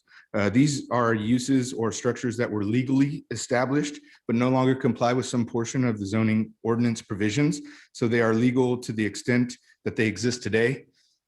This is important for our discussion moving forward. But as an example, for instance, a structure that was constructed adjacent to agricultural lands or timber resource lands long ago, prior to the provisions of the setbacks that exist now, for instance, a 200-foot setback, would be under the current non-conforming use and structure provisions allowed to rebuild to the extent they exist today. Because it will be important, I'm also going to ask Bree Mobius to jump in and speak a little further on non-conforming structures and uses. So she'll do so at this time. Good afternoon, board. We did want to, so the ordinance before you in the section that Rob is referring to in the proposed ordinance is section 130-69-300, and it's really towards the end of the ordinance. And I just wanted to make sure that the board was aware of the decision point that's before you with this section today. And as Rob was saying, a non-conforming structure was legal when it was built. So we're not talking about illegal structures, but structures that were legal when built, but no longer comply with the zoning code today. And you have a heavy question in front of you when you are really rebuilding an entire community, whether you want to bring that community up to current standards or allow it to be rebuilt under prior standards that would be non-conforming today. And the courts have said when there is a disaster like this, that it would be reasonable for a county to require that the rebuilding the community being brought to current standards. That's different, for example, when you amend your zoning code to add the setbacks that Rob was talking about. It would not be reasonable to require existing homes to be rebuilt at that time. But when you have that disaster happening and the homes are being rebuilt, you do have the ability to require conformity with the current zoning standards, and including fire safe standards as well. You also have the ability to allow them to be rebuilt in their legal non-conforming structure up to their pre-damaged size and placement. And that's currently what the zoning code provides in that chapter 13061. And your third really option is probably to find a middle of ground approach, where you may allow certain nonconformity, such as the 200-foot setbacks for forest resource zones, but then require it to be brought to current standards for other types of zoning issues, such as fire safe setbacks, so that you are rebuilding a community that's going to be more resilient to a fire. That was one area that we did get a lot of feedback from fire on, and you'll notice in the draft that's in front of you that it does specifically call out the setbacks for structure, excuse me, in defensible space, and requires that the rebuilds comply with the fire safe regs. And then I would add kind of on another layer to that is that there have been drafts of the fire safe regulations being proposed, and none of them are in effect yet, but they did propose requiring all fire safe regs to be complied with for rebuilds after a wildfire. So if any new fire safe regs do come into effect during the rebuild process, those would apply as well. So we just wanted to highlight for you the choices that you have in front of you. The draft as it is would allow legal non-conforming structures to be rebuilt up to their pre-damage size and placement, with the exception that those setbacks for defensible space would apply. Hey, Bree, what section is that specifically pointed out in that you kind of referenced? It's 130.69.300, and on your draft, it is on page 12 of the proposed ordinance. And then section A is what addresses legal non-conforming structures. And then section B addresses legal non-conforming uses, so that if an area was zoned residential, for example, and no longer is, that we would allow that residence to come back, so that use would come back. But as to the structures, that's in the subsection A. Okay, I get that. Yeah, I think this one's really important and a little confusing. So is there any board questions while we're here and we have Bree? I do. Yeah. Hello, Bree. Thanks for being with us. When you talk about additional fire safe regs that may or may not be demanded, are you talking about what are examples of those? Are you talking about like having to sprinkle buildings? Are those types of regulations now in effect that weren't in effect before? So your building code is going to apply to rebuilds, and your fire code that would require sprinkling is also going to require. So that doesn't come within the legal non-conforming structures. The legal non-conforming structures is limited really to our zoning and Title 130. And so we did call out, just for clarity, because I think that was there was a lot of questions in our group. Well, what about building codes? Because we want, buildings to be built to current standards, and that does apply, and that's provided for in the building code in Title 24. But we did put that in the draft that's in front of you, just to make it very clear, so there's no confusion in the public really when looking at it. That it does say that this does not alter any requirements in the building code, fire code, to comply with the current provisions for any repair reconstruction. So sprinklers, like you're referring to, would apply. What is more not as clear is the fire safe regulations. And the most probably one that you might be most familiar with is that it does have a section for structures for dispensable space. And the way the fire safe regulations are drafted is that they say that we have discretion, the county has discretion to require a rebuild to comply with them. Under the current version, we are not required to. And that was a concern of fire, and they did feel like the section on setbacks for defensible space should be applied, and does apply. And so that is one that we did call out, that if you are rebuilding, you would need to comply with the setback for defensible space. And I can pull it up if you want. I have it here if you would like me to pull up what it is, but it's a 30-foot setback, or fire can find that something has the same practical effect and such as a wall they could be building, or there is some flexibility in the current version of the fire safe regs, but that was one that fire really called out of not rebuilding a community without complying with that. Okay, that's helpful. Thank you, Bree. Anyone else? I can't see who, I'm not, oh, here we go. Chair is back. Yes, John? Okay, Sue, did you have anything you wanted to ask on this particular issue? No, not on this one. Thank you. Awesome. Okay, I think we're good for the moment, Bree. Thanks. Okay, Kim, next slide, please. So the proposed urgency ordinance in front of you today includes a specific response to the Caldor fire. It establishes a new section of the zoning ordinance, which would become section 130.69, and provides greater detail and guidance than the sum of the existing ordinances. Also, it includes definitions for specific terms that were not already defined in our zoning ordinance. The recommendations included in the ordinance were derived from thorough review of ordinances and outreach to jurisdictions that had dealt with similar wildfire disaster responses recently. And your Legistar Attachment C includes a summary table of some of that work. No jurisdiction did it exactly the same, and there are many considerations and what will or won't be included. As proposed, the term of the urgency ordinance would be approximately 5 years, expiring on December 31st, 2026, unless otherwise extended by the board. Lastly, approval of the urgency ordinance would require a 4/5 vote by the board. Next slide, please. So this slide represents some of the temporary emergency housing options that were considered and integrated into the ordinance. First is they include the use of recreational vehicles and mobile homes for temporary housing, and how and it explores how many should be allowed on each fire damaged lot. It also allows for deviation from some of the setbacks for those temporary housing units.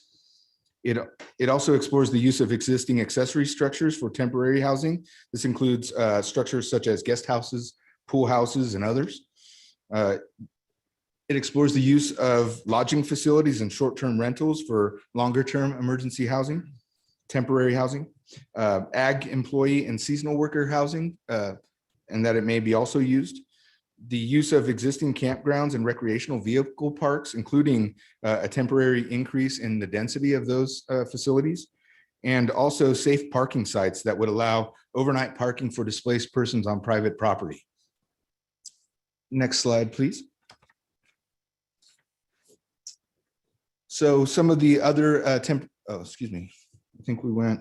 Okay, so some of the permitting considerations that were addressed in the ordinance include adherence, as Bree said, to the building and fire codes for structures that were constructed some time ago and may be required to meet current regulations. Permit fee reductions and waivers. The prioritization of this work over existing permits that are in the queue, and issuing of certain permits without public noticing.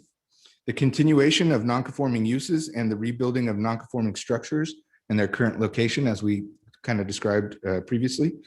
And then it also identifies the revocation procedures for any permits that are issued under the ordinance, as well as the use of shipping containers as temporary storage. And what was also that I didn't include there was the use of generators. So that's an important one for the temporary housing considerations. Next slide, please. So other considerations that are also included is the displaced childcare and educational facilities. In the red line version that I discussed earlier, we also expanded this to include places of worship and churches. So that was an oversight, and we got a comment on that and did make a change for that. Also, how to treat existing approved discretionary permits and lot line adjustments.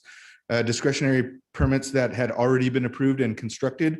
The idea, or what is included in the urgency ordinance, is that they could be ministerially replaced without having to go back through a discretionary process.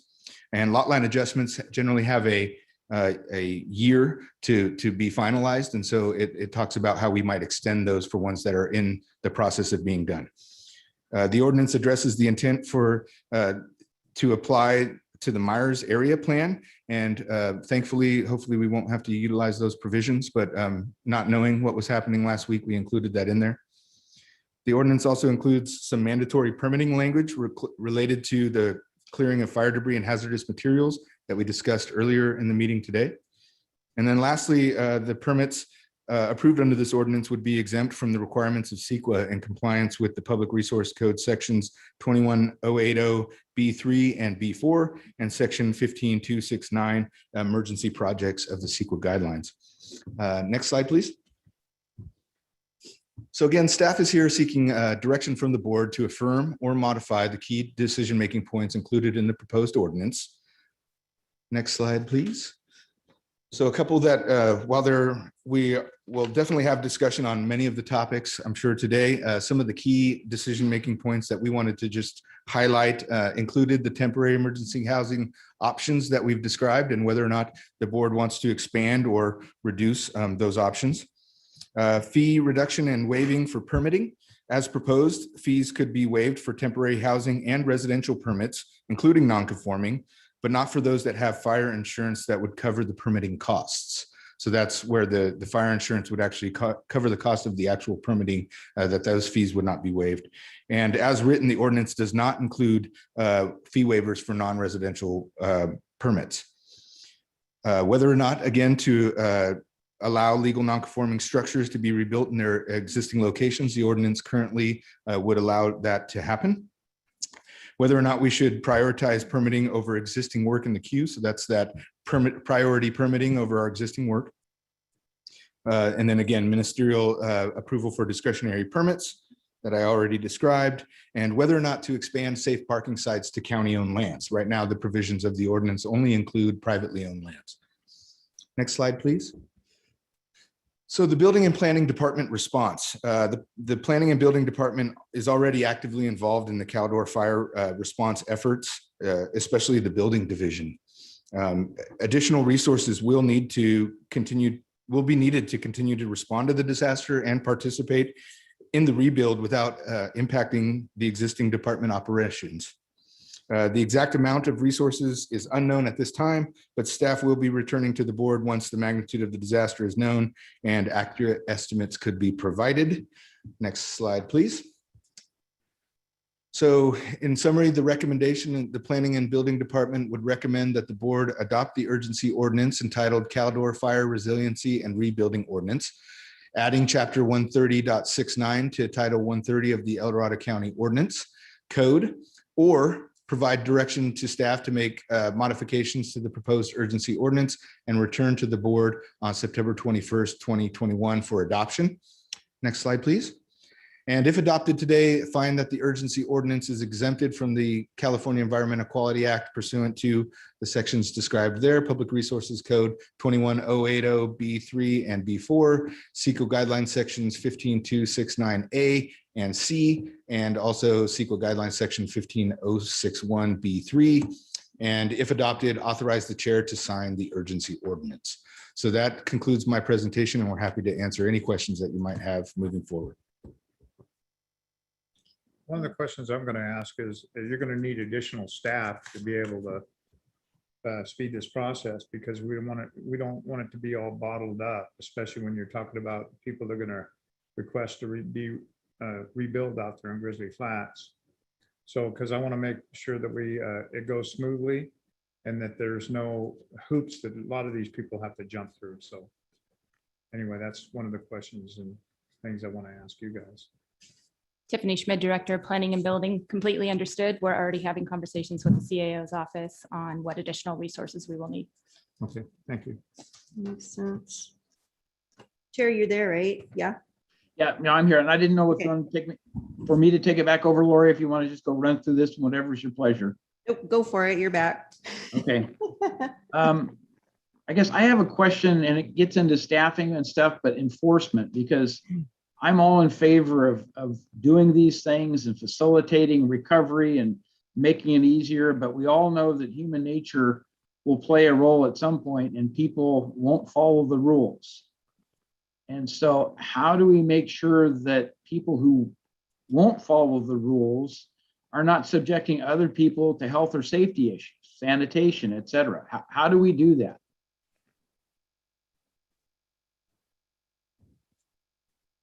Rob, you got an answer? You're thinking. So, Tiffany, Schmidt, Director of Planning and Building. So we have had conversations regarding enforcement. Our primary objective right now, of course, is to get people back on their property and to gain some sense of normalcy. I believe that the enforcement aspect will come later on, because right now there's a permitting process that they will, depending on what board decides, there will be a permitting process that individuals need to go through in order to ensure that there's adequate water, sewage. Even though we're deviating from our typical standards, giving as much flexibility as possible, it is still incumbent upon us to make sure that their public health and safety is addressed. So we believe we've addressed that. And then we'll go through that permitting process. So that will be handled. Now, as the recovery process unfolds and we're looking at years and we move past the initial phase of the ordinance, if the board so chooses to adopt it for 5 years, we are definitely anticipating enforcement issues where perhaps individuals have not moved into a permanent form of housing, have not gotten off of those temporary means of whether it's water or power, and we will need additional resources at that time to address those concerns. Thank you, Tiffany. I'm glad you guys have thought about that, because unfortunately, that's the hard reality of what happens in these kinds of situations. So thank you. Okay, you want to go, Wendy? I had a couple questions, and I think, Rob, so did I pick up on it right, that the fee waiver will not apply to non-residential? Did you say that?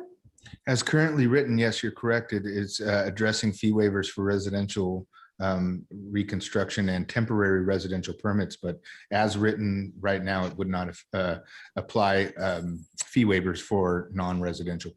Oh, because I guess when I was reading it, the section, 260 below, I couldn't, to me, it's not clear that it doesn't apply to non-residential. I thought it kind of just talks about fees, generally speaking. Does it actually say only, or is this whole ordinance only about, I guess maybe that's the question, because. So in section 130.69.260, upon written request of an applicant, the Planning and Building Department Director shall waive or reduce permitting fees adopted and charged by the Planning and Building Department for, and number 1 is permits necessary for temporary emergency housing for displaced persons. And number 2 is permits necessary for the demolition or of a destroyed or damaged dwelling on a fire burned lot, and for repair or reconstruction of conforming and legal non-conforming dwellings on fire damaged lots, that is provided only that. that. So it doesn't expand, it doesn't say that Right. it doesn't, but it doesn't. include Right, those okay. sections, right? Because I started reading in section B where it says no permit fee waiver, and it doesn't say only residential, so bad on me. And I'm just wondering, do we want to reconsider that? Would this be the time to do that? That is absolutely a policy decision that we're searching. Because I'm just thinking economic direction. development and all that. That's a big thing in the county. So something that we need to consider, I guess, today. And I want to make sure that the board understands that a distinction that we have made in this policy is that the fee waivers apply only to those property owners whose insurance is not covering the fees. Okay. That is different than what the board has done in the past. The reason why the recommendation is different than what the board has done in the past is because of the magnitude of this disaster and the amount of resources that it is going to take to respond to the disaster, and and our attempt at trying to limit the potential amount of general fund that the board would have to contribute to offset those additional resources. Right. So I have rough numbers that I could provide so that you can conceptualize it. But if we're looking at 775 single family residences, the average fee for just the planning and building fee, which would include the plan reviews, the inspections, runs around $4,500. That's $3.5 million, which is a significant amount of funding for the department. The resources, really rough estimates right now, if we're looking at $1 million a year in additional resources. I just want the board to understand. Right, and but the number of non-residential parcels was relatively small. That's right. I believe it's, I could be misstating. 18. 18 was That's what I the- saw Yeah, last okay. too. I was gonna ask next too. so. Yeah, so and I I'm just, and that would fold into the right, discussion. and so I just think that that might be something we would want to consider today. So I'm throwing out that for the board to consider because again, econ dev and all that stuff. And you're saying that it's only if it's not covered by insurance. So hopefully that will be nobody, ideally. But we know how that goes. So, okay, so that's one thing to consider. And then honestly, I did not understand, and I'm so sorry. I read this, I swear I did. The where is it? The parking space one? Which number is Safe that? parking? Safe parking. I didn't find a definition of what that is or isn't anywhere, and so maybe I missed it. What is that exactly? What does that mean? So Rob Peters, again, Deputy Director, safe parking sites allowing overnight parking for displaced persons on private property. So it's really a temporary situation where you could have, current regulations don't allow, a myriad of different temporary residences to be on the site. And in fact, we're limiting them some to the burnt areas. But this would be for private sites where they wanted to allow folks to temporarily come and stay the night. And it would be authorized through a temporary use permit. So we could evaluate what the magnitude of that would be and how many and what the circulation looks like and other things like that. But it's really just another option. It came from reviewing other ordinances and other things that other jurisdictions were doing. And this is one of those things that came out of that other jurisdictions were allowing these types of facilities in order to allow folks a place to go in the evenings. Does it address what we're parking though? Or, I mean, you know what I mean? I've heard of just stories where people are living in their cars. We're not trying to encourage that, are we? Or is that what we're going for here? I just didn't understand I didn't have an example of what this is. Are we thinking of RV units mostly or campers or just anything? Tiny homes or on wheels? I just didn't know what it was addressing. That's all.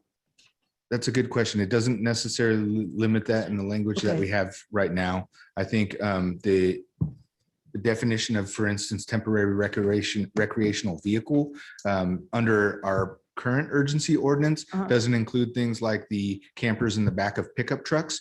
This actually allows that This similar would, type of yes. things. So I Okay. think to some degree, I don't think we're trying to encourage folks to live in their cars, but I think we were trying for to just provide all kinds of different options for folks to utilize. And it would take somebody to come in and kind of give us their idea of what they would or wouldn't be allowing so that we could evaluate it for appropriateness. Okay, that's all right. So are we thinking mostly self-contained units, basically think is so. what we're trying to say, right? Kind of, sort of?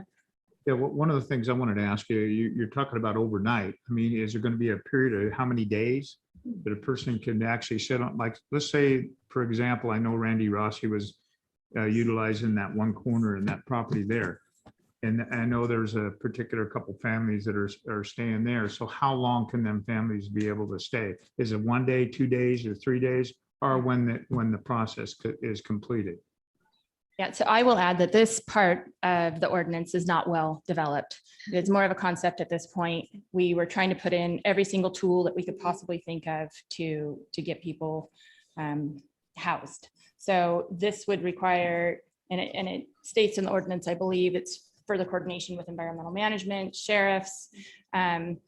We were in part thinking about the transitional housing that one of our speakers brought up, like, what do you do in between when Red Cross leaves and right. So this is not we've not fully vetted this program yet. As you know, this is lightning fast. So, Yes. so we would just need to work out the details. Yeah. Yeah, and I think that was a question I was going to ask too, because as an evacuee, I can tell you it's hard to find parking places for vehicles or whatever you have on your property when you're running out and getting evacuated. So I would hope that we'd keep it open to any kind of vehicle, just because you just never know what's out there and how fast you got to get it all relocated. Yeah, one of the things I want to specify, because it's very, very critical, because these people have no place to go and there's no rentals out there. I mean, hotels and everything are completely full. And just like was talking about, this one lady spent $1,600. She's on a fixed income, you know. So if there's places that, you know, people are willing to donate their property to be able to park RVs, I'm all for it. And I think we need to look into that and stuff and make sure that we, you know, use that as a temporary process until their houses are built, or especially the ones that lost everything they had in Grizzly Flat. Any other board comments? or Well, questions at this I just point? want to make a comment to that, is that Yeah. I was contacted by my insurance company immediately when we evacuated, saying that that our insurance would pay for temporary housing. So if we're one of the lucky ones that has insurance, then that is helpful. I just want to make sure people are mindful of that. Yeah. Don't forget to contact your insurance company, because if you're in a situation like that. But there again, you know, again, I think it should go beyond just RVs. We all have a lot of vehicles that, you know, all of a sudden you got to get out and you don't know where to put them. I've got things scattered all over Nevada now. You know, it's not an easy process. This is Rob Peters again. I just wanted to throw out one of the reasons we required the temporary use permit was just so that we could, if somebody wanted to do this, they could bring in a proposal. We could evaluate it with our affected agencies and ensure safety and all of those types of things, and then look at what's appropriate for that particular site. So that was the idea behind requiring the temporary use permit for that particular parking site section. Okay, no, that makes sense. It's just, I feel like leaving it so vague, you're creating more work for yourselves, but I appreciate the flexibility that you guys wanting to offer people. That's really important. So I get that.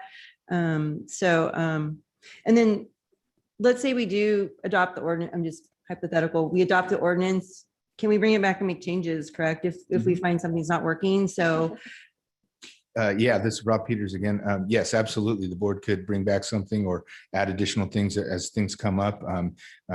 Yeah, we would absolutely okay. do that. So I think that's good to keep in mind, that we don't want to do our analysis paralysis and take forever to get something in place. We can always bring it back and make changes. So that's something to keep in mind. I'll add just to that, we fully anticipate needing to modify this, given the short period of time that this was developed. And as the situation unfolds, there are daily, hourly things are arising, coming to us that we hadn't thought of. So we fully anticipate needing to do that. Yeah, I want to make sure that's put in somehow or another, because I don't want to have somebody come back to me and say, hey, I was staying at this property, I had overnight and stuff at this particular person's property, and then the county came in and told me I had to move. So I don't want to hear that. I want to make sure that we get something in place to be able to support these residents, because they have lost everything they had. So I want to make sure you look into that. Okay. Yeah. Okay. Mr. Chair, I do have some questions. Go ahead, please, Wendy. First of all, I just want to thank everyone that's participated in this day, whether here in our board chambers or on Zoom. You know, your questions, the issues that you're dealing with have been so helpful as we're all working through this together. So really appreciate this. And I view this, I think we all do, as an ongoing participatory process, because most of us have never been here before. So really appreciate your inputs today. And our staff, I know within days of the fire, you know, you started working on what it would look like to rebuild and recover. And so I know you've all spent enormous amounts of time and will continue to do so in the years ahead. And really appreciate you getting us something to work with so we can get started moving forward. So I do have several questions. First of all, on this new urgency ordinance is for displaced persons. My question, and the protections and benefits are for displaced persons. Do second homeowners that perhaps have lost a second dwelling get the same benefit of this ordinance or not? Or does this just apply to persons who have lost a primary dwelling? I'm making sure my recollection is correct. Yeah. And we had that discussion, and we felt that it would just be for primary residences. Okay. We really need to prioritize on those individuals who don't have a home. Okay, so we might want to put primary dwelling in there to I don't have the red line version in front of me, but just a thought, because it wasn't totally clear on that. And I understand the rationale for that. We all want to prioritize folks getting back into their home if they are truly displaced. That makes sense. I can add on, I don't think it is drafted right now for any dwelling. It isn't, because I think we had debated that, but right now the entire ordinance would apply to any dwelling on a fire damaged lot in the burn area. And there isn't that distinction. We wouldn't expect people, if it's a secondary home, to be displaced and maybe need to take advantage of it. But for rebuilding, the permit fee waivers, it doesn't call that out. And then it would imply to renters as well. So if you had a second home and were renting it, then that renter could be a displaced person. But if there's a desire to limit it to primary homes, I think we need to tweak a couple different places in the ordinance. That's how I read this too, Bree, that it would apply to anyone that had a damaged dwelling. Yeah, exactly. Okay, so that's a policy decision for the board to consider. Next question, on the safe parking sites. Appreciate the flexibility, because gosh, you know, we're all very, very concerned about what interim housing looks like for our residents. How will we know that these safe parking sites are that they are truly folks that have been affected by the fire and not folks coming in to park?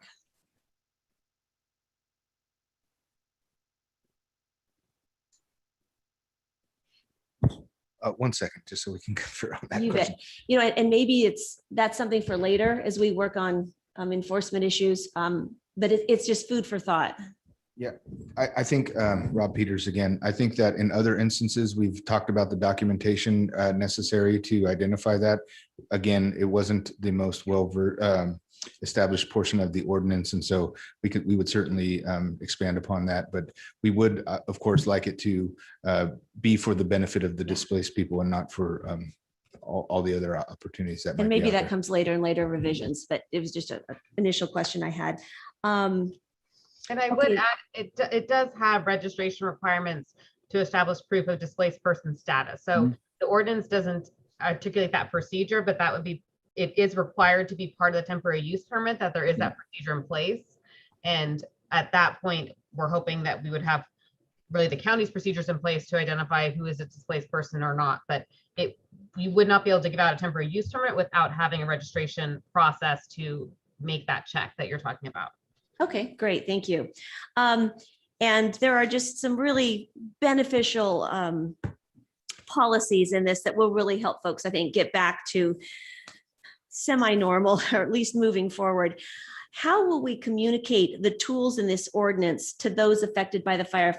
How will folks know what their options are? How are we going to communicate these tools?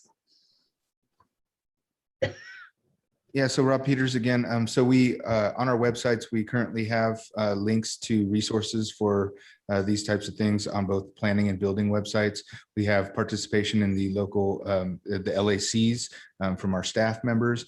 We will certainly be providing links on the newly coming pages for folks for the resources that draw back to that. We're creating fact sheets and overview sheets and application checklists and all sorts of things that are kind of already happening in the background to try to provide as much information and as we can to the folks that are looking for it. Great. All right. Wonderful. I'll add a little more.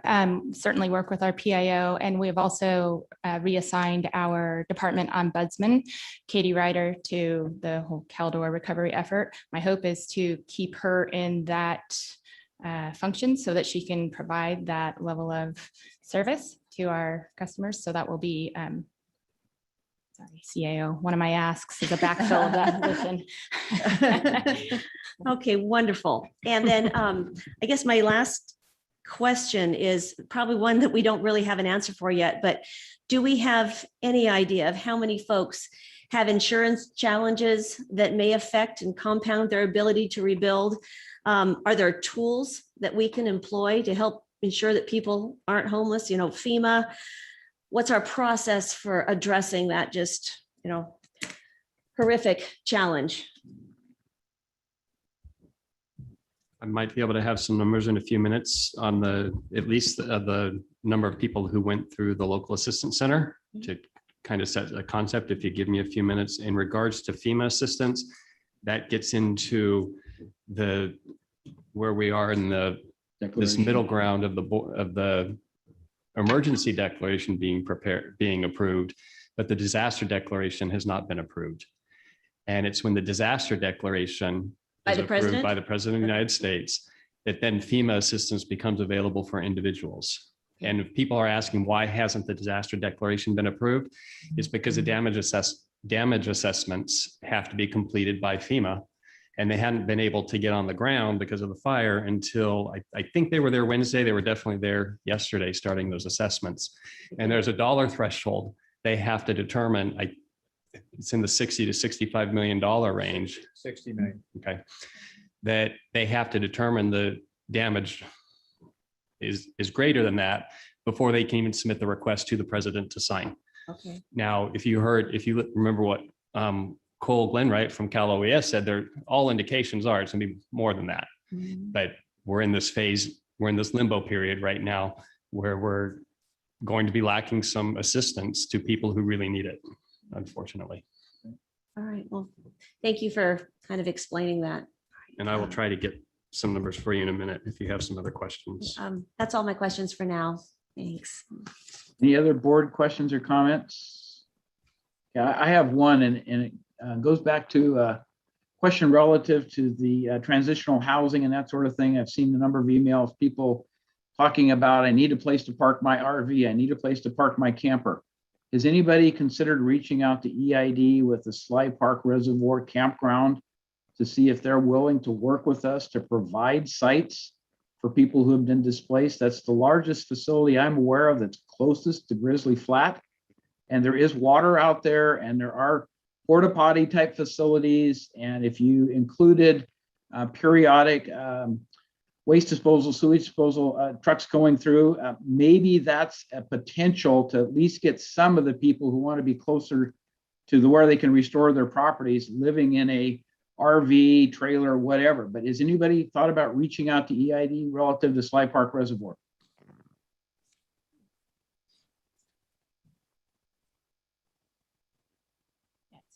We have not done that. We can certainly. I'm sorry, I was looking up numbers. So can you repeat the question, Supervisor Heidel? I apologize. I was looking for Supervisor Thomas's. I would think it would be good to reach out to EID, who operates the Sly Park Reservoir Campground, to see if they're willing to work with the county to provide at least a number of sites for people who might want to stay there locally.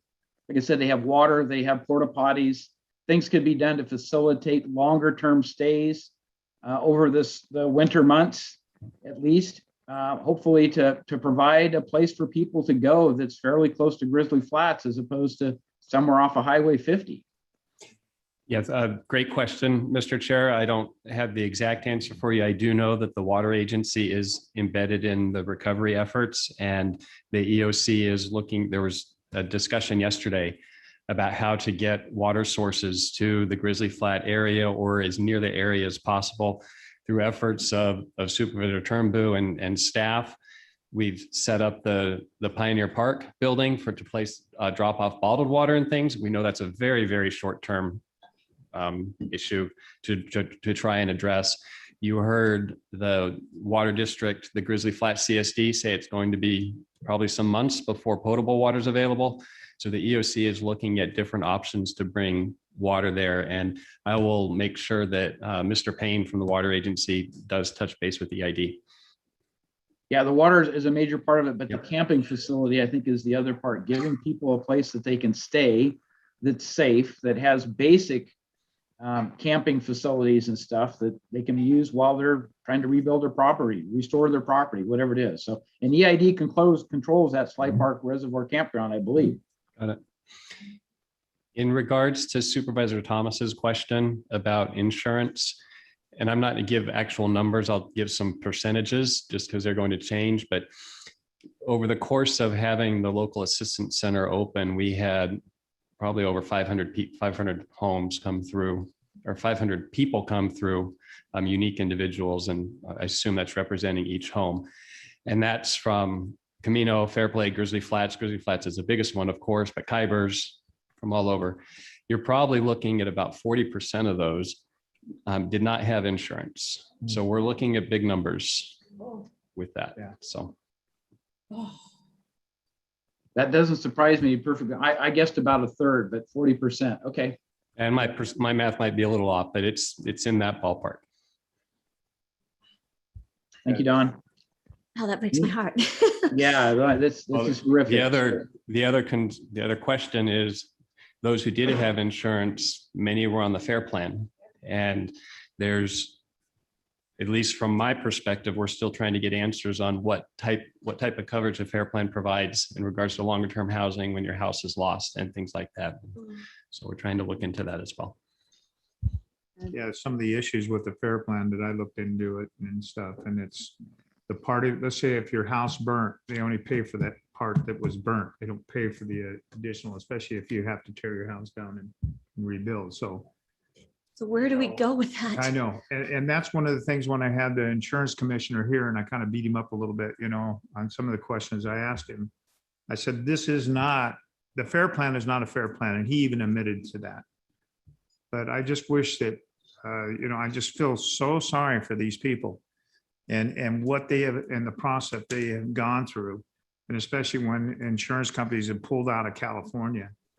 And I just don't understand why there was not more pressure put on these insurance companies to make sure that people had adequate insurance. And my personal opinion, here's my personal opinion. I think there should have been a law required that an insurance company cannot cancel you just because of that.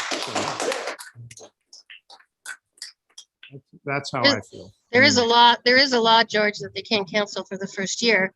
And I've been trying to put pressure on our legislators to talk about getting what happens similar to Florida when they have a hurricane, and that's self-insurance. Get rid of the private insurance and get our state to do something. Yeah, Right. thanks, Sue. Together Thank you, pool Sue. is better than the FAIR plan. Yeah. Yeah, exactly. Okay. Okay. So, yeah. Are we ready to open up for public comment then? He's freaking out. Yep. Okay, so Kim, if you would please open up for public comment, first in the room and then via Zoom. Thank you. Now taking public comment on item number 3. Individuals will have 3 minutes to address the board. Public comment will be taken first from those participating in the boardroom and then from those participating through Zoom. For those participating by Zoom, please make sure you unmute yourself when called upon. If you're joining the meeting by phone, press *9 to indicate a desire to comment. If you're joining by Zoom, press the raise hand button. Please voluntarily state your name for the record.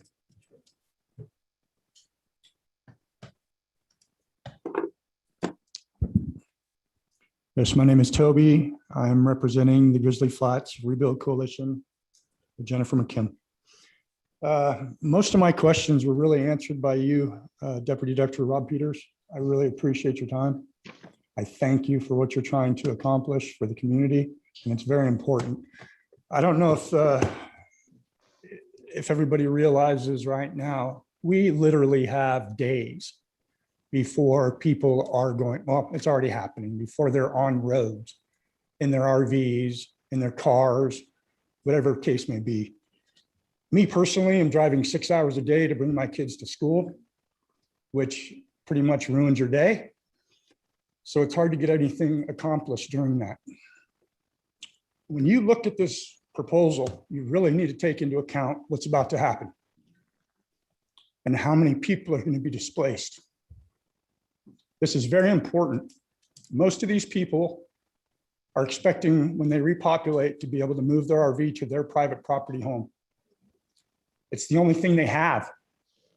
There is no more options. So it's important that you guys make this option reality, period. There's nothing that can change it. So it's in your hands. Our future is in your hands, and it needs to be made the right decision. Things can be adapted on the policy, but it needs to happen now, not a week from now, not 2 weeks from now, and not months from now. It needs to happen now. Days. Some people right now. There's people pushing people out of parking lots. There's organizations like Comanche South Shores really opened up their campground to all of Caldor evacuees for free. And they're still doing it. They're not kicking people out, but other places are. And that's just the reality. So we need to act, and we need to act now. before it's too late. Because if you don't, you're going to have 10 times more of a problem compacting. I thank everybody for everything. Appreciate your time. Sorry for my emotions, but this needs to happen now. Thank you. Thank you, Toby. Good afternoon, Adam Croxton, and I'll try to keep this as brief as possible. Tough conversation, obviously, to have. My wife and I, both born and raised in the county. I grew up on Gopher Hole Road in Somerset there, right at the base of Grizzly Flats. So I know the area very well. My wife and I opened an RV rental business about 6 years ago, mainly servicing families that want to go on a weekend trip up to the Sierras, 3-4 day rentals. After about a year in business, it kind of morphed into helping fire victims. And so we've been all around California, Oregon, Washington, even parts of Arizona, helping for temporary housing for families that have lost everything. We know the process very well. We know RVs very well. We know the insurance company process really well. We know how to get them onto people's property and set them up permanently, larger propane tanks, weekly dumping services, things like that. It sounds like we'd be in a perfect spot to help our community members. However, about 2 years ago, we purchased a piece of property in Cameron Park, which we were going to develop into, our dream property to run our business out of. We had to apply for a conditional use permit for that, which we did, went through that application process, which was so much fun. And we complied every way that we were told that we needed to do. We told it was going to be about a 4 to 6 month process. We're at month 16, almost month 17 now, and our application still has not been approved yet. This has absolutely broken our hearts when we're literally getting hundreds of phone calls from fire victims that need a place to live, and we're unable to help them due to just a small administrative faux pas. And it was staffing issues. That's the reason that we were told over and over again. And I totally appreciate that. And this is nothing personal, but you just happen to be here for this agenda item. But my request is for some kind of emergency approval to open our business. We've got letters from everyone around our property in support of our business. From everything that we can tell, all the surveys, we've spent about $75,000 on site surveys and everything else that's been required of us. There's no impact to the area. They welcome us in Cameron Park. We literally just need a business license to be able to unlock our gates and start helping the people. Thank you for your time. Thank you, Adam. Hello, Jennifer McKim-Hibbard from Grizzly Flats. I do want to thank all of you for taking this time and hearing us. We are a small community who have lost everything. Some of us were spared, but a lot of us lost everything. We had a house fire 4 weeks before the Caldor fire. We lost half of our house. What are the chances that we lost everything again at the Caldor fire? The one thing that has pushed me through this is seeing friends like Toby, who are here just with all of you guys trying to push for us to have a voice. We're small. We don't feel like we're heard all the time. Right now we're being heard. So thank you for taking the time to listen. I am fortunate that I have good insurance. My other family members, my friends, they're about ready to have to live on the streets. My youngest sister, she lost her house. She has a husband and 2 boys. I am personally paying for them to stay in the RV park in Plymouth, just so they don't get turned out on the street. I can't have this community decimated more so than it already is. I also am the PTO president for Walt Tyler. Tuesday, the kids went back to school. They were able to go to Plymouth. I walked in and broke down in tears. We have 12 students out of almost 30. We've lost over half of our school population. So what does that say about our regular population? How can we rebuild when there are so many hoops to jump through, so many, permits that have to be obtained? No offense. I know our county needs money, but please, we didn't ask for this. We did not ask for a fire to come through and destroy our community, to burn down everything we have. We didn't ask for this. So why should we be punished for something we didn't ask for? Why is it that my sister and her family may not even be able to come back home to their property, even though that property has been in their family for 10 over seconds 100 remaining. years? It's not fair. It's not fair to any of us that we have to go through this. And I appreciate you guys listening to us and taking the time and trying to help. So thank you all very much. Thank you, Jennifer. Thank you, Jennifer.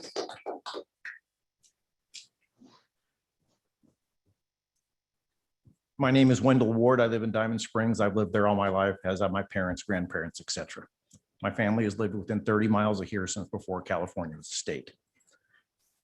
I think of my fall. In June of 1942, 10 hours after he got out of high school, he got on a troop bus at the bell tower. In his words, his life was less important than our freedoms. What these other people are talking about are much more important than what I'm here to talk about. My family had a cabin up Highway 50. We would like to rebuild it. I am not asking you for anything. I'm asking you for clear instructions as to how to follow the law. Ethically, I may never endanger my friends, neighbors, or any of the creatures that I share this planet with. That is what those laws are designed to do. The laws are not clear. One of the things that I heard a moment ago was possible fire safe setbacks of 30 feet. If that's enacted, Phillips, California is gone. Again, we can't endanger anybody. In a lot of ways, your job is thankless, but I'm here to thank you. You are the horsepower of our democracy. It will take time to read through this stuff and come up with things that work for all, especially people who don't have a place to live. Again, my father got to see firsthand what happens when one group of people gets to thinking they're better than another group of people. In Europe, 52 million people died in 6 years. I am no better than anybody, and no one's better than me. But somebody who doesn't have a place to live takes priority over everything. You are the elected officials. Sir, ma'am, I was at the Assistance Center last Saturday. The staff person you had there was an embarrassment to our species.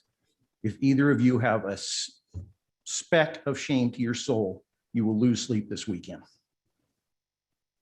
Again, my name is Wendell Ward. I've lived in the same place for 63 years. I'm real easy to find. Thank you. Thank you, Wendell.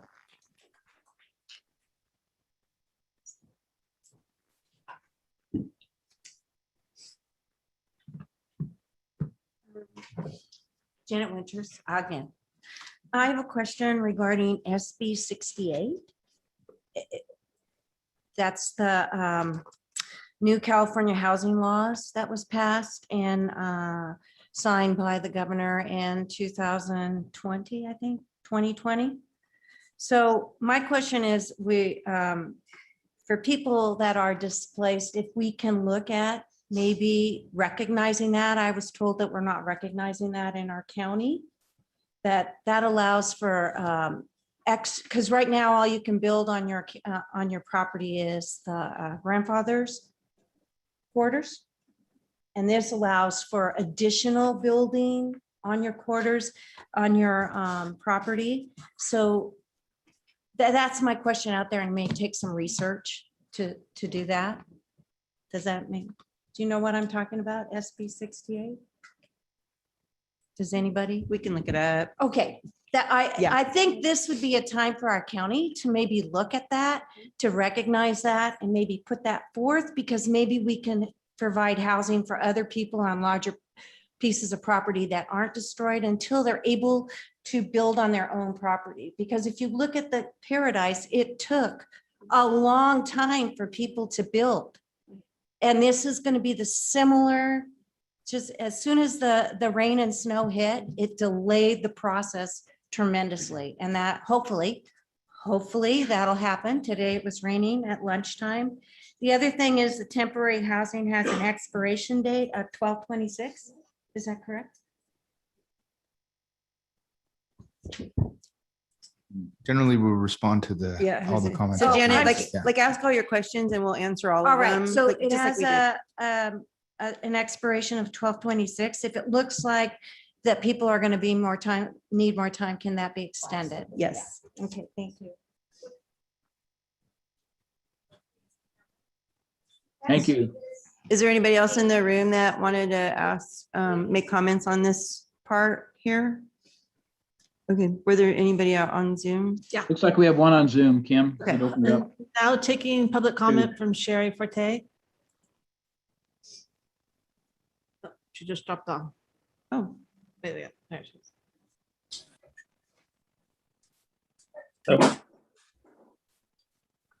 Can you guys hear me there? Yeah, go ahead, Andy. Oh, Hello? hey, I think you might have unmuted two people at once, but this is Andy Nevis from Shingle Springs, and just wanted to thank staff for all the work they put into this. I did want to raise the issue real briefly, just about underinsured properties. And, you know, I certainly understand the county wanting to recover from insurance companies. If insurance companies will pay for the permits, we should have them pay for the permits. But in cases where somebody is going to struggle to, with the insurance payout to be able to rebuild, having some of that go to the county could be a hardship. So I just wanted to make sure that the board is aware of that and considers that. And then to address that, I do think this should be expanded to cover commercial, non-residential properties as well. Sounds like the board might be leaning that way, but I think that that makes perfect sense. Really, I think hopefully no one will have to pay a permit fee just to rebuild what they lost. I think that's where at least I personally am coming from on this. So thanks for your time. And my heart really just goes out to everybody in the Grizzly Platte community and everyone else who is experienced a loss during this fire. Thank you, Andy. Now taking public comment from Sherry Forte. Hello, my name is Cherie Fortin again. Thank you, board. I want to reiterate the statement that was just made by the previous caller regarding underinsured properties. While there may be insurance held by property owners in both Grizzly Flats and all along the Highway 50 corridor, many of those policies, particularly ones that were authorized and approved by California Fair Plan, significantly undervalued and underinsured properties. It was difficult to even get insurance. I'm speaking from the perspective of someone who just purchased property in that area and who is significantly underinsured and will be struggling to rebuild even an as-is property, given the policy limits and constraints under California Fair Plan. Additionally, I want to reiterate that I think that if there are fee waivers and fee reductions, that those need to be applied equally and sort of across the board for all people who lost properties in the fire, regardless of their insurance status. Again, specifically because of the dynamics of the California Fair Plan and some insurance companies and the challenges that many of us are going to be facing as we try to rebuild our community. Secondly, I want to make a comment about the ordinance itself and the setbacks, particularly the riparian setbacks. Many of the structures along Highway 50 are bordering the North Fork of the American River and the Middle Fork of the American River, and the existing ordinances could prevent communities such as mine in Phillips, particularly the setbacks, from being able to rebuild, period. And I'm not clear after reading the emergency ordinance, if what the restrictions and rules will be. And I think more clarity in regards to those setbacks and the requirements and environmental impacts of the rebuild as they are pertinent to the ordinance would really be helpful. A community meeting to talk about that, I think, would be really helpful. Because I have questions, and I think so do many of my neighbors. How much space are we talking? Are we going to be able to do it? Are we going to have to suffer exceptional costs for environmental studies and reports and site assessments and all of that? I mean, it becomes quite a complicated process that I'm having a hard time wrapping my brain around. And I think the county needs to support the community members in that regard. Thank you. Thank you, Cherie. Now taking public comment from Sue. Hi, Sue Taylor, and this is kind of my profession to go through all these things. And even for me, this would get complicated. So I really feel for the people that have to weigh through all these documents. And I have to say, I appreciate that the county is jumping on this right now and trying to get things taken care of. And I do appreciate that. So, one of my questions is, can this ordinance, I haven't really had time to dive into it. And I think I tried the one with the red lines, and it looks like it's mostly maybe for people that are in an emergency situation to have a place to live on the parcels, but I'm not even clear. So can this, as things arise, be added to? And there's things that I think about that people are going to be shocked with the requirements for solar and fire sprinklers, which I'm sure none of those houses were built with that. And is there things that can be done collectively, like can those either be some alternative to that, or can they get a variance on that, or can that be done in some type of collective manner so it's not so overwhelming for the individual builder? And I really like the way Cal OSHA, how he addressed the insurance, that they would go in and take care of these things, but they expected, if you have insurance, that would be reimbursed to them. And I don't know if the county can do something similar to that. And then, is there somewhere in Grizzly Flat that we could set up a campground there that people can have some things temporary set up? We have all these people that know how to throw together camps. I mean, could they set up a camp for people while they're trying to rebuild that area? And then I think those are my main questions. And with the cabins, I think I mentioned it before, I saw something come through my feed somewhere that the Forest Service put out the requirements for rebuilding your cabins.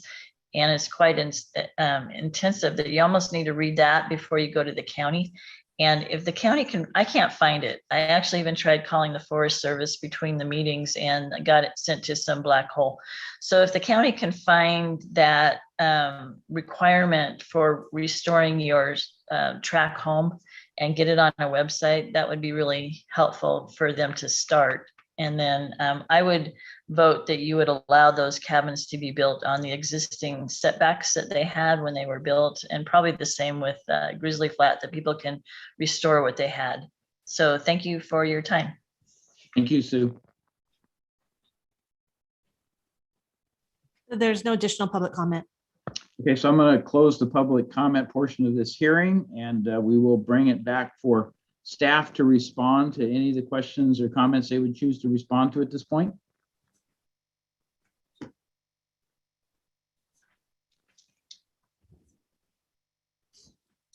So Rob Peters, Deputy Director. One thing is the AB 68 comment that I wanted to respond to.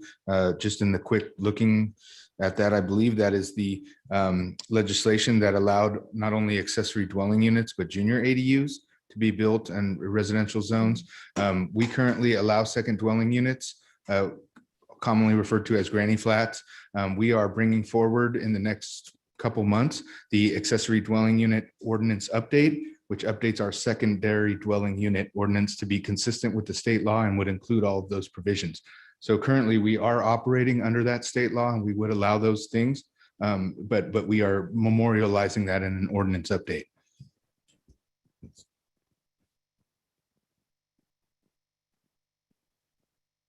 I wanted to speak to the setback requirements. Part of the reason we brought forth the non-conforming discussion was simply because of that.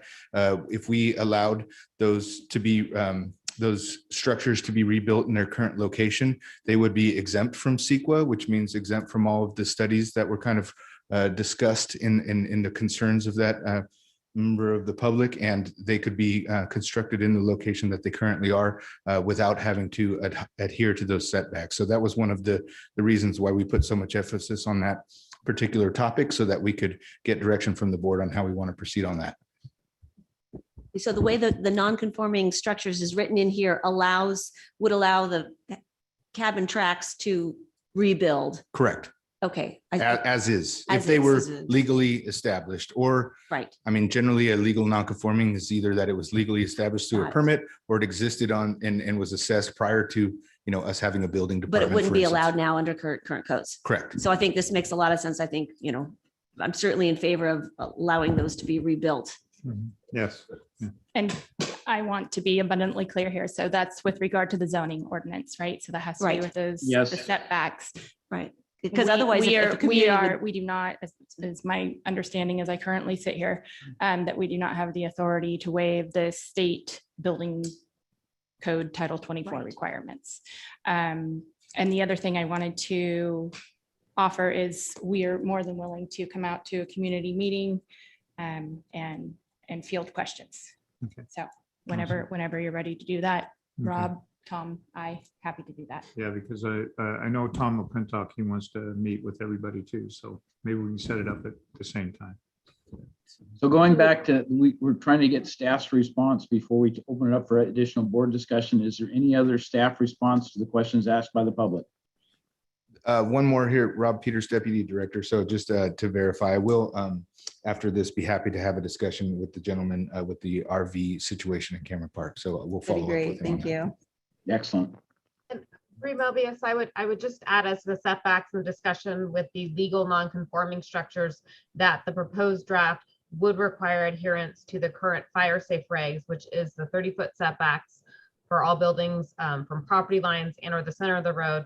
But as it currently is, does allow for modifications if you can find the same practical effect option. So it could allow a reduction in the setback, but then allow either some type of fencing or a non-combustible material that would give greater protection. And that was added at the request of fire when they reviewed the ordinance. Thank you, Bree. Okay, so we finished staff's response then to public comment and questions. All right, looks like we have. So with that, let's bring it back to the board for further discussion or questions of staff. And we have 3 different items here to address. So please. I do have a comment, Chair. Let's see. I want to make it, there was some comments about what this ordinance does, and I do want to make it clear that this ordinance that's before us today will prioritize the Caldor fire rebuilding permits over everything else in building and planning. And I think that's really important. So you are our priority, period. Now, recognizing this board has been very demanding on our building and planning department, and we have a lot of other priorities. So we are looking at how we can bring additional staff to do that, but you are our priority until you're back in your home. So I think that's what this is, that's what this ordinance establishes, which I think is really valuable. I would like to chat briefly about the permit fee waiver. This ordinance also provides for fee waivers, so you don't have to pay for permits for your property. It does say though that I'd like to especially address, I'm on page 10 of 14, B, that it says no permit fee waiver or reduction may be granted for any permit fee that could otherwise be covered by insurance or could otherwise be covered through any federal, state, local, private, or nonprofit disaster relief program or grant. I personally would like to take out the nonprofit disaster relief program or grant, because if folks are needing assistance from nonprofits, they're needing them for more than permit fee waivers. And I wouldn't want nonprofit disaster relief grants. We need to be partners with folks if they're in that situation. So I personally would like to take that out. Wendy, we hadn't really Yes. discussed that. Could I ask staff why that was in there? Sure. Rob or Tiffany? It was modeled, so Butte County, so in looking at the other jurisdictions, we couldn't find another jurisdiction that waived permit fees. So no, Oh, wow. for example, allowed for reduced fees for rebuilds because they said it was a reduction in staff time. Butte County had a grant program that was through private donations. It was a private fund, and then you applied through the grant program. So that language was modeled after what Butte did. But of the other jurisdictions we looked at, none of them actually waived fees. And I think so far we're the only one that we're aware of that has done that. Okay, and I tend to agree with you, Wendy. I think it is important. I recall in Angora how anguished our constituents were when they had to go back and try to rebuild with all these fees and all this paperwork. It's just overwhelming, that they're already suffering. And so I tend to agree with you. I think that's a good addition or deletion, I guess I would say. Now, if folks have insurance, that's certainly fair, but yeah, okay, so that will be my comment on there. And then let's see, where else was I? Let's have a conversation about, let me back up here. In thinking about the presentation from Cal OES and Environmental Management this morning, it is my understanding that it is just not safe for folks to take their RVs up there right now in the current state of Grizzly Flats. Is that correct? That's correct. Yeah. Yes, ma'am. That's correct. So what emergency provisions can we put in place that would allow folks a place to be while that's being mitigated from an environmental standpoint? That's another issue that's being worked on in the EOC as we Okay. speak. All right, so that's nothing that we have to solve today, but know Mhm. that it's being solved. The time is of its utmost priority on that. Right. Yeah. Time is an essence. Yeah. Right. Yes. Okay, all right, good. I think that relieves us. And will that be a function of OES then? It'll be a function of the Emergency Operations Center, which is, Right. as the sheriff said, is under the unified command of his office and my office. So, Okay. Yep. Thank you for Yeah. clarifying that. So would that be a separate like resolution or something to come out or? It depends what the solution will be. Okay. Okay. And I'd hate to be the downer and the pessimist here, but Supervisor Thomas, you said that will be solved. We hope it will be solved. These are very difficult things to work through. And we are talking to places like Butte County and Sonoma County to see how they did it. And the nonprofits helped tremendously in that solution. So it's going to take a little time, unfortunately, but we fully recognize the time sensitivity to it as well. Well, I don't, forgive my ignorance, but I don't see why, it seems that there would need to be an immediate interim, another immediate interim, perhaps solution, and then a longer Yeah. intermediate solution, and then maybe a longer interim solution from that, depending on where folks are in their journey. Yeah, everything we're focusing, I mean, some of the priorities now are water, immediate life safety issues. We have immediate term, short-term, long-term goals that are all being worked on. This is one of those immediate ones. I just can't tell you sitting right here, right now, how immediate that is. So what you're trying to get at is like tomorrow, somebody might be threatened to be kicked off of somewhere. What do we do with that? Is that kind of where you're Right, and headed? What do we do with that? can we explore the idea like the Okay, slide park so- campground, things And there's like that? nothing we can put in here today because it's No. so, I believe that's a separate issue okay. than what you're being talked about today. Okay, My understanding of this ordinance is, and maybe this is, I'm not gonna say it's my fault. I pushed planning council in my office hard to get something in front of you today, to start having the conversation recognizing not all the questions are answered, but the purpose of this is really to set some framework for longer term solutions, Right. not the immediate need. Okay. Okay, That makes sense? Yeah. but just knowing that immediate need is being worked on through the Operation Absolutely, Emergency absolutely. Services. Okay. Okay. As long as that satisfies. That As long helps. as you're working on it, that's good.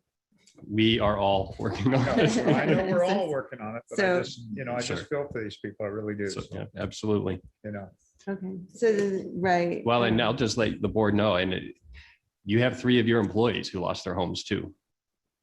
And, you know, so it hits all of us in a different way. So we have to all be in this together and figure it all out.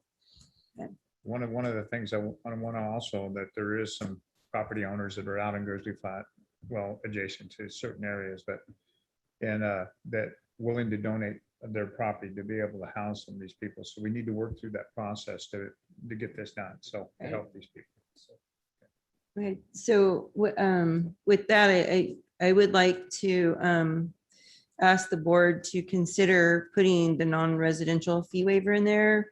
It's not in there currently, but I just really think that's important for our economic development. If anybody doesn't have insurance, that we would help them with that fee waivers. That's kind of what I'm understanding, Tiffany, how we would somehow address that.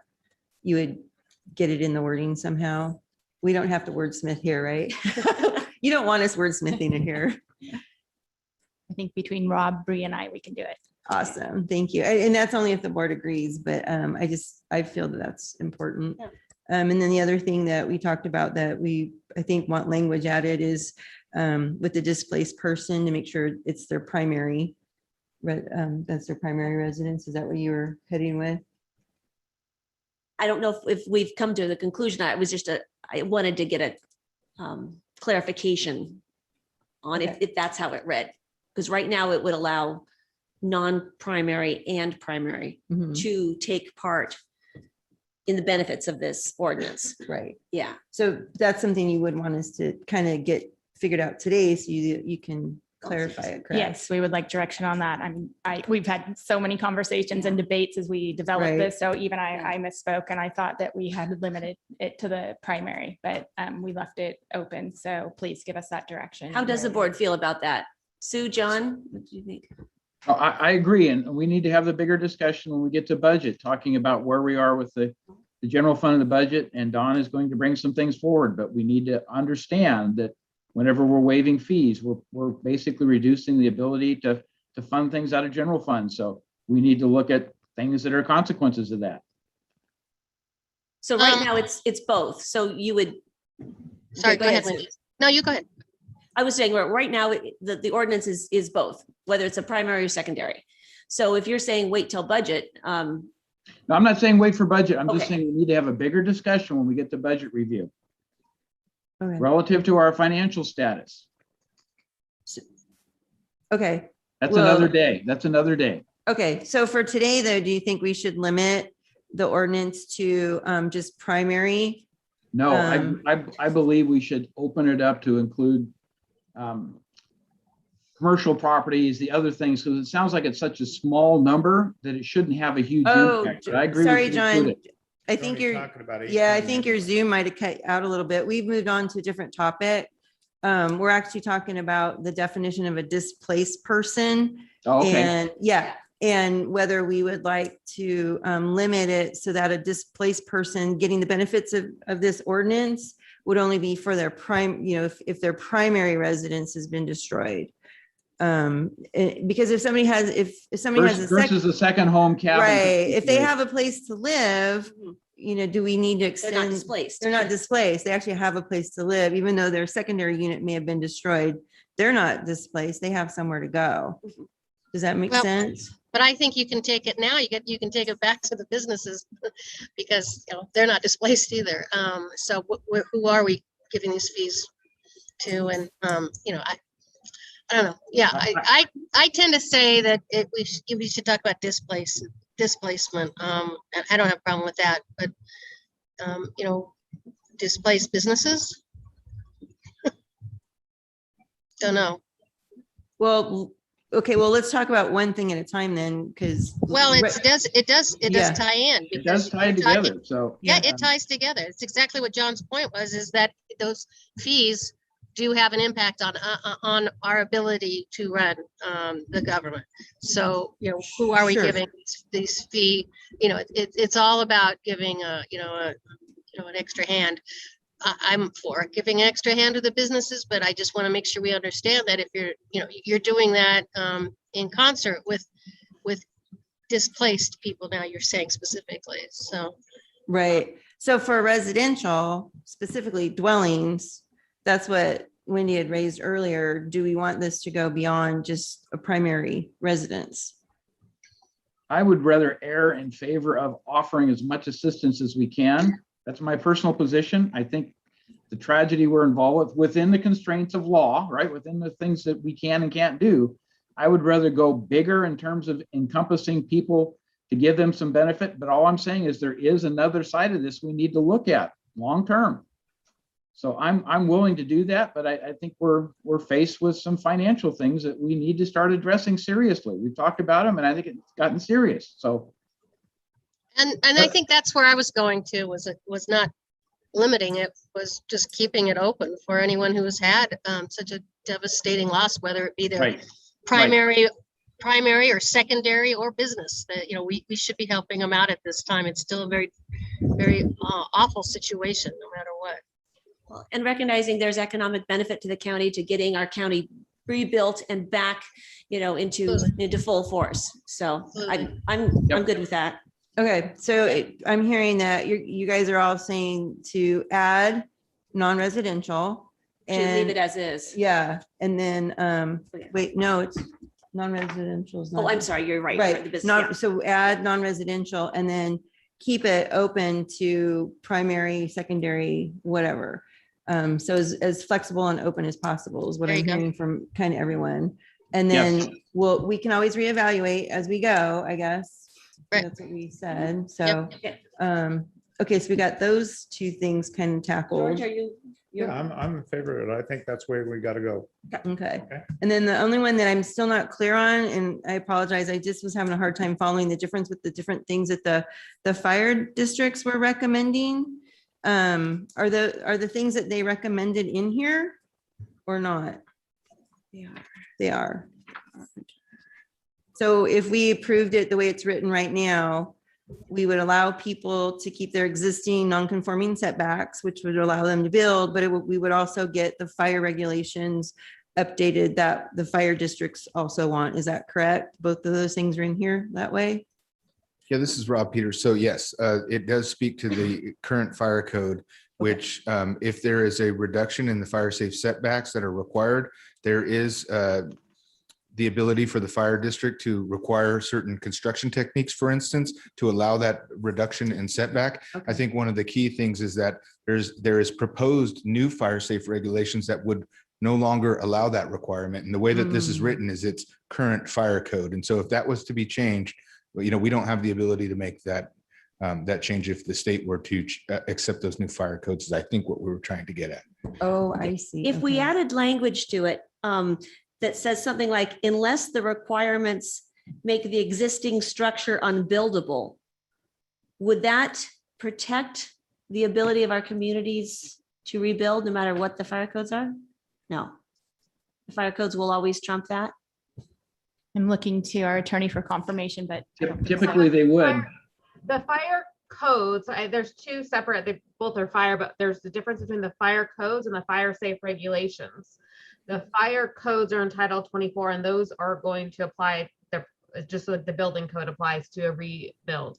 What fire had requested is in the fire safe regulations, the 30-foot setback for a defensible space. And that is in there. So if you have a non-conforming structure that does not satisfy the 30-foot setback in the fire safe regulations, as the ordinance is drafted today, you would either have to comply with that 30-foot setback or show, and fire would be the one to look at that, but show that it was a practical effect, same practical effect, that there's some structure or something you've done to that property that you don't need that 30-foot. The added kind of what we don't know in the future is the state is trying to amend the fire safe regs to really take away our ability and to require the latest draft that was circulated would not even allow us to exempt rebuilds, even if they were legal non-conforming. So Bree, is there anything that we could put in this ordinance today that would protect our ability to rebuild? So you have, as it is, protected it. I think, you know, you're allowing the legal non-conforming structures to be rebuilt. The only change is that 30 foot. And then the fire safe setback as it's drafted right now, the existing regulation says when a 30-foot setback is not possible for practical reasons, which may include but are not limited to parcel dimensions or size, topographic limitations or other easements, the local jurisdiction shall provide this for the same practical effect. So I think that flexibility you're looking for is there. Okay. All right. Thank you for that explanation, Bree. Okay. Were those the big things that you guys were asking us to? That was on my list. I don't know, if was there another, did anybody have anything else that we were gonna try to figure out today? If anything, I think we need to get more specific in the definition of some of these things, but that has to come over time, so. Okay. Oh, and then taking out the permit fee, the not requiring folks to turn over any grants or nonprofit assistance to pay for, taking that out of the permit fee reductions and waivers. Yeah, I think that was the last point we were talking about. Yeah. Okay.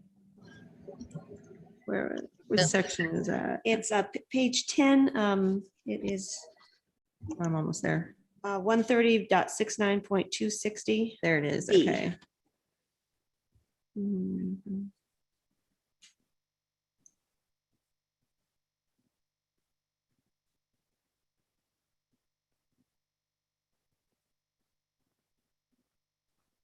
Okay. Yeah. Supervisor Thomas, Yes. could we please get clarification with regard to your page 10, item B? At what point did you want the language? Do we take out local and private? I mean, that's nebulous, isn't it? Well, or I just want to know if, I mean, Rob was just asking here if you wanted any other federal, state, local, or private. Did you want, or just the nonprofit component? Let's take out local and private. I mean, that's just nebulous. Local, private. Okay. Yeah, that's my feeling. Board, what do you? I agree. I think Oh, it, perfect. Thank you, I think it needs to be. I think just for clarity. I'm okay with that, given. Rob county Peters, council's yeah, okay Bree with has it. brought it up on the screen so you can see sort of a track changes version, a strikeout version of that. Or we could say, or could otherwise be covered through any other federal or state sources, and that would complete that sentence.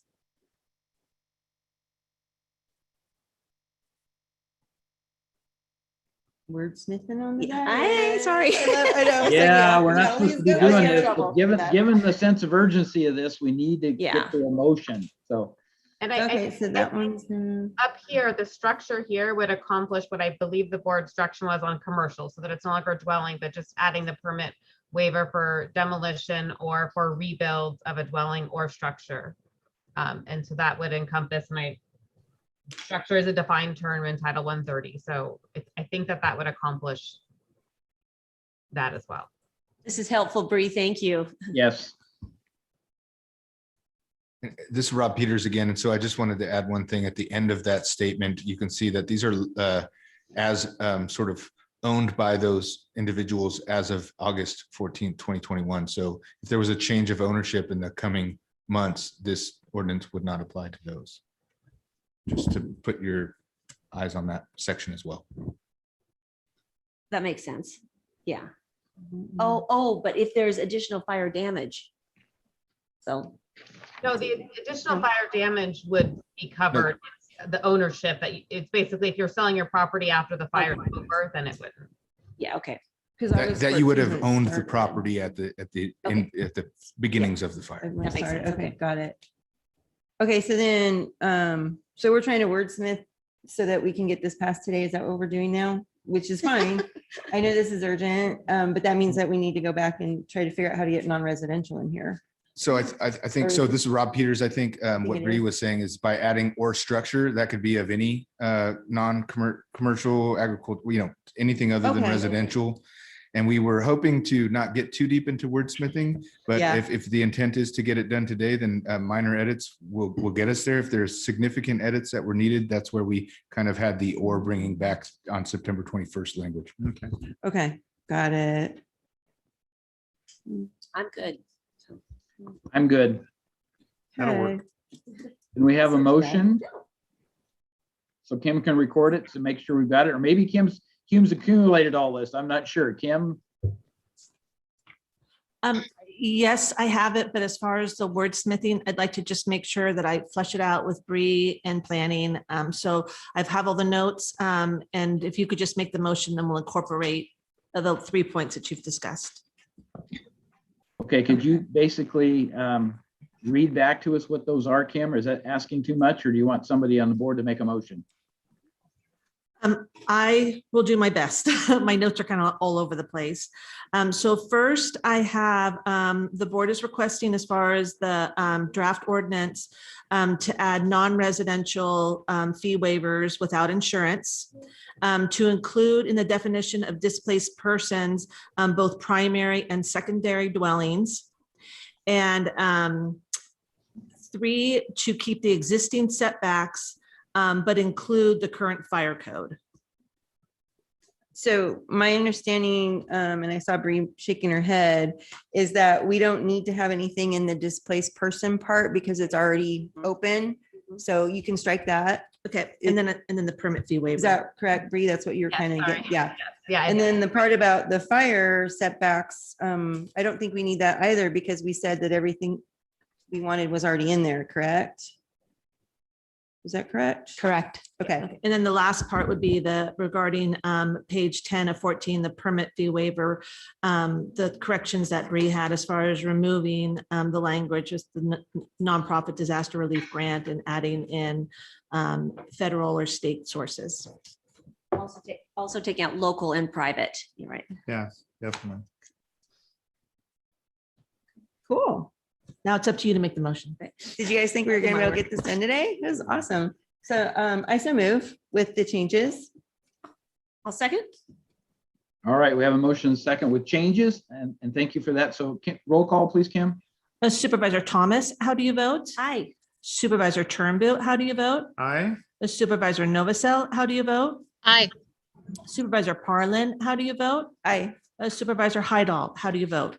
Aye. Motion passes 5-0. Thank you all. Thank you all for the hard work. Staff, really, It's not for perfect, but it's the other a big side. step forward, and that's what we needed. So thank you.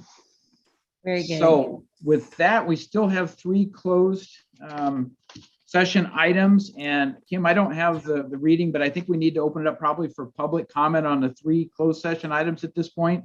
Sure. Now taking public comment on closed session items 4 through 6. Individuals will have 3 minutes to address the board. Public comment will be taken first from those participating in the boardroom and then from those participating through Zoom. For those participating by Zoom, please make sure you unmute yourself when called upon. If you're joining the meeting by phone, press *9 to indicate a desire to comment. If you're joining by Zoom, press the raise hand button. Please voluntarily state your name for the record.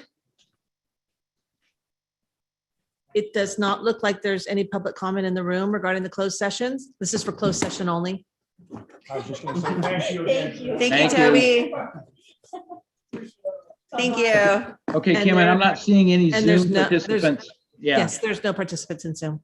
Okay, so my question to county council is, do we expect anything to come back to the board that will have to be a decision reported out before we adjourn the meeting, hopefully from closed session? It somewhat depends on the board's action in closed session. Okay, So so there we could do be- have that possibility. So, all right. So at this point, we will recess to closed session, and we may come back with something or we may not. If we decide that there isn't something that has to be reported out or decision made, then we will close the meeting in closed session. But at this point, it's an unknown. So I would just ask everyone that we need to take a 10-minute break and then report in closed session and continue. But Don Ashton, anything you'd like to add at this point? Thank you, Mr. Chair. Yes, you received a lot of information today. And overall, I think it was a good day. There's still some very, very difficult challenges we face, and we're going to continue facing for the months to come. the information, as much as you received today, that's probably 5% of everything that's being worked on right now. So if you just my ask is to everyone, keep the communication going. When the communication stops is when we really mess things up. So when you have questions and things, we'll get you the answers as fast as we can. I really want to thank all the staff. Yes. Your county workforce, they have stepped up in a big way to move this forward, and they're all in, they're all committed. And so far, the support we received from Cal OES has just been unbelievable, and we could not do it without them. So I want to thank them as well. Thank you, staff. Appreciate everything you've done. Sure do. Thank you to everyone that's participated in this. This has been a very challenging activity, and we're really just at the front end when you look at really the recovery time and what it takes. So hang in, please be as open-minded, as conversant as we can be. We need to share ideas and information, but we're all working towards the same end, which is to try to, as much as possible, reduce the anguish, the pain, the suffering of all those who've had some event associated with the Caldor fire and the consequences thereof. So thank you all. And with that, unless County Council has anything else to say, then I'm going to move that we go to closed session and restart at 4 o'clock in closed session. That's 8 minutes. Is that okay with everybody? Let's go. Okay, 4 p.m. closed session. there. Thank you all.